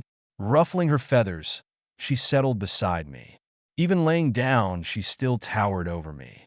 "The supernaturals we passed are all coming this way." "Shitsticks. How many?" Eve looked at Marcus. "Did you get a count?" "More than we can take," he said softly. "Far more." "Awesome." I breathed. "How long?" "Afternoon if they keep their pace." Birgit and Ferris were stuck in the ground until the sun set. So what the fuck was I supposed to do? Leave them behind? No, that wasn't something I was willing to do. Before I could consider any other possibilities, Griffin and Alex trotted back into view. Griffin had a large white turkey dangling from his mouth. "That is not wild," I pointed out. He shrugged and dropped it at my feet. I shook my head. "Not hungry. You boys go ahead." Griffin shifted and strode toward me. "Exchanging blood with the vamp is going to weaken you, yeah?" I shoved him away from me. "I'm not fucking hungry, and there's no way I'm eating raw turkey." He didn't back down. "You'll eat if I have to hold you down and shove it in your mouth, yeah?" "Mira, what do you want me to do?" Eve asked, swaying her head so I could see her past Griffin. Normally, I'd tell her to drop him if he touched me, but I still needed him. "Nothing." "Griffin, I'll eat if you tell me about the destroyer." He nodded. "A deal is struck then." Without another word, he flipped the entire turkey into the fire. The scent of burning feathers filled the air, and I stepped away, waving a hand in front of my nose. Eve and Marco muttered and shifted away from the smoke curling their way. "Tell me," Griffin said, "how are the other supernaturals finding you?" I didn't have to think long. "Millie. She has traced me before with a spell. She got some of my blood and used it." Griffin eyed me. "And you think that would work now that your blood isn't your own?" I understood what he was getting at. If Millie had some of my blood from before I exchanged with Ferris, she couldn't find me. But if she had another tracker, she could. There are no other trackers, so that's out of the question. "Is it? You have a rather narrow viewpoint of life." He took the turkey's leg and flipped the entire thing over, searing off more feathers. Eve and Marco shifted back, their facial expressions saying it all. Griffin had shown up, started burning feathers, and hadn't even bothered to acknowledge the two of them. Like they weren't important. "You have a point you're trying to make?" I lifted an eyebrow. Crouching by the fire, he spread his hands on his thighs. "The veil is closed. We know that, yeah?" "Yes. But there are always spirits that don't move on. You understand that too, yeah?" I nodded. Where the hell was he going with this? Griffin drummed his fingers. If the demon could find a necromancer, he might be able to call on the spirit of a tracker who died but didn't really leave. Possibility anyway. "Fucking hell," I whispered. Frank had gone with Pamela to keep her safe, and now Millie had them both. "Let's hope the demon isn't as smart as you." Griffin's eyes snapped up to mine. "Demons aren't smart, they're clever. If there's a way around things, they'll find them, yeah?" There was absolutely nothing I could do about Frank, Pamela, or Millie at the moment, though I had a feeling I would be forced to deal with it sooner rather than later. "The destroyer. Tell me about her." "I know she's a she, but that's it. I'd learned that when I'd been away." Griffin crooked a finger at me, then walked a few feet away, as if that would keep Alex or even Marco from hearing what he had to say. I snorted and followed him. "Are you going to tell me her name now? I need that at the least to track her." "Yup. But when I do, I think it might tear through a few things in here." He tapped the side of my head. "When she was stuffed away, both times, her name was pulled away from anyone who might know her." so that she couldn't be found, means your memories when they come back to you are going to hurt like hell. I lifted my eyebrows. Memories? You think I've met her before? And how did you manage to keep your memories of her? How do you even know I've met her before?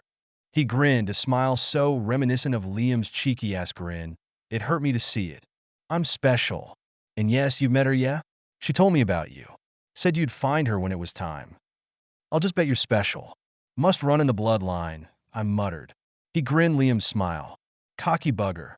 Ready? Griffin widened his stance, as if he were expecting some sort of explosion. I wasn't so sure there were memories floating around in my mind that I didn't know about. Then again, I'd seen stranger things in the world. Griffin said one word, and it rocked my world. Larkspur. The name resounded through my head like a gong, and I put a hand to cover my ears. I didn't realize I was screaming until someone put their hands on me.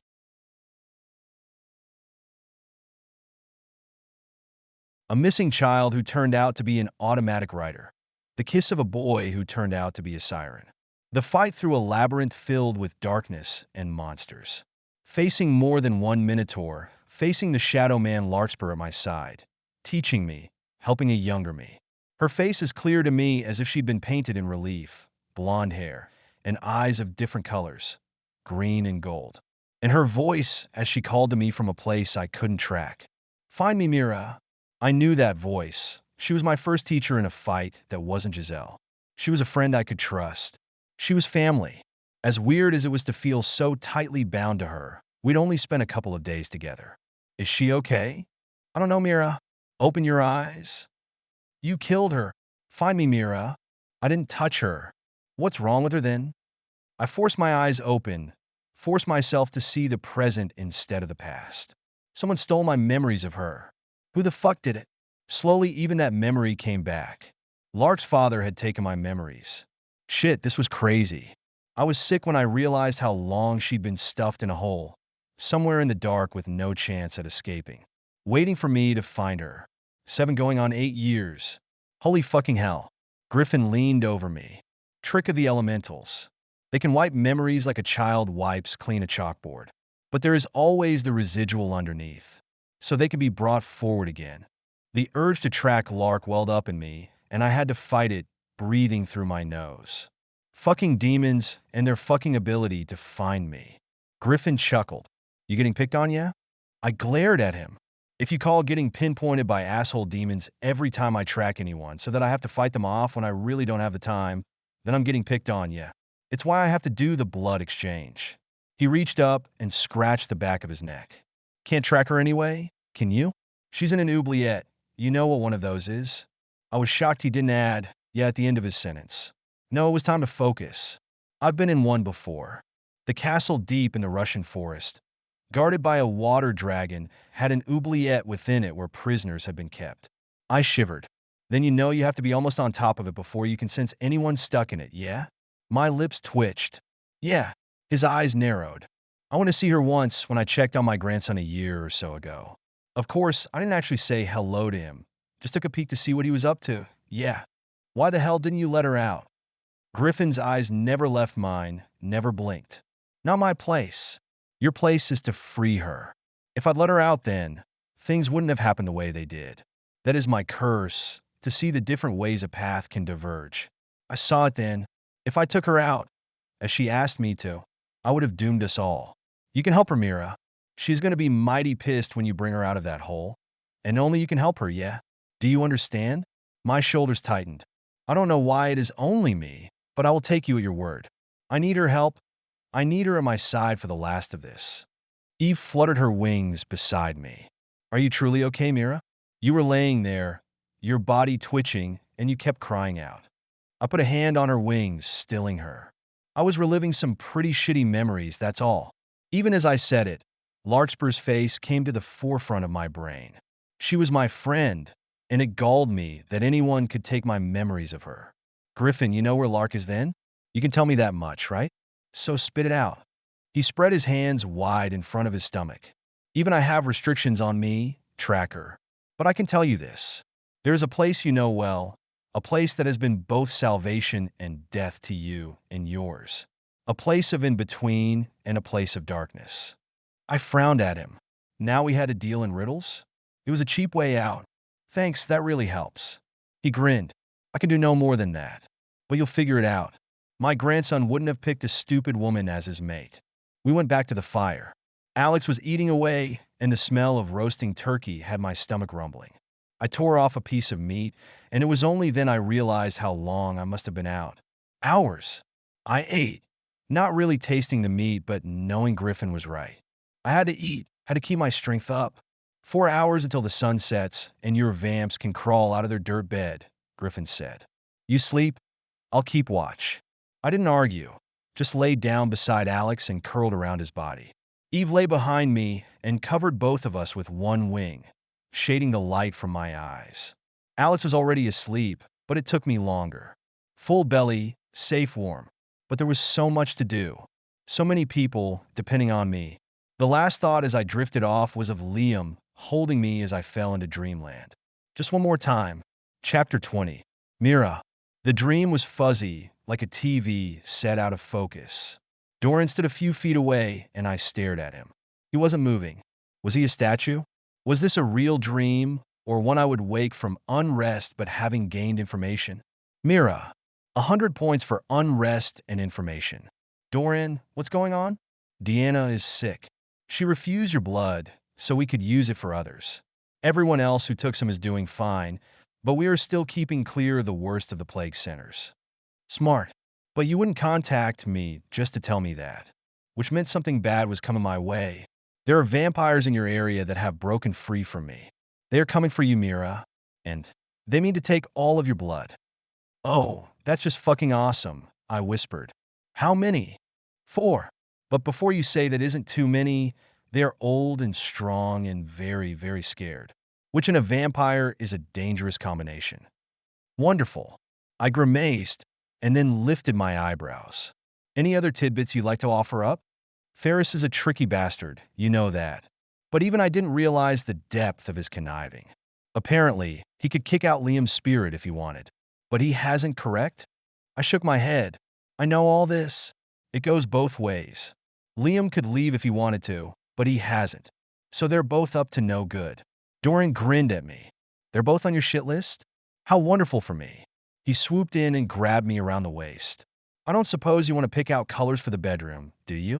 I slapped his hands away, but I was laughing, which I was sure was the point of his game. Stop it. You know Birgit is madly in love with you.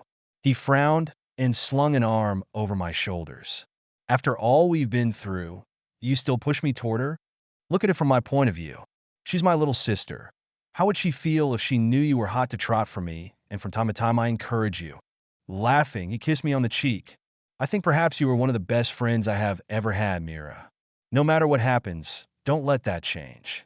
I lifted my hand to him, the dream fading. Never. Friends to the end. His smile slipped. To the end. I woke slowly. Those hadn't been the best words to say, not with everything going on. But they were true. Alex rolled toward me, his tongue hanging out, dirt sticking to it. I grimaced and sat up, pushing Eve's wing off us. The light had faded, but the sun was still above the horizon. I looked around for Griffin. He was nowhere to be seen. He went aside, tracked the supernaturals coming. Eve said quietly, dropping her head to mine. He said to say he would see you at the last battle to fight with you against Orion if he didn't make it back in time to say goodbye. I stood. Guess that means he's told us everything. Eve stood and shook her whole body. It wasn't a direct answer, though, was it? A riddle. I really don't like riddles, Mira. I nodded and checked my weapons. Everything was there, both swords, extra knives, whip, crossbow, and bolts. Crazy to think that sleeping with all my weapons on was so damn easy now. I believe that he's helped as much as he could. Whatever power these elemental creatures have, it's more than I've ever dealt with. I thought about the air elemental Eric, and I had called on to deliver our throw down to the demons, right before Liam died. My memory of that was fuzzy, and the more I thought about it, the more into focus it came. Elementals. The myth of the supernatural world. I shook my head.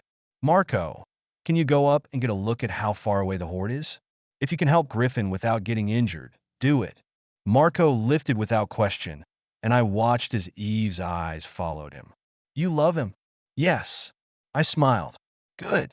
She fluttered her wings and tipped her head to one side. He's going to help me reunite the unicorns with the harpies. I didn't respond to her unspoken words. It would depend on how many of each species were left after this clusterfuck of plague and demons. Alex stretched beside me, yawning and kicking each of his legs out, one at a time. Time ago yet? Soon. I crouched by the cave entrance. You two awake? Mira. We don't really sleep. This has been terrible, Birgit said. Shit. I'm sorry we couldn't find you something better. Ferris snorted. That wasn't what you said when I complained. Ferris, you're old enough to be grateful for every day on this side of the veil. Eve snapped, her beak darting into the opening. He hollered something I couldn't make out. Ease off, Eve. She ruffled her feathers. Stupid vampire. I leaned down. We have incoming hostiles. Supernaturals, and according to Doran, for big, bad, ugly vampires that really want to make my acquaintance. Did he say who? Ferris asked. Nope, no names. Just 4 really old ones. Does it matter who they are? Mike. If I know them, I might be able to get us all out in one piece. A loud thump behind us spun me around. Marco had returned, and Griffin was on his back. That was not a good sign. Griffin slid off. You got about 10 minutes before the shambling horde hits here. And sunset. 15 minutes. Of course. Fucking hell. The minutes ticking down to sunset pulled at him as if his muscles were being plucked like harp strings. His muscles. Not Ferris's. Damn. The longer he stayed, the more integrated he was into the vampire. What happens when we don't remember ourselves? That was quickly becoming his biggest fear. Because despite the supposed truth that he could leave Ferris whenever he wanted, he didn't know how. Ferris snorted. Won't happen. I'll kick you out before then. Ferris, Birgit said, stop talking to yourself, you weirdo. I'm talking to Liam. He's a chatty boy today. Birgit went quiet and pulled as far from him as she could, which wasn't all that far. What if you can't? Suddenly you're tired of my company? What's the matter, Wolf? Scared. The sneer in his voice was audible, and Liam leapt forward as the sounds of fighting erupted above them. He shoved Ferris's being deep into the recesses of the body they shared. Birgit, how soon can we get out of here? Liam. He nodded, knowing that even in the dark, she could see him. 3 minutes. You should be able to feel the sun fading, like the pull of something on your skin. She was right. As soon as she pointed it out, he sensed the sun being gobbled up by the night, piece by piece, until with a final gulp it was gone. He burst out of the shallow cave and slammed right into a vampire he didn't know. No hesitation. He used the element of surprise to his advantage, tearing the vampire's head off in a single motion. The scene was utter and complete chaos. The supernaturals attacking Mira were doing so on their last legs. They were cut down as fast as they came at her and Griffin. There were 3 other vampires and they spotted him. One actually had the nerve to wave. Hey, Ferris. Nice to see you here too. His accent was Spanish and his dark features testified to his heritage. I could talk them down. Let me forward. Piss off, he snarled and leapt into the fray, tearing supernaturals away as if they were children's toys. Limbs and necks snapped under his hands, and it was only when he reached Mira at the center of the mass that he realized everyone else had stopped fighting. The supernaturals cringed away from him, their eyes wide, bodies shaking. Liam? Mira asked, but didn't lower her blades. A nod. Time to go. Agreed. Griffin, thank you. She leaned to kiss Griffin on the cheek. The bastard twisted his head and caught her on the lips. Lovely. I see why you bound her, yeah? He gave Liam a wink, which only made him snarl.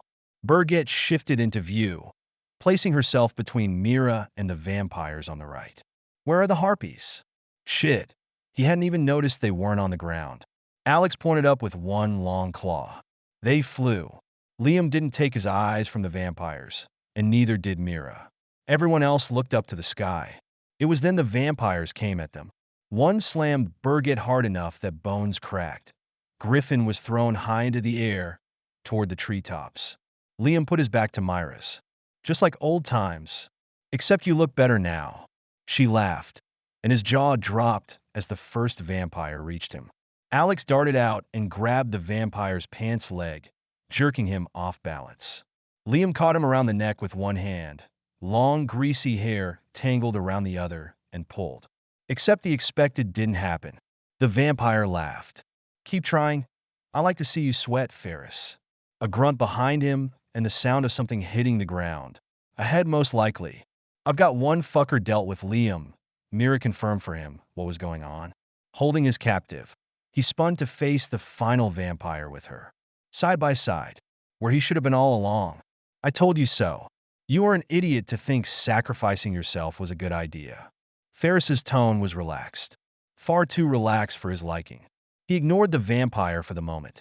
"I can't pull his head off. Take it, would you?" He held out the greasy-haired bloodsucker, so his neck was presented to Mira. It was then he saw the thing around the vamp's neck. It was corded with something, and when Mira's sword hit it, sparks flew. His neck is wrapped in metal. They raised their heads to see the last vampire standing quietly in front of them. But they were no longer alone. Birgit had gotten up, and Griffin was back in full wolf form. A whoosh of wings, and Eve and Marco were back on the ground. "Thanks for the heads up." Mira took her second sword and drove it into Metal Neck's chest, slicing him open and removing his heart. Not quite surgeon precise, but close. "That'll slow him down." She wiped her blade and looked at the last vampire. "You're outnumbered pretty fucking bad. Perhaps you'd like to take your dumbass and get out of here?" The vampire, Ferris called him Adam, smiled at them. "Outnumbered is not the same thing as outmatched. Surely you must know that, tracker." Liam didn't like the way the confrontation was going. He grabbed Mira and all, but threw her onto Eve's back. "Everyone up. Now!" Alex and Birgit scrambled to obey. Griffin gave him a nod and leapt onto Marco's back. "Take them up." "Liam, no!" Mira yelled as Eve launched into the air. Marco right behind them. "Come back when we're done." Adam tipped his head. "Have you gone soft, Ferris? You always were the piece of shit on the Empire's shoes. But I never thought I'd see you put someone else first." Liam pulled hard on his old abilities, and the wolf tide to his spirit rushed through his bloodstream. Adam must have sensed something because there was no warning. He was suddenly rushing Liam. Ferris took that moment to steal control of his body again, dropping to one knee and rolling, so both fists were thrust up into Adam's belly. The vampire was shoved high into the air, eyes wide. Ferris pulled his cutlass and, as Adam fell, took his head in a single slice. "I never liked him anyway. Why did you take control?" "I had that. I know his moves. He used to spar with me." Ferris slid the cutlass home and gave a wave to Eve and Marco. The two harpies circled low and landed. Liam shoved his way forward, and Ferris all but howled as his spirit was stuffed backward. "Again, I want to talk to my grandfather. Give me that at least." He didn't want to ask permission yet. He was softening toward the vampire. How could he not? He'd seen how horrific Ferris's life had been. What Ferris had shared with Mira had been a drop in the ocean in terms of the horrors he'd faced. No wonder he was such an asshole. "Thanks. I give credit where it's due." Griffin strode toward him. This was the chance Liam had been waiting for. "One last moment. Before I go, why didn't you ever come to help me?" Griffin swung those disturbingly dark eyes to Ferris. "You didn't need it. You still don't. You got more of me in you than you have of your own father." He stared hard at Griffin. "You were the voice I heard in my head all those times, the great wolf, weren't you?"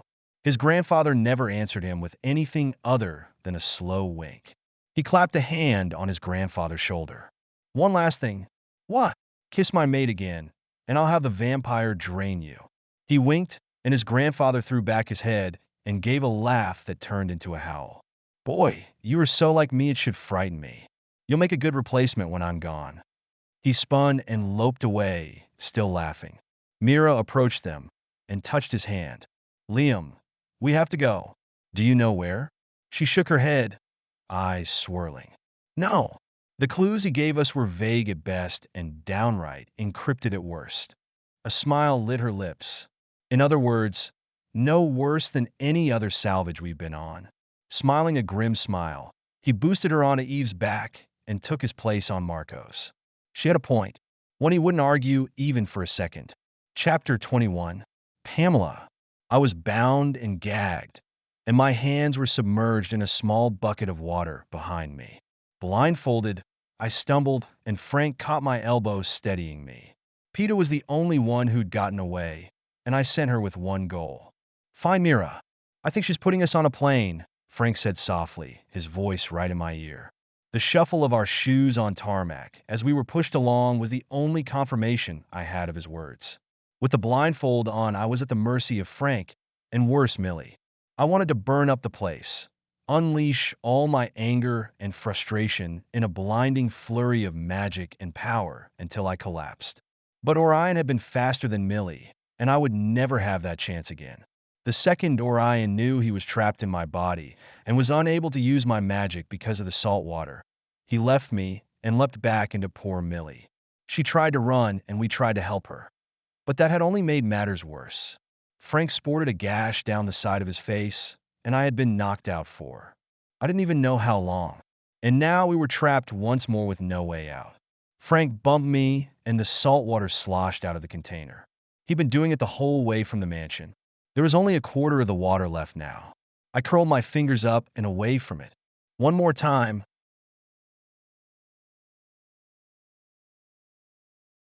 I sniffed, thinking fast. I want him to tell me it's going to be okay. Orion laughed, the sound ugly and deep in poor Millie's voice. Not for you too, it won't. I turned toward the demon's voice. What are you going to do with us? Well, darling, he drawled, a finger touching the side of my neck and trailing down to the top of my shirt. You two will make for perfect bait. The tracker will come for you. Why did you think I allowed the cat to leave? My throat tightened. We'd been fools to think we could outsmart a demon. Frank pushed me behind him, which caused the water to slosh out more. Don't touch her. Oh, you don't want to share? If she's anything like Millie, she won't mind taking both of us between her legs. There was a grunt and the sound of flesh being thumped, and then a flash of brilliant light. Stop! Don't hurt him! Orion laughed again. He's done his job? What have I got to keep him around for? Because if I lose him, you have nothing to stop me. It was true. If I was on my own, I would fight without thought. With Frank beside me, I had to think about him too. Silence, and then a snort. Fine, we'll keep him, for the moment. I breathed a sigh of relief. Frank, are you okay? The gash just opened up again. His words were laced with pain. I'm sorry. Not your fault. He took me by the arm and guided me up a set of stairs and into what I could only guess was a plane of some sort. My blindfold was jerked off, and we were stuck in a seat in the middle of the plane, but across from one another. Sitting was difficult with the bucket strapped to my backside, and I didn't doubt that was part of my punishment too. However far we were going, I was not going to be given any chance to recoup. I kept my fingers curled tight, up and away from the last of the salt water. It was a long shot, but if my hands dried, I might be able to do something. Anything.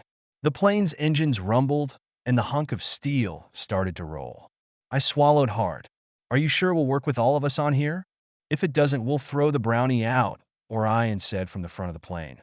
He looked over his shoulder, and I didn't see Millie any longer. I couldn't.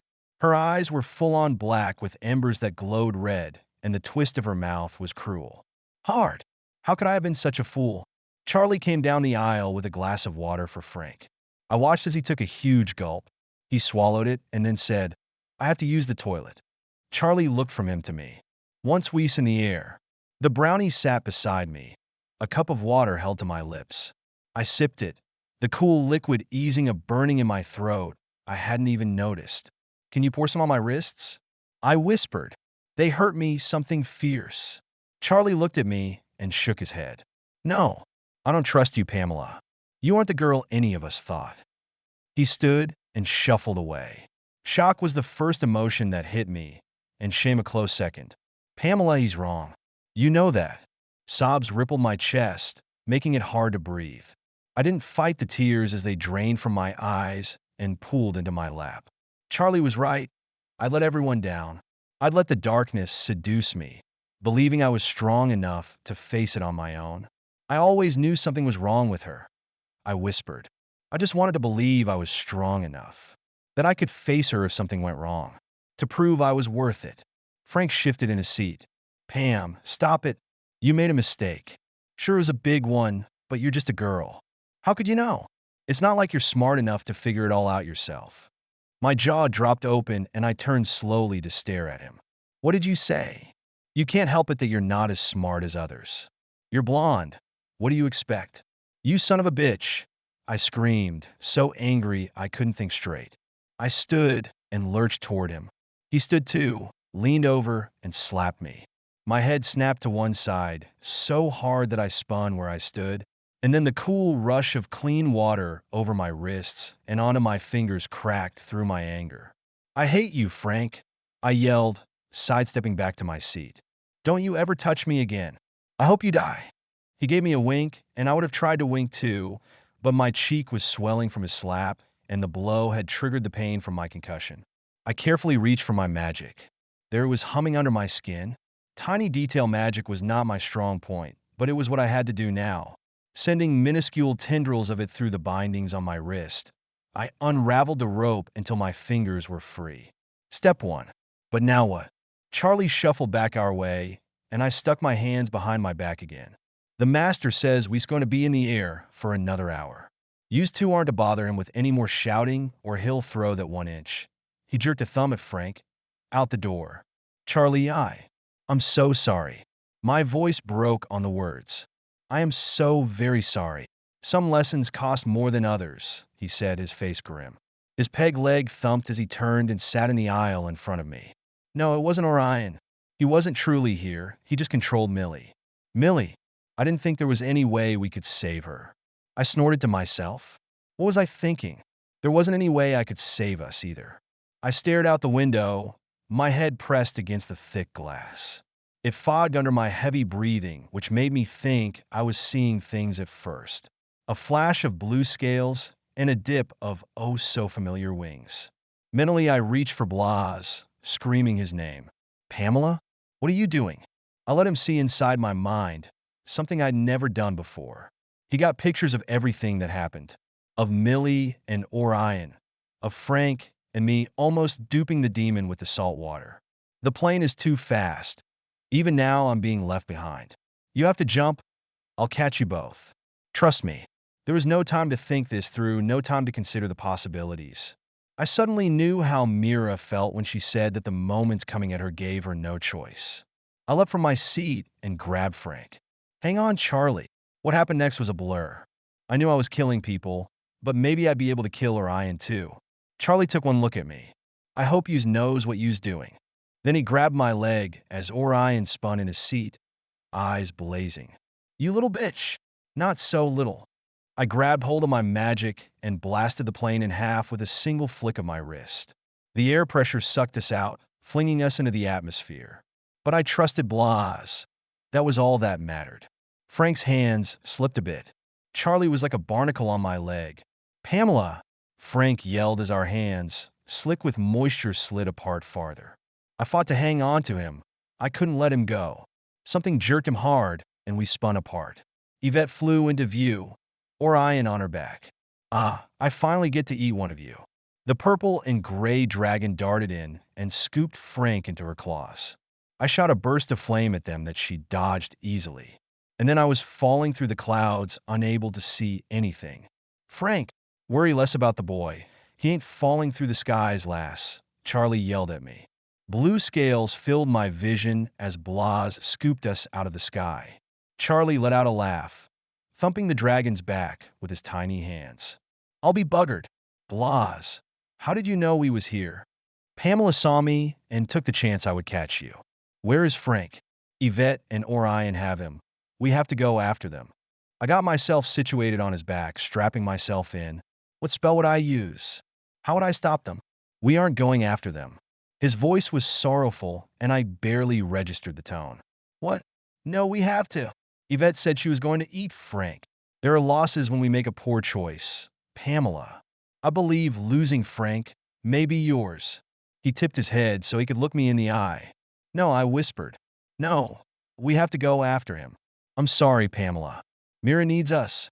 The world hinges on her success, not Frank's life. I cover my face with my hands. Charlie touched my back. I'm sorry, lass. He was a good boy. Please, Blas. I had to try. I'd beg if that was what he wanted. Blas let out a rumbling sigh as we dove lower, below the clouds. Away from Frank. Yvette won't eat him. She's too picky for that scrawny kid. We'll see him again, of that much I'm sure. They will use him as bait most likely. I wiped my eyes and fought to stifle the tears and hiccups. I hope he was right, that I would have a chance to make things better and get Frank away from Orion. I clung to that hope more than I clung to Blaz's back. It was the only thing I thought as we flew. That, and how I was going to face Mira. Blaz, how are you going to find Mira? Maybe we wouldn't be able to find her. Millie hadn't been able to pin her down. I'm bound to her. I can sense where she is always, even if she's a long ways off. My stomach fell. I was going to face Mira, no longer as her ward and surrogate sister, but as someone who'd turned on her. My stomach rolled, and Blaz tipped to one side as I puked up the little bit of water Charlie had given me. Be easy, witch. She's not so hard as to see yous as the enemy. Charlie patted my back, but Blaz didn't chime in. He didn't even look at me. I don't know that, but he mis dos. Trust old Charlie. Mira will forgive yous. I truly didn't think that was going to happen, but I had to try, and I had to do everything I could to make things right. Chapter 22. Mira, a place that has been both salvation and death to you and yours. A place of in-between and a place of darkness. I said Griffin's words over again. We had to come up with a plan of action, but I couldn't wrap my brain around the fucking riddle. We circled high above the ground, allowing the two harpies to use the air currents to conserve energy. I waved at Marco, who swung in close. Liam.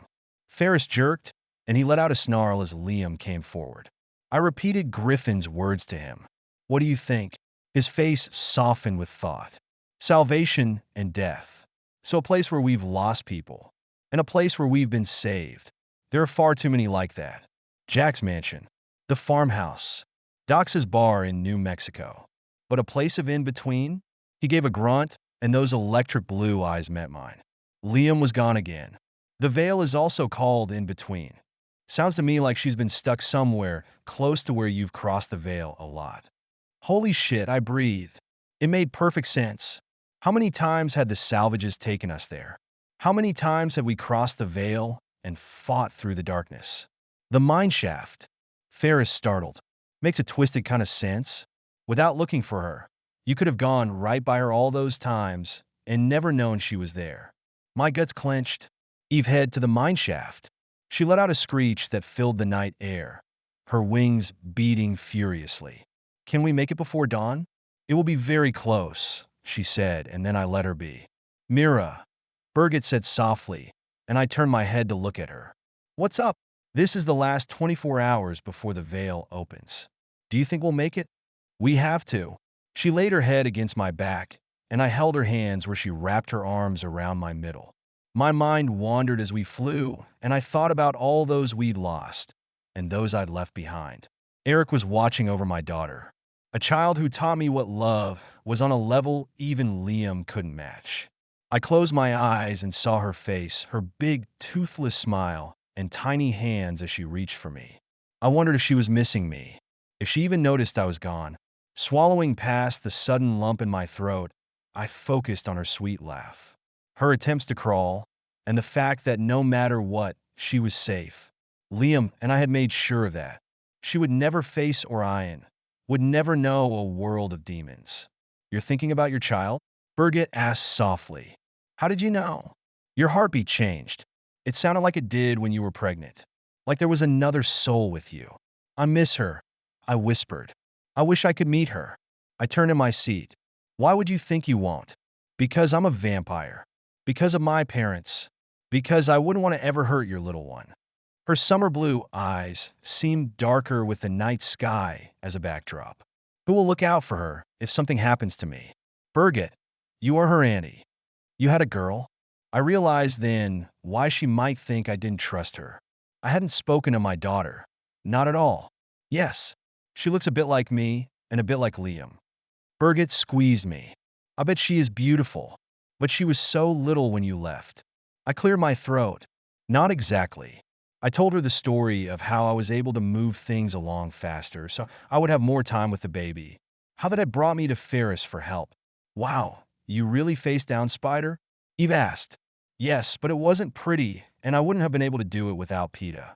She's an amazing cat. We went silent, and Marco flew closer. Ferris leaned over. We need to do an exchange. Before we land. I nodded, then stopped. Wait, you want to do an exchange in the air? Yes. We're getting close, and the sun is coming. We may not have time if we land first. Birgit stood. We'll just leap across. Like it was nothing. The two vampires did just that, jumping between the two harpies and landing like there wasn't a couple 100 feet of open air under us. Like they did it every day. Marco swung away, and Ferris settled in behind me. Not a lot. I only need a mouthful from you, but you are going to need more from me. My jaw twitched as he pulled me against his chest and ever so gently pressed my head to one side.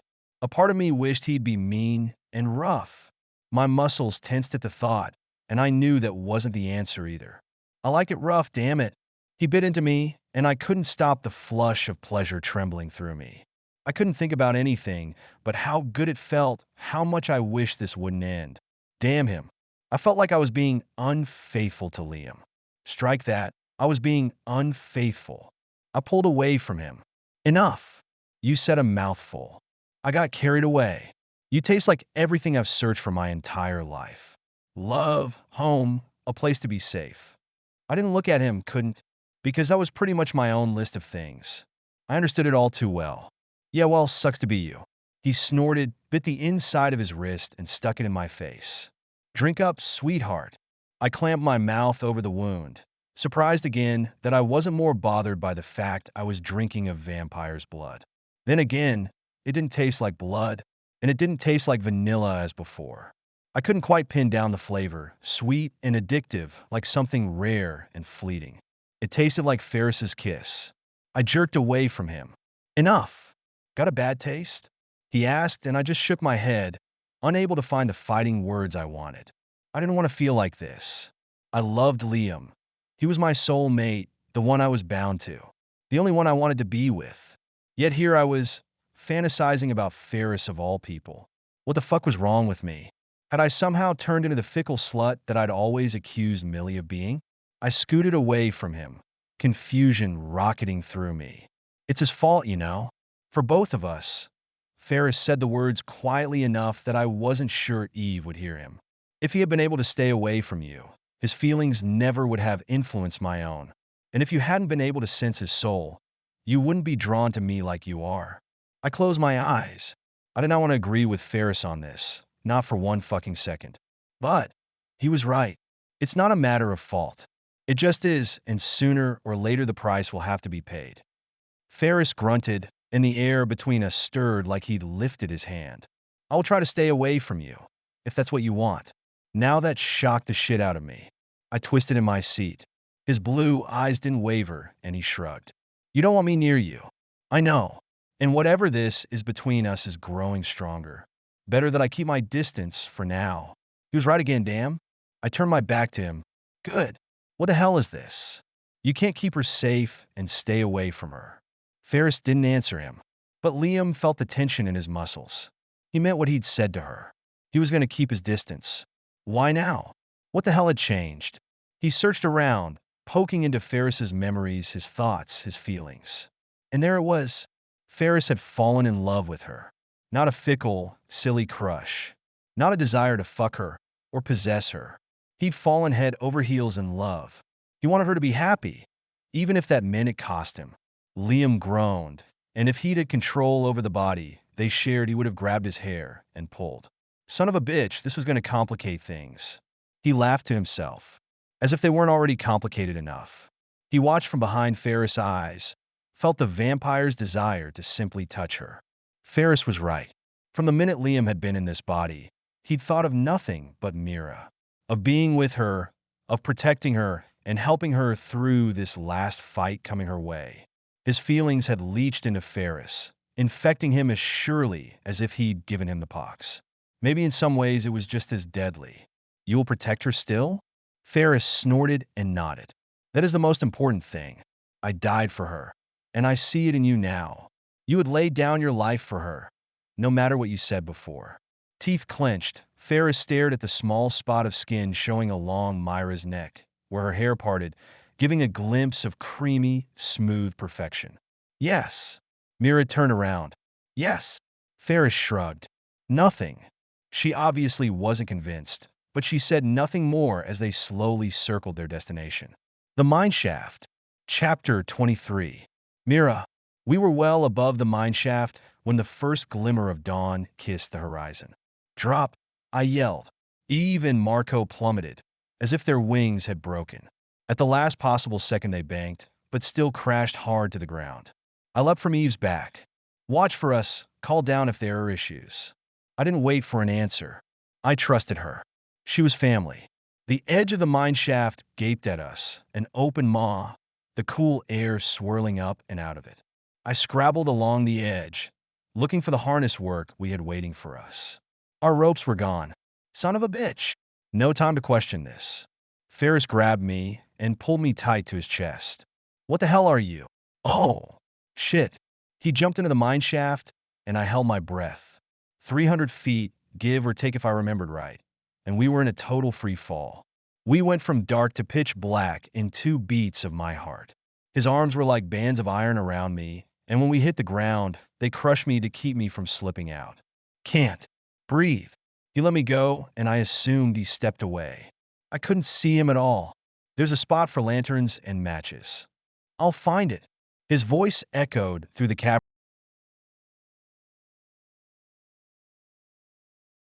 Yuppie duty. That's fun. Do it again. Alex yelped, and the sound of rocks scuttling under his feet.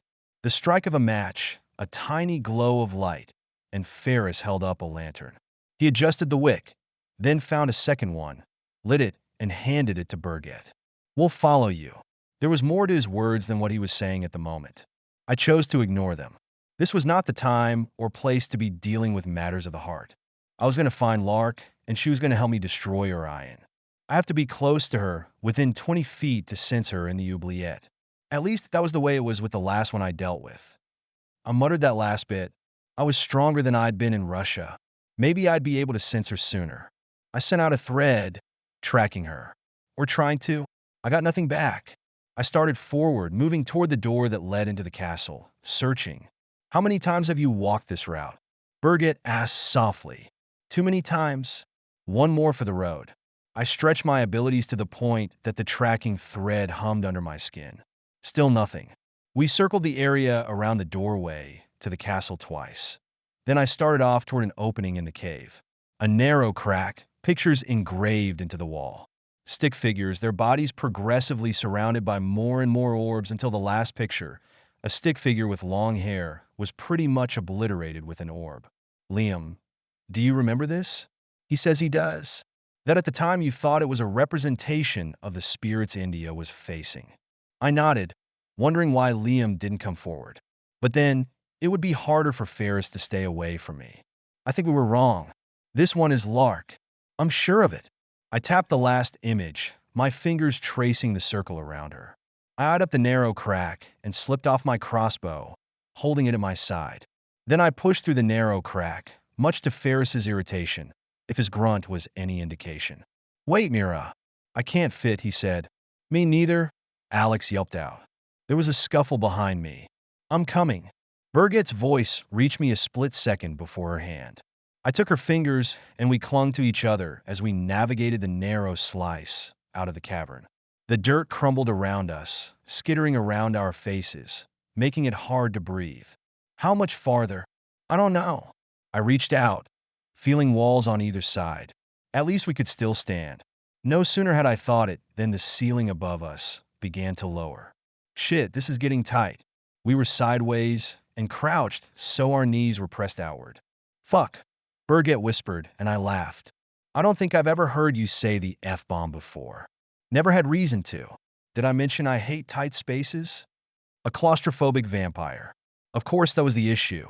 I sighed and held my hand out to her, though turning my head wasn't going to happen. Give me the lantern and you go back to the others. No, I'm not leaving you. How many times have my friends and family said that to me, only to be taken by violence and death? The distant rumble of a freight train shook the ground around us, the dirt falling faster. Birgit let out a cry. Relax, the earthquake is over. Except that even as said that, I wondered. Earthquake? In North Dakota. She had a point. Mira, we're here. Find the destroyer. We'll watch your back. Blas shouted to me. We? Who was we? I let go of the thread searching for Lark and reached out tentatively for the only person I knew who could shift the earth like that. The only person strong enough to fight off whatever came. I found her up top and fighting for her life. Pamela, I whispered. Chapter 24. Pamela. Blas landed next to Eve and Marco, and they eyed me up. I flushed, but said nothing. Charlie hopped down and hobbled on his peg leg. How can I help? I thought for a moment.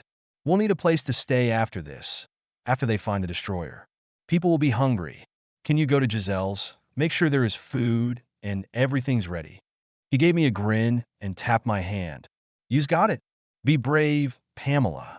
Eve offered to fly him to Giselle's. She was fast, swinging back into view in less than half an hour. Then the four of us hunkered down to wait for Mira and the others, which turned out to be not much of a wait. 3 figures started toward us, the sun at their back, highlighting their figures. Those 3 headed our way are elementals, Pamela. You are the first line of defense against them if they attack. Why would they do that? They don't want Mira to find the destroyer, and they will do anything to stop her. I turned to them, taking in their very distinct images. White, brown, and black were the immediate colors I saw. The woman in the front wore black and had flaming red hair. The tall man to her left was in white, with long swirling white hair. The man on the right was not so tall, had black hair, and was dressed all in shades of brown. Child, step aside, the woman said to me, her voice soft. Kind. I'd been fooled once by a voice like that. Underneath it, I heard the truth. This woman would kill us all if given the chance. I drew myself up and moved toward them. I remembered what Deanna had taught me about magical duels. I challenge you to a battle of skill and wit. 1-to-1. To your knees. The woman shook her head, flame hair dancing on the breeze, catching the morning light. You are a child, not old enough to call a duel of those better than you. The man behind her wearing all white laughed. Do it. She has to take all 3 of us out one at a time. I think the chit needs a lesson in humility. His smile was not kind, and I stared back at him, an eyebrow raised. The red-headed woman nodded.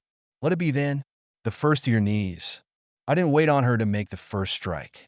I flicked my fingers at her, a blast of flame slamming into her with enough force to knock her back 20 feet. But the flame didn't hurt her. It curled around her like it was a lover, caressing her skin, dancing along the edges of her hair. Her element is fire. Use something else. You could have said that sooner. I snapped, embarrassment heating my cheeks. I didn't wait for her to regroup. That I'd learned from Millie. I gathered the earth below me and shot it straight up under her, tossing her aside like a wave. She was on her knees, her jaw hanging open. I'd won, but even I knew the fight had been too easy, and that worried me. Her eyes narrowed, and she let out snarl as a wave of flame rushed from her to me. I flung my hands up, calling the wind to block the flames from reaching us. The white-haired man laughed. I cannot wait to take her on. But it looks like you are breaking the rules, Magma. You aren't supposed to keep fighting after you've been dropped to your knees. The little bitch is going to die, she hissed, and the flames inched toward me as she took a step in my direction. Blas. I don't want to kill her. I didn't want to end up like Millie. I didn't want to be inside the darkness. Intent, Pamela. Your intent is to protect your family. Those you love. Defend them however you must. Take her weapon from her. She won't expect it. I was going to have to move fast. I dropped my hold on the wind and fell to my belly. The rush of flames over my head singed my hair, the crackle and smell of burning keratin chasing me. I army crawled while the woman, Magma, shot thick streams of fire at where I once stood. Sliding underneath the flames, I could see only her ankles. Hopefully, the flame blocked me from her view. I couldn't hear anything, the fire above me eating the sound and stealing my breath, scorching my back. Each inch felt like a mile. My hands and knees, cheek and chest scraped along the hard ground, rocks and dirt biting my bare skin. None of it mattered. I had to stop her. Had to buy Mira the time she needed to find the destroyer. If it was the last thing I did, I would do as Blas said. I would defend my family. Another few inches, and I was at the fire elemental's feet. I grabbed her ankles and jerked hard. She screamed, and the flames puffed out of existence. I scrambled up her body, but she was no slouch. She flipped me over, and we rolled as she drew back a fist and slammed it into my side. A grunt escaped me, a burst of air gone from my lungs. I clawed at her face, fingers hooking into the edge of her eyes. She screamed and bit at me. Behind us, male laughter erupted. Maybe we should throw some oil on them. On cue, a patter of rain fell, soaking us within seconds, creating a perfect mud bath. Assholes, Magma screamed, and I hated to agree with her. But the mud helped. I lifted it with my magic and slapped it over her face, covering her eyes, mouth, and nose. She tried to get it off, pulling at it. She was distracted, and I pulled her knife. Just in case, I held the mud tight to her face, my every thought focused on stopping her as I scrambled back, slipping in the muck and falling flat onto my back. The fall broke my concentration, and Magma flung the mud off her face, gasping. "You sneaky little bitch. I'm going to strangle you with my bare hands. You don't deserve to die by fire." I spit at her. "Piss off, you wanker." I kept the blade tucked low as she lunged at me. I let her get on top of me, let her hands circle around my neck, let her squeeze. I met her eyes, saw the hatred, saw the darkness behind the crazy orange irises. I thought of nothing but those I loved. Frank, Alex, Blas, Liam, Mira. Tears streaming, I brought the knife down hard, slicing it through the leather of her suit, through her ribs and straight into her heart. Her eyes flickered in shock, her body stiffened, and her hands loosened on my neck. "Damn, I didn't think it would be you who ended me," was the only thing she whispered as life left her. I flipped her off me and yanked the blade out as I turned to face the other two. Shaking hard, I barely managed to keep on my feet. But I did. They will be wary now. Got it? Who's next? I flicked some of the mud off like that was my only concern. Let them think I was overconfident. Inside, I was trembling with what was coming. 2 more deaths. Let me have the strength of heart to do this. The man with the black hair stepped forward. He was devastatingly handsome, his green eyes piercing, reminding me no small amount of Dorian. Before everything that had happened, this would have made me blush and trip over my own tongue. He held a hand out to me, as if I hadn't just stuck a knife into his companion's chest. "Witch, this is not your fight. Leave, and you will live." I shook my head, bits of mud flicking out around me. "My family makes their stand here against Orion. You're either with us or against us. You don't want to be against us." He smiled and spread his hands, but I was ready for him. Or so I thought.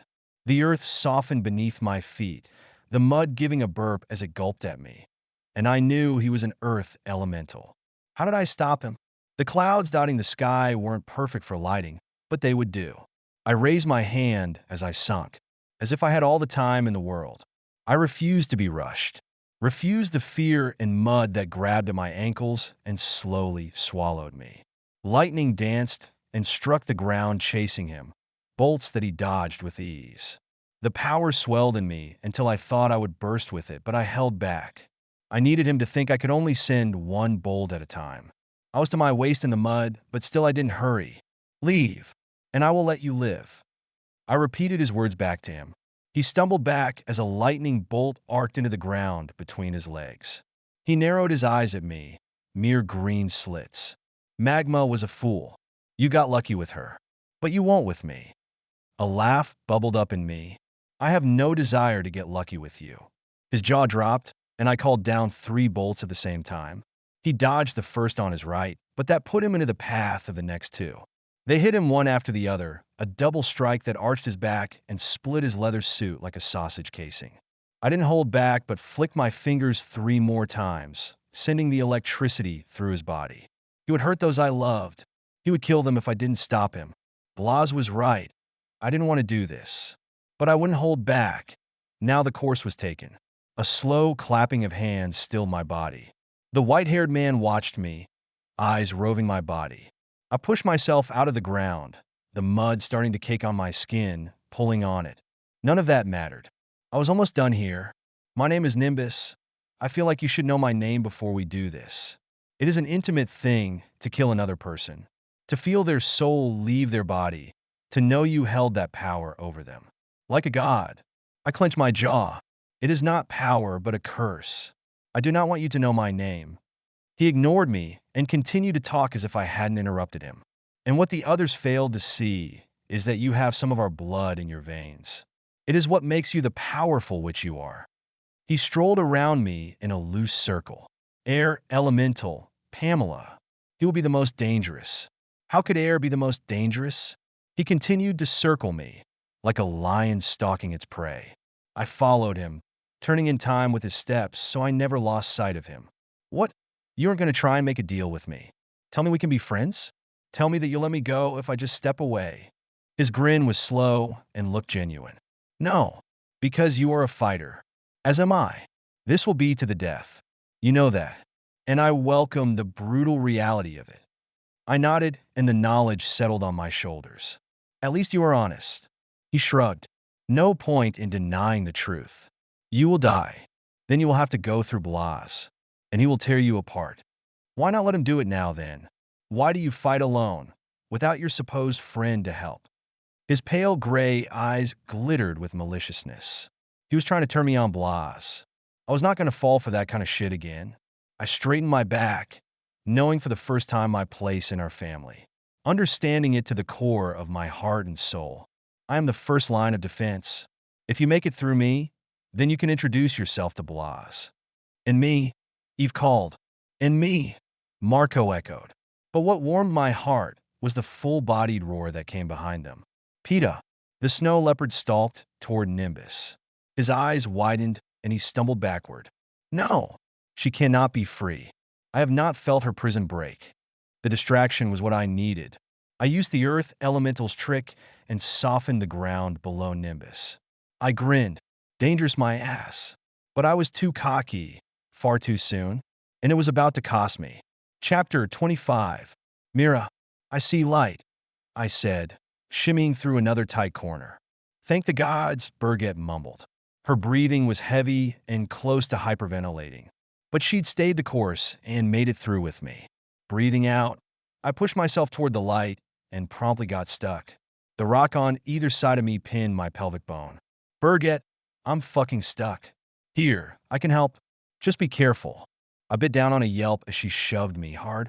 The rock scraped against my bones, biting through the jeans and gouging into me.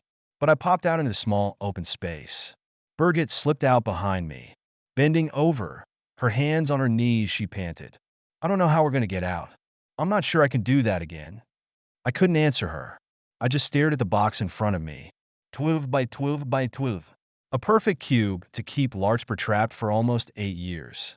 On it, a stick figure was drawn, completely obliterated by a huge circle wrapped around her. She was in there. I felt her heartbeat and the steady thrum of awareness that told me she was not quite asleep. Not really awake either. The room was lit with witch light, or something close to it anyway. As we took a few steps closer, the light faded, flickered, and went out. Figures, I muttered. I took the lantern from Birgit and held it up as I reached out and put my hands on the big-ass box. I jerked back at the light shock. I got off the thing. It's plastic. Is she even alive? Birgit eyed the prison, and I wondered what she was sensing. If it was important, she'd say, yes, she's alive. Back up. I need room. After handing the lantern to her, I pulled my blades out and considered the options. Best place to open the plastic prison would be away from her, near the top. I took 2 fast steps and drove the blade into the box near the edge of the top right-hand corner. My blade cut in, but it continued to meet resistance until I had the 3-foot blade almost into the hilt. Fucking hell, this is crazy. I glanced back at Birgit. This is damn thick. I think I need you to help me. Birgit took the second blade from me and drove it into the box. She pushed it in the opposite direction. We'll meet on the other side. She nodded. Cutting the lid off was not easy going. The plastic stuck to the blade worse than bone or metal, forcing me to let Birgit do most of the work. Minutes ticked by, Minutes that brought more rumbles from up top, rock clattering down around us. I tracked Pamela, felt her vibrant and alive. Determined. Hang on, kid, I whispered. We finally got all the way around the top of the box. Here, you push it off. She'll not recognize me. Birgit boosted me up, cupping her hands like a stirrup. I shoved at the top cap. It didn't budge. Too fucking heavy. We switched positions and Birgit shoved the top off. It bounced across the floor to the far side. Birgit looked down at me and shook her head. You sure she's alive? Switch. Once more we changed positions, and I scrambled on top of the box. Heaving my body along the rim, I leaned into the dark hole. Huddled inside was a woman, her blonde hair matted and darkened. But I knew her. I knew her. She was my friend, one of my mentors, and in a weird way, she was family. Not like the others were, bound by love and friendship. Lark was blood family, which meant there was only one way to deal with her. Larkspur, get your ass up here. I snapped, hanging over the edge. Her head lifted and her eyes, one green and one gold, stared up, not really seeing me. She blinked and the briefest of smiles stretched her lips. Took you long enough, tracker. Laughing, I held my hands down to her. She stood, slowly unfolding herself. The box looked big on the outside, but it was layered over and over, making it so there was barely room for her to be curled inside. Her hands grasped mine, and a pulse of energy flowed from her to me and back again, like its own heartbeat. That felt just like last time, I said. She gave me a weak grin. Yes and no. I'm not going to be much good to you, so I really hope it isn't elementals I'm feeling close by. I helped her out, and Birgit took her the rest of the way down. Or tried to. Lark jerked away from her, eyes more than a little wild. Vampire, have things changed so much that you would help an elemental? Birgit spread her hands. I am young.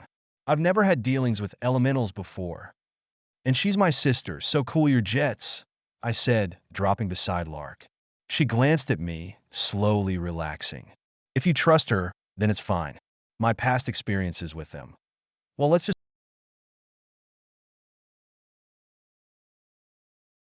Another vampire? What have you been doing? She draped an arm over my shoulders and leaned on me. Trying to survive while you're just laying around, I muttered, helping her across the room to the slit in the wall. She grinned. I put my hand out and took a good look at the opening. Fuck, it's been closed off. Damn, whatever Pamela was doing up there had blocked our only way out. But that was without Lark in the equation. She laid her hand on the solid rock and let out a slow breath, her body trembling ever so lightly. I have enough juice to get us out of here. There's a cavern on the other side of the crack. Can you get us there? That's the easy part. She stood back and flicked her fingers at the rock, not unlike the way Pamela worked her magic. In front of us, the rock rumbled, a dull thudding like distant drums. Slowly, the stone peeled back, opening enough to see Ferris and Alex staring, slack-jawed. Lark slumped against me, and I caught her. Birgit went to her other side, helping me pack. She's solid, isn't she? Lark's eyes flicked open. You calling me fat, tiny fangs? Birgit laughed. Never. Lark gave a bare smile as her eyes fluttered closed. We carried her to the main cavern. Alex hopped around. Wow, you found someone? Who is it? He stuck his nose right in her face, breathing her scent in. Kind of smells like Griffin. Her eyes popped open and Alex scrambled back. She sat up. Is Griffin here? No.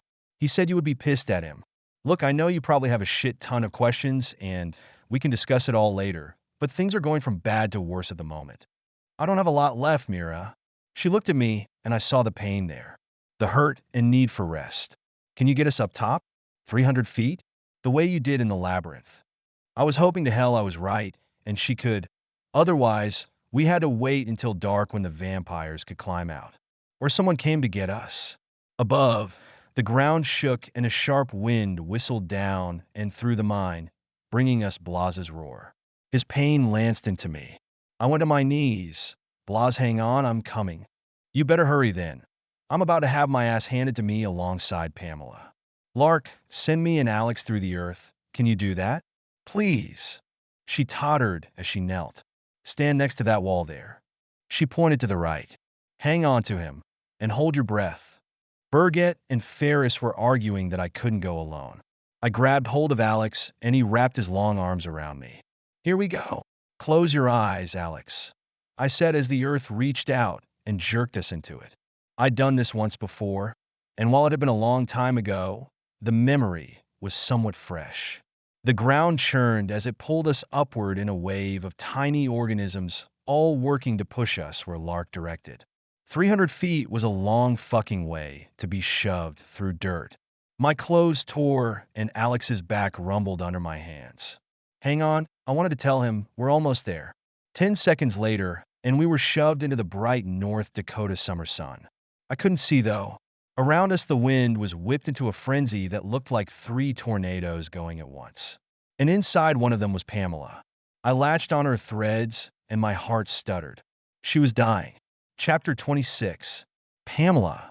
I jerked awake, my body on the ground at a weird angle. I wasn't dead. How was I not dead?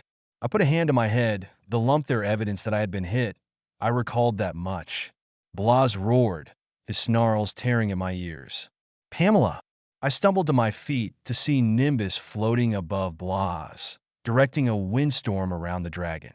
He'd broken Blas's wings, ripped one part way off. Peta, Eve, and Marco were being held at bay within a tornado that danced off to one side, spinning them almost lazily. I lifted my hands. Nimbus wasn't even looking. A voice came behind me. Oh no, that isn't going to happen, my witch. I spun, shock hitting me almost as hard as the spell that wrapped itself around my body, holding me down. He stood there, in Millie's body, grinning down at me. You didn't think we were done yet, did you? Frank here was able to raise a nice, compliant spirit that knew where the tracker went. Didn't you, boy? She flicked her fingers, and Frank stumbled forward. His glasses were broken, and he had cuts all over his face. 3 of his fingers on his right hand were missing, the stumps dripping blood. The others were broken and hung at strange angles. My heart thumped. Frank, I'm so sorry. No, you did the right thing. Mira is all that matters now. His words were slurred, and I realized his jaw was swollen and hung awkwardly. Orion had tortured him for the information, for the help he wanted. I didn't move, didn't do anything but look over my shoulder. Deanna had taught me so many things I didn't think mattered. But I was wrong. They all mattered. I didn't need to move my hand to direct my magic. I looked straight at Nimbus, throwing everything I had into knocking him flat. My power erupted out of me, shattering the hold Orion had. Nimbus was hit square on and flipped out of the sky. He hit the dirt hard and lay there. I spun to face Orion, but already he had recovered. You will abide by your vow, to serve and obey me, on pain of your soul being cast into the deepest level of the veil. A gut-wrenching pull yanked through my body. No, I will not serve you. I renounce my vow. It was made in blood, you fool. I shook my head, grabbed the fire elemental's knife from the ground, and slashed it through my left wrist. One last tool from Deanna. I could only pray it would work. I renounce my vow, blood to blood, fire to fire. I called up a bloom of fire and let it dance down my wrist. Searing, scorching pain lit my nerve endings, but I didn't care. Orion screamed his fury, but only got one step forward. Hand shot up out of the ground, grasping the demon around the ankles. Leave her alone, Frank said, standing beside me. I touched his back, sending everything I had through him in a desperate attempt to heal him. He straightened his back, and I knew I'd at least helped a little. The zombies continued to pull from the ground, clambering over each other to get to Orion. They would pull him apart, limb from limb. Millie's voice cried out, "Wait, please, not like this." Frank made a fist with his hand, and the zombies pulled her flat to the ground and dragged her partway under the dirt. "Orion has fled her body again," he said. I looked around us. "Are you sure?" A quick nod from Frank. "That's good, isn't it?" "I doubt it."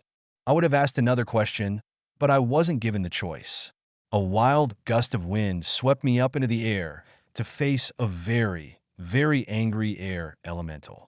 Nimbus glared at me, lightning forking over his head in time with a flash in his eyes.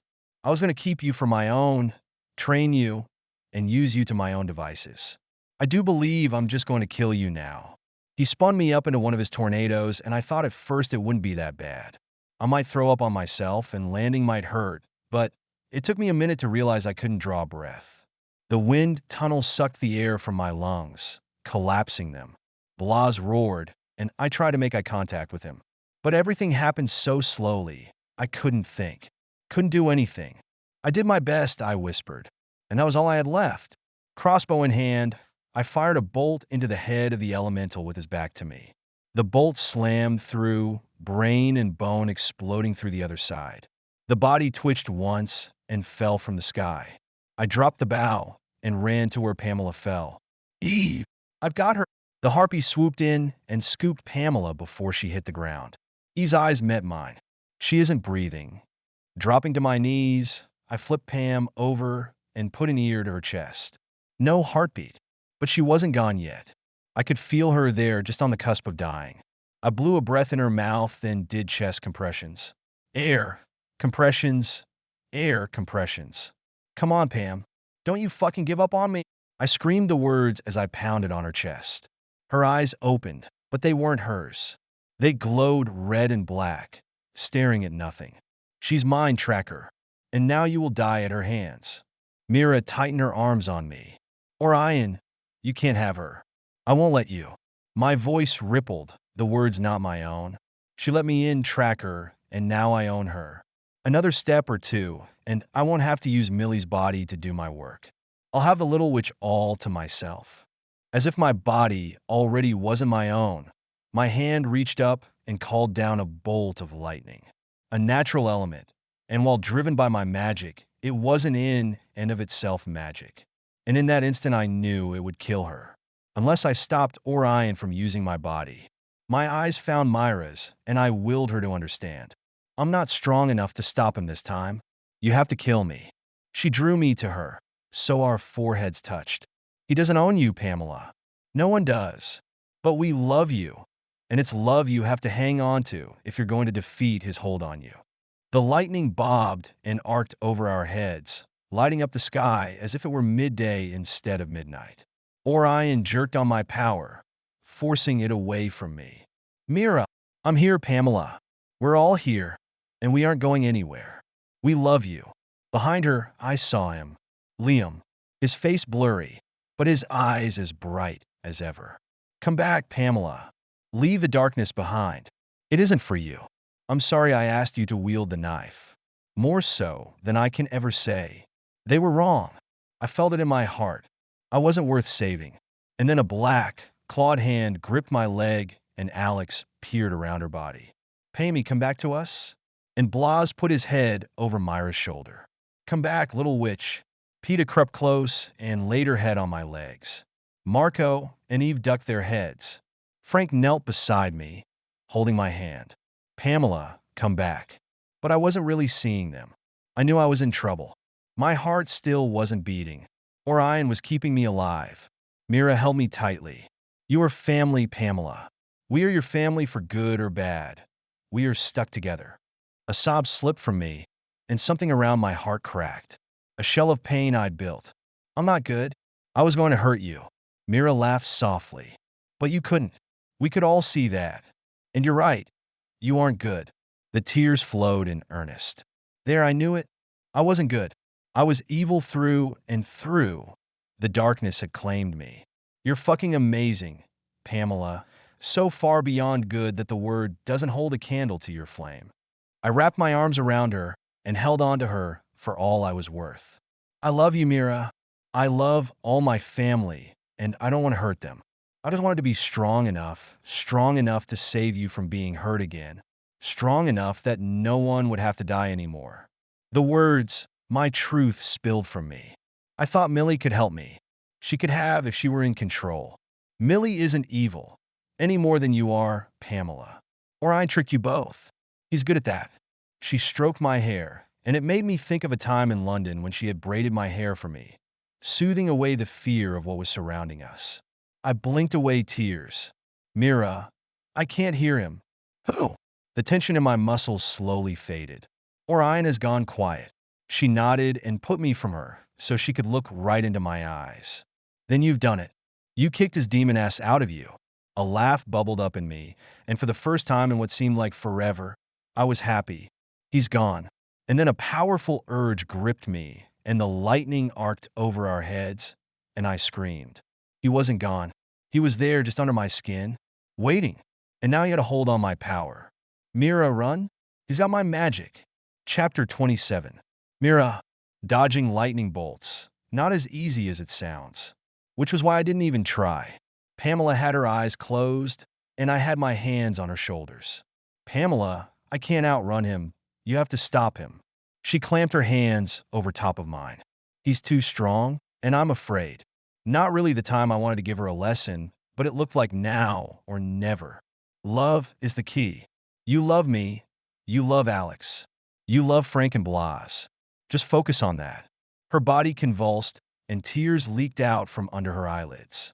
But I've done so much wrong. A bolt landed in the tree, lighting the branches on fire with a huge whoosh of flame, the trunk splitting with a crack that sent us to our knees. That is life, Pam. I've made mistakes. Liam's made mistakes. We all do. It's the choices we make after those mistakes that count. The wind howled around us, and below us the ground shook, a low-level tremor that grew with each passing second. I killed him.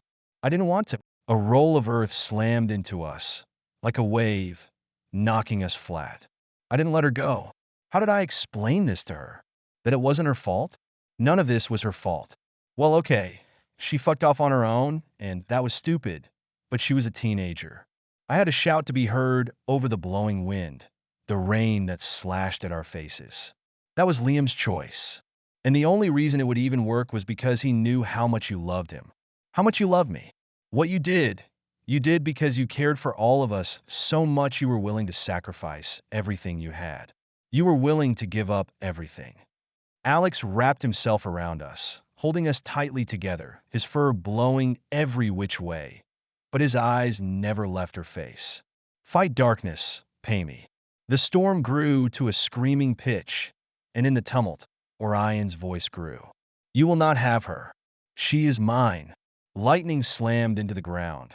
Right at our feet, the electricity tingling along my skin, my hair rising with the charge. Alex threw back his head and howled. Orion's voice rocketed through the air. I will kill you all. I ducked my head so that my mouth was against her ear, our whipping hair making it impossible to see. The answer is love, Pamela. It always has been. Her body shook, and even over the storm I heard, or maybe I just felt, the groan roll through her. I love all of you. That's all you need. She tipped her head back, a scream pulling from her throat, deep and horrible. I didn't let go of her. Fight him, Pamela. As the rain fell in slamming pelts, and the lightning snapped to the ground at our feet, missing us by mere inches, Pamela's body jerked in my arms. Damn you, Tracker. No, Pamela said, her eyes finding mine. I won't let him hurt our family. Her eyes fogged over and her body slumped. Pamela! I shook her hard, her head snapping back and forth. Pamela! Her body sagged, and the lightning stopped flickering through the sky. Alex peered around me, his eyes wide, tears trembling on their rims. Pay me gone. Frank let out a groan that turned into a sob. Frantic, I put my fingers to the side of her neck. A faint thump, and then nothing. Shit, shit, shit. I laid her on the ground and started CPR, breathing for her. She had to pull through this. She had to. I'm not giving up on you, Pam. Don't you fucking well give up on us? I screamed at her, slamming my fists in her chest, then breathing deeply into her mouth. This couldn't be happening. I stood in the darkness, felt it rise around me, and I knew this was where I would truly make my choice. The darkness rising in me had never been about being good or evil. It had been about choosing to live, or choosing to die. You don't deserve life, little witch, Orion said. Orion. I pulled my shoulders up and straightened. If I died to save my family, then I made the right choice, and with that knowledge, my heart calmed. My fears eased. Millie slid into view completely naked, skin glowing and flushed. I stumbled back as she approached, her hands cascading over her breasts and hips and back up again. She stretched her hands over her head, showing off the curve and length of her bare body. There is only one good thing about using Millie's body. Do you know what it is? No, you are too young to understand those things. But I am going to show you. Horror swelled my throat shut, and I had to force myself to stand there, to hold my ground. You can't have me, and I won't let you hurt Mira. Millie, if you're in there, you have to help me stop him. A tip of the head, the dark brown hair cascading over her bare shoulders. You think to appeal to the witch? Her soul has been mine for far too long to truly fight me anymore. I lifted my hands. I will die before I let you have my body. Ah, but that's the trick. Orion smiled at me, Millie's smile. I want you to die. I want your spirit to flee, and then I can have your body. How many humans will follow a child savior?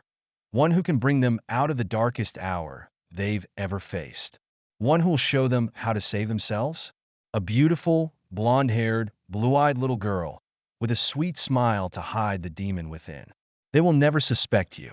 And then we will find the two children who escaped me, and I will have their bodies too. A trinity of power I can use. He spoke of Myra's child. Myra's and Millie's. Tears welled in my eyes. No, you can't have any of us. Millie wouldn't want that. You don't know what the witch would want, do you? She approached me, hips swaying, one hand sliding down to the juncture of. I averted my eyes as a soft moan slipped between her lips.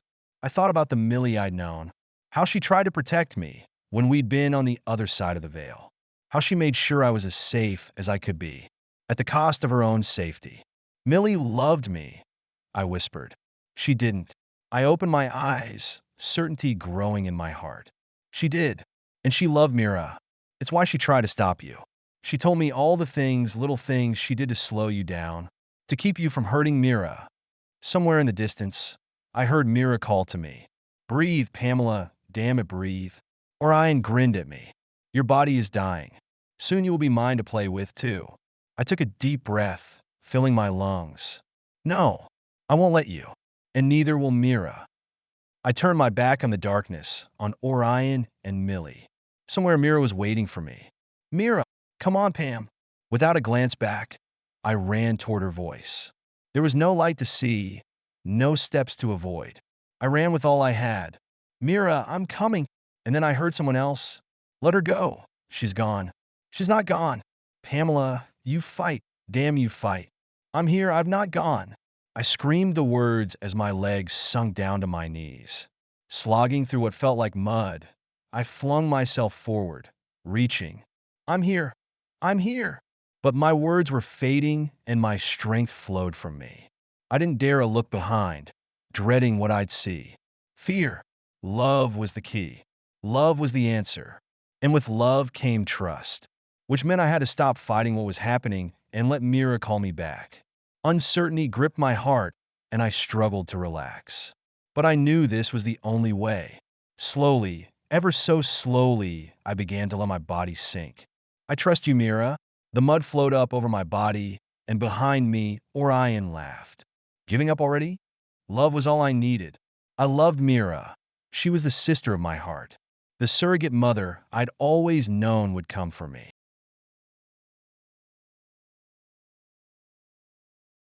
Blas was trying to get me to stop. Even Frank had given up, his broken hands unable to help with compressions anymore. An hour of pounding on her chest, of breathing for her, keeping her heart going. But every time I stopped, her heart faltered. I was sweating, my muscles screaming at me, my head light and dizzy from breathing for her. Pamela, I won't stop. And there in the distance, I heard her. I trust you, Mira. Blas's head snapped around, his eyes wide. I heard her too. Keep going. I breathed in her mouth. 3 long puffs, her chest rising. Come on, kid. I heard you. My palms against her chest. I was pretty sure I'd broken a rib or two, but that wouldn't matter if she couldn't pull herself out of this. Alex lay, curled around her on one side, petting her head with one paw. Pay me, come home to us. Frank picked up her hand and clenched it between his. Please don't die, Pam. Peta lay beside her, purring softly. We all were there, giving her what strength we could. 3 more puffs of air, the rhythm of the seeper stealing my thoughts, and I let it. Easier to not think. Breathing, compressions, pause. Breathing, compressions, check pulse. I was not giving up on her. Not if it took me until the vampires could come up, and one of them could bite her, and use the connection to heal her. You can't go on that long, Blas said. I ignored him. Breathing, compressions, check pulse. Her body gave a shudder, and hope flared. We aren't giving up, come on! I screamed at her, and she let out a soft moan. I grabbed her hand and squeezed it. Pamela, talk to me. My chest hurts, she whispered, her blue eyes flickering open. And Alex stinks. Laughing, crying, I helped her sit up slowly. She wrapped a hand around her middle and leaned into me. And for the first time in a long time, I knew she was back all the way. Not just physically, but all of her. All of the girl I'd first met in a church on a dark, stormy night, fighting for her life. You were right.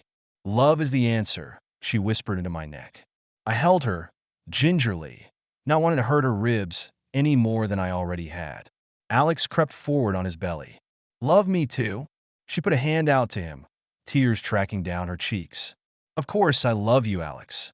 You're the best of us, I think. He grinned, big white teeth flashing against the black of his fur. Of course I am. I laughed and put a hand on him too. Blas bent over us, sheltering us from the bright sun, and Peta sat to one side of me, giving us her warmth. I looked at each of them. Family is a funny fucking thing. Pamela smiled, and I wouldn't change it for the world. Chapter 28. Mira, Marco, and Eve took Pamela, Alex, and Frank to Giselle's place in town. I stayed with Blas. Pamela hadn't been able to do much in terms of fixing his wings. They were beyond trashed. Blas, what can we do? I touched the edge of one wing, carefully, feeling his sorrow with every beat of his heart. Nothing. I would need someone like Millie to heal me. Pamela doesn't know how. He tucked his head under one leg. I cannot be the one who takes you into the final battle, Mira. I leaned against him, a very small part of me happy about that. He snorted and glared at me. I shrugged. Can you blame me for wanting you to be safe? You always acted like you were on the outside looking in, not really a part of our family, but you are. You always have been. Blas let out a long, low snort. I'm not like you weirdos. I patted him gently. You're the king of the weirdos, my friend. I sat next to him, knowing there was nothing I could do. We watched Peta pace the top of the mine shaft. I knew who she waited for. Peta, she's okay. Just tired. Peta glanced at me and gave a pitiful meow that sounded more like a house cat than a leopard. I didn't try to stop her pacing, though. She was Lark's the way Alex was mine. What do we do now? Regroup. Get everyone up to speed. I deliberately didn't think about what came next. Do you know where the battle will take place? I nodded. I think so, yes. Are you going to tell me? Not yet. One step at a time. The sun set slowly, and when the last of the light disappeared, the two vampires popped out of the mine shaft. How the hell did you climb so fast? I scrambled to my feet and ran to them. We climbed the shaft and waited near the top, Birgit said. Lark was slumped in Ferris's arms. He put her down and she went to her knees, wrapping her arms around a rather loudly purring Peta. Everything was good. So why did I feel like it was about to go to hell in a fucking handbasket? Marco and Eve took Birgit, Ferris, Lark, and Peta next, another round trip to Giselle's. Again, I waited with Blas. I kept a hand on him. We're not done. You know that, right? His head swung toward me. Ophelia can fly you into the battle. She's trained for it. It would mean going back. To where your daughter is to get her. You could take you. My heart clenched at the thought of seeing my baby girl. One more time. How much harder would it be to leave her a second time? No, I couldn't do that to either of us. Not gonna happen, Lizard. You might think you can get away with not being my ride, but I'm not facing Orion without you. I cannot fly, Mira. I am useless. I put my hands on my hips. Please. It's bad enough that I have Pamela thinking she's no good. I am not putting up with that shit from you, too. Pull your head out of your ass and stop feeling sorry for yourself. We'll find someone who can patch you up. You can't fix everything. I glared at him. Would you shut the fuck up? I know that. I also know you're my dragon, not Ophelia. He shrugged and his voice went silent in my head. I kicked at him, but only hurt my own foot. I hopped away. Blas, talk to me. The cold shoulder had a whole different meaning when it came to a dragon ignoring you. Eve let out a screech, and I looked up to see her sailing down to us. She landed and fluttered her wings. Blas, how long before you're all healed up? He wouldn't answer her either. He's busted up pretty bad. I climbed onto her back. Blas, I'm not giving up on you. I'd ask you to do the same for yourself. He grunted, but didn't turn around. Leave him be. He'll come to his senses. Eve leapt into the air. His pride is hurt. Why, I don't understand. He kept us safe, helped buy us the time we needed to find Lark. Eve swooped through the dark summer night air. I closed my eyes as she spoke. There is a treaty between air elementals and the supernaturals who deal in their realm. Harpies, dragons, rocks. They aren't supposed to attack us. If they do, the wrath of those who created us is supposed to come down on them. And nothing happened.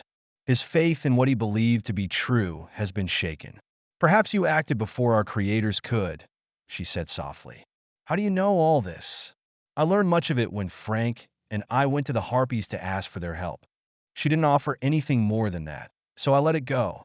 It seemed that no time had passed, and we were landing in the backyard of Giselle's home. The only home any of us had anymore. Thanks, Eve. Mira, you don't have to thank me. I paused in mid-stride. I do. I don't say it enough. I couldn't have come this far without all of you. Even when you weren't with me, you were. Do you understand? She clacked her beak twice. I do.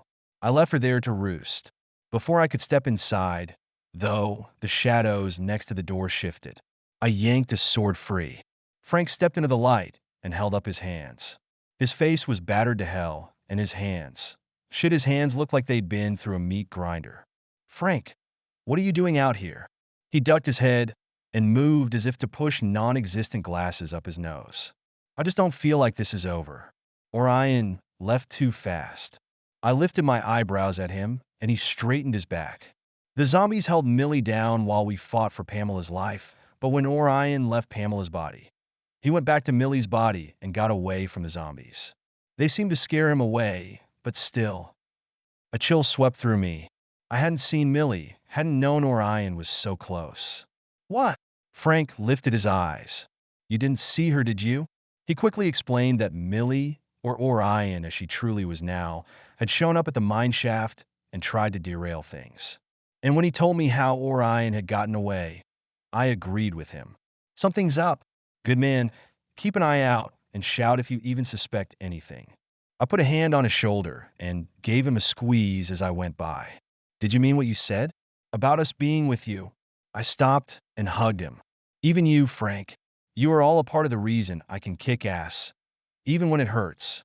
He hugged me back and a heavy tension seemed to flow out of him. I've never had a real family like this before. I laughed. If you think this is a real family, kid, you've got some things to learn. Patting him gently on the back, I slipped inside. The hall was quiet, but the voices I heard came from the kitchen. I followed them, stopping in the doorway. Birgit and Pamela stood side by side, and Ferris leaned against the countertop, legs stretched out in front of him and crossed at the ankle. A Liam pose if I ever saw one. Alex laid on his side, breathing deeply, a soft rumbling snore escaping him. Birgit was the first to look up. Do you know the next step? I shook my head. Lark, is she sleeping? Pamela tapped her fingers on the table. Yes, Pete is with her. She seemed a little sad, and it took me a second to realize how attached she'd grown to Peta. The cat was good like that, worming her way into your life. You'll get your own familiar, probably when you least expect it, I said. She smiled, and though there was a shadow of pain behind her eyes, the darkness that had hovered before was gone. Ferris's eyes met mine across the room. The rim of gold around the blue concerned me a little. What if they blended together, became one man instead of two separate ones? Could I love him then? Shit, the thought made my brain and heart hurt. There was a distant thump, and we all froze. What the fuck was that? Eve let out a screech, and I was up and running without thinking. Or maybe not wanting to think. I burst out the door and onto the yard. The place was lit with witch light, the steady green pulse hanging above our heads in 3 distinct orbs. In the center of the lawn stood Millie, her arm around Frank, holding him to her chest. Even Marco stood back, wings spread and beaks open as they hissed at Millie. No, not Millie. Orion. I strode out, closing the distance between us. That's close enough, Tracker. You know, this boy cost me my new witch. With one smooth motion, she pulled a copper knife from her belt and slid it across his throat. Pamela screamed his name as his head bobbled forward, a soft gurgling of air, the only other sound I heard. No! Horror froze me for half a heartbeat. Not Frank, too. Orion dropped his body, stepping over it like it was nothing. Now on to more important business. I've had your dragon maimed. I wonder if I can do the same to you? Without Millie to heal you, and Pamela isn't capable, a broken back should slow you down, yes? Orion raised his other hand, and a car lifted from the other side of the fence. One flick of his finger, and the car spun toward me. Fucking hell. Birgit was there at my side between one breath and the next. She caught the car and threw it back the way it came. Ferris stepped up to my other side. We'll cover you. Kill him if you can. I didn't wait, didn't wonder if this was the final battle. If we could maim Orion badly enough now, maybe I would have a chance at kicking his ass. I didn't disillusion myself. This was not the first time I'd faced him. He was one tough son of a bitch. But this time, I wasn't alone. I had my family with me. Alex slunk in from the side, inching toward Orion. Orion spun, a laugh on his lips. But then something shifted. Those glowing red eyes, swirling with black pinpricks, shimmered and turned green. Millie, Mira, kill me quickly, she whispered. I can't hold him at bay for long.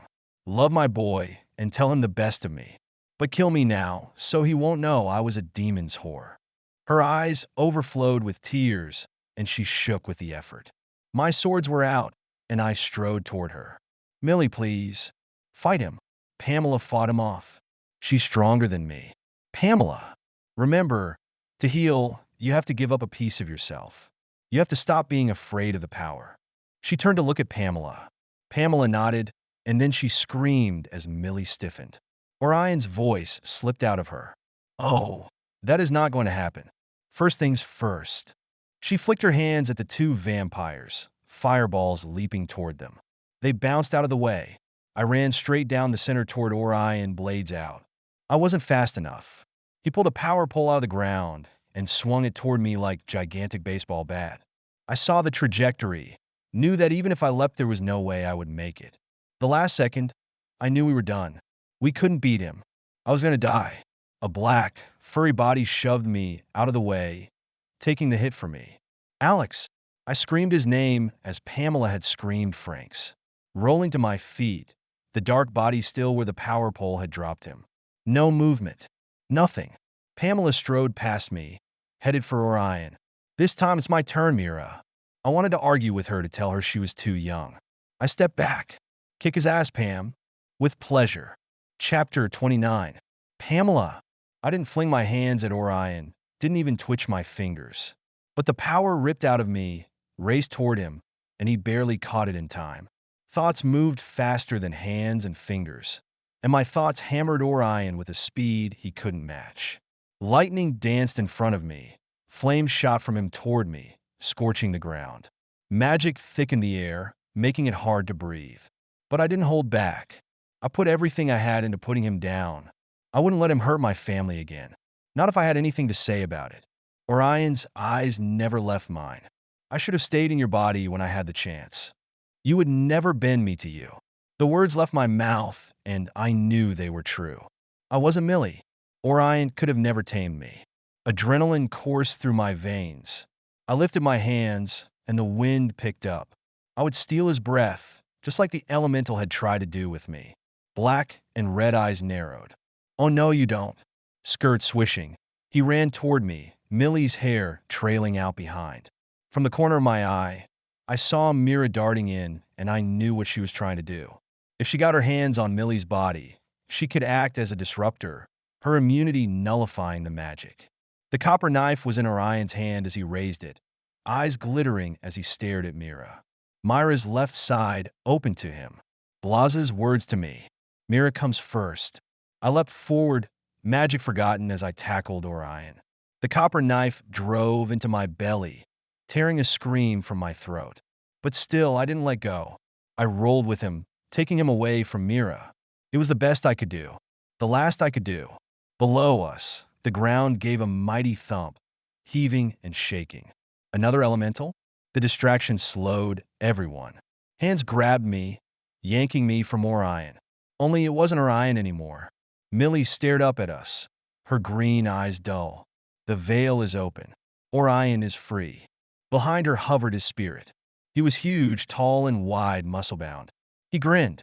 Ah, well, I'd love to continue this, but I have things to do. A new body to possess.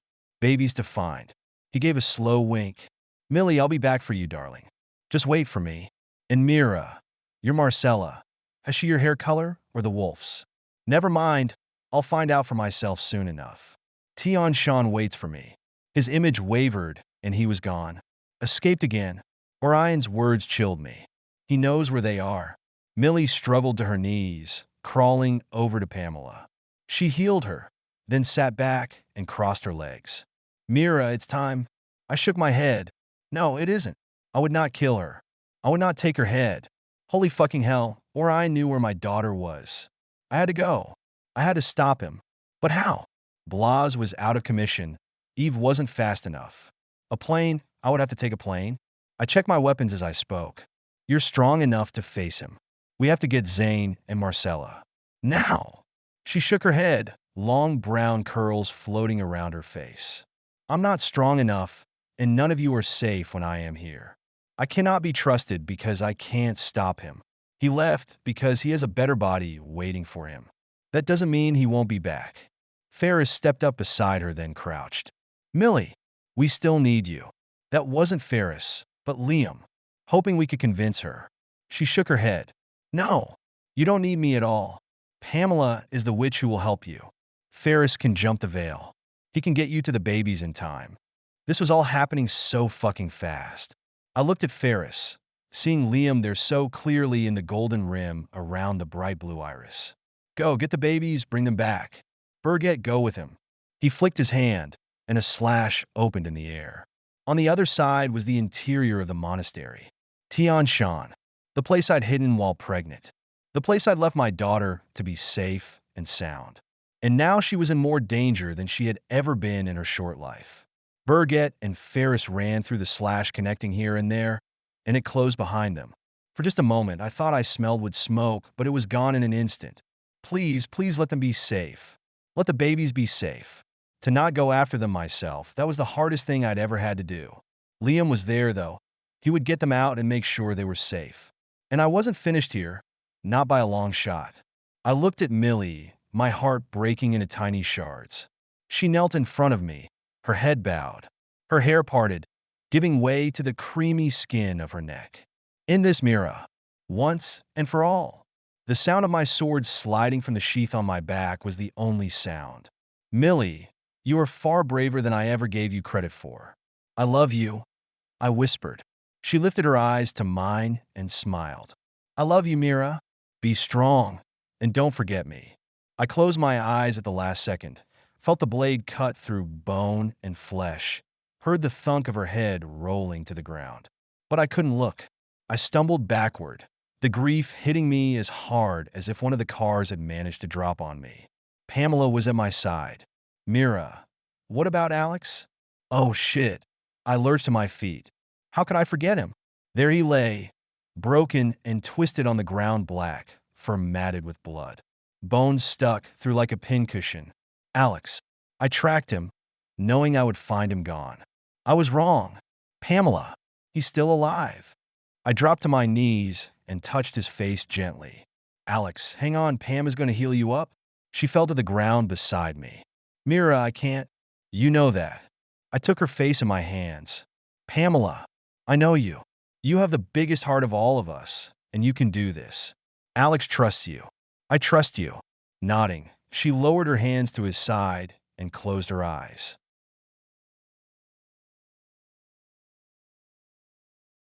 Alex's life was there, a thread of a heartbeat so unsteady I wasn't sure I could even patch him enough to allow him to heal himself the rest of the way.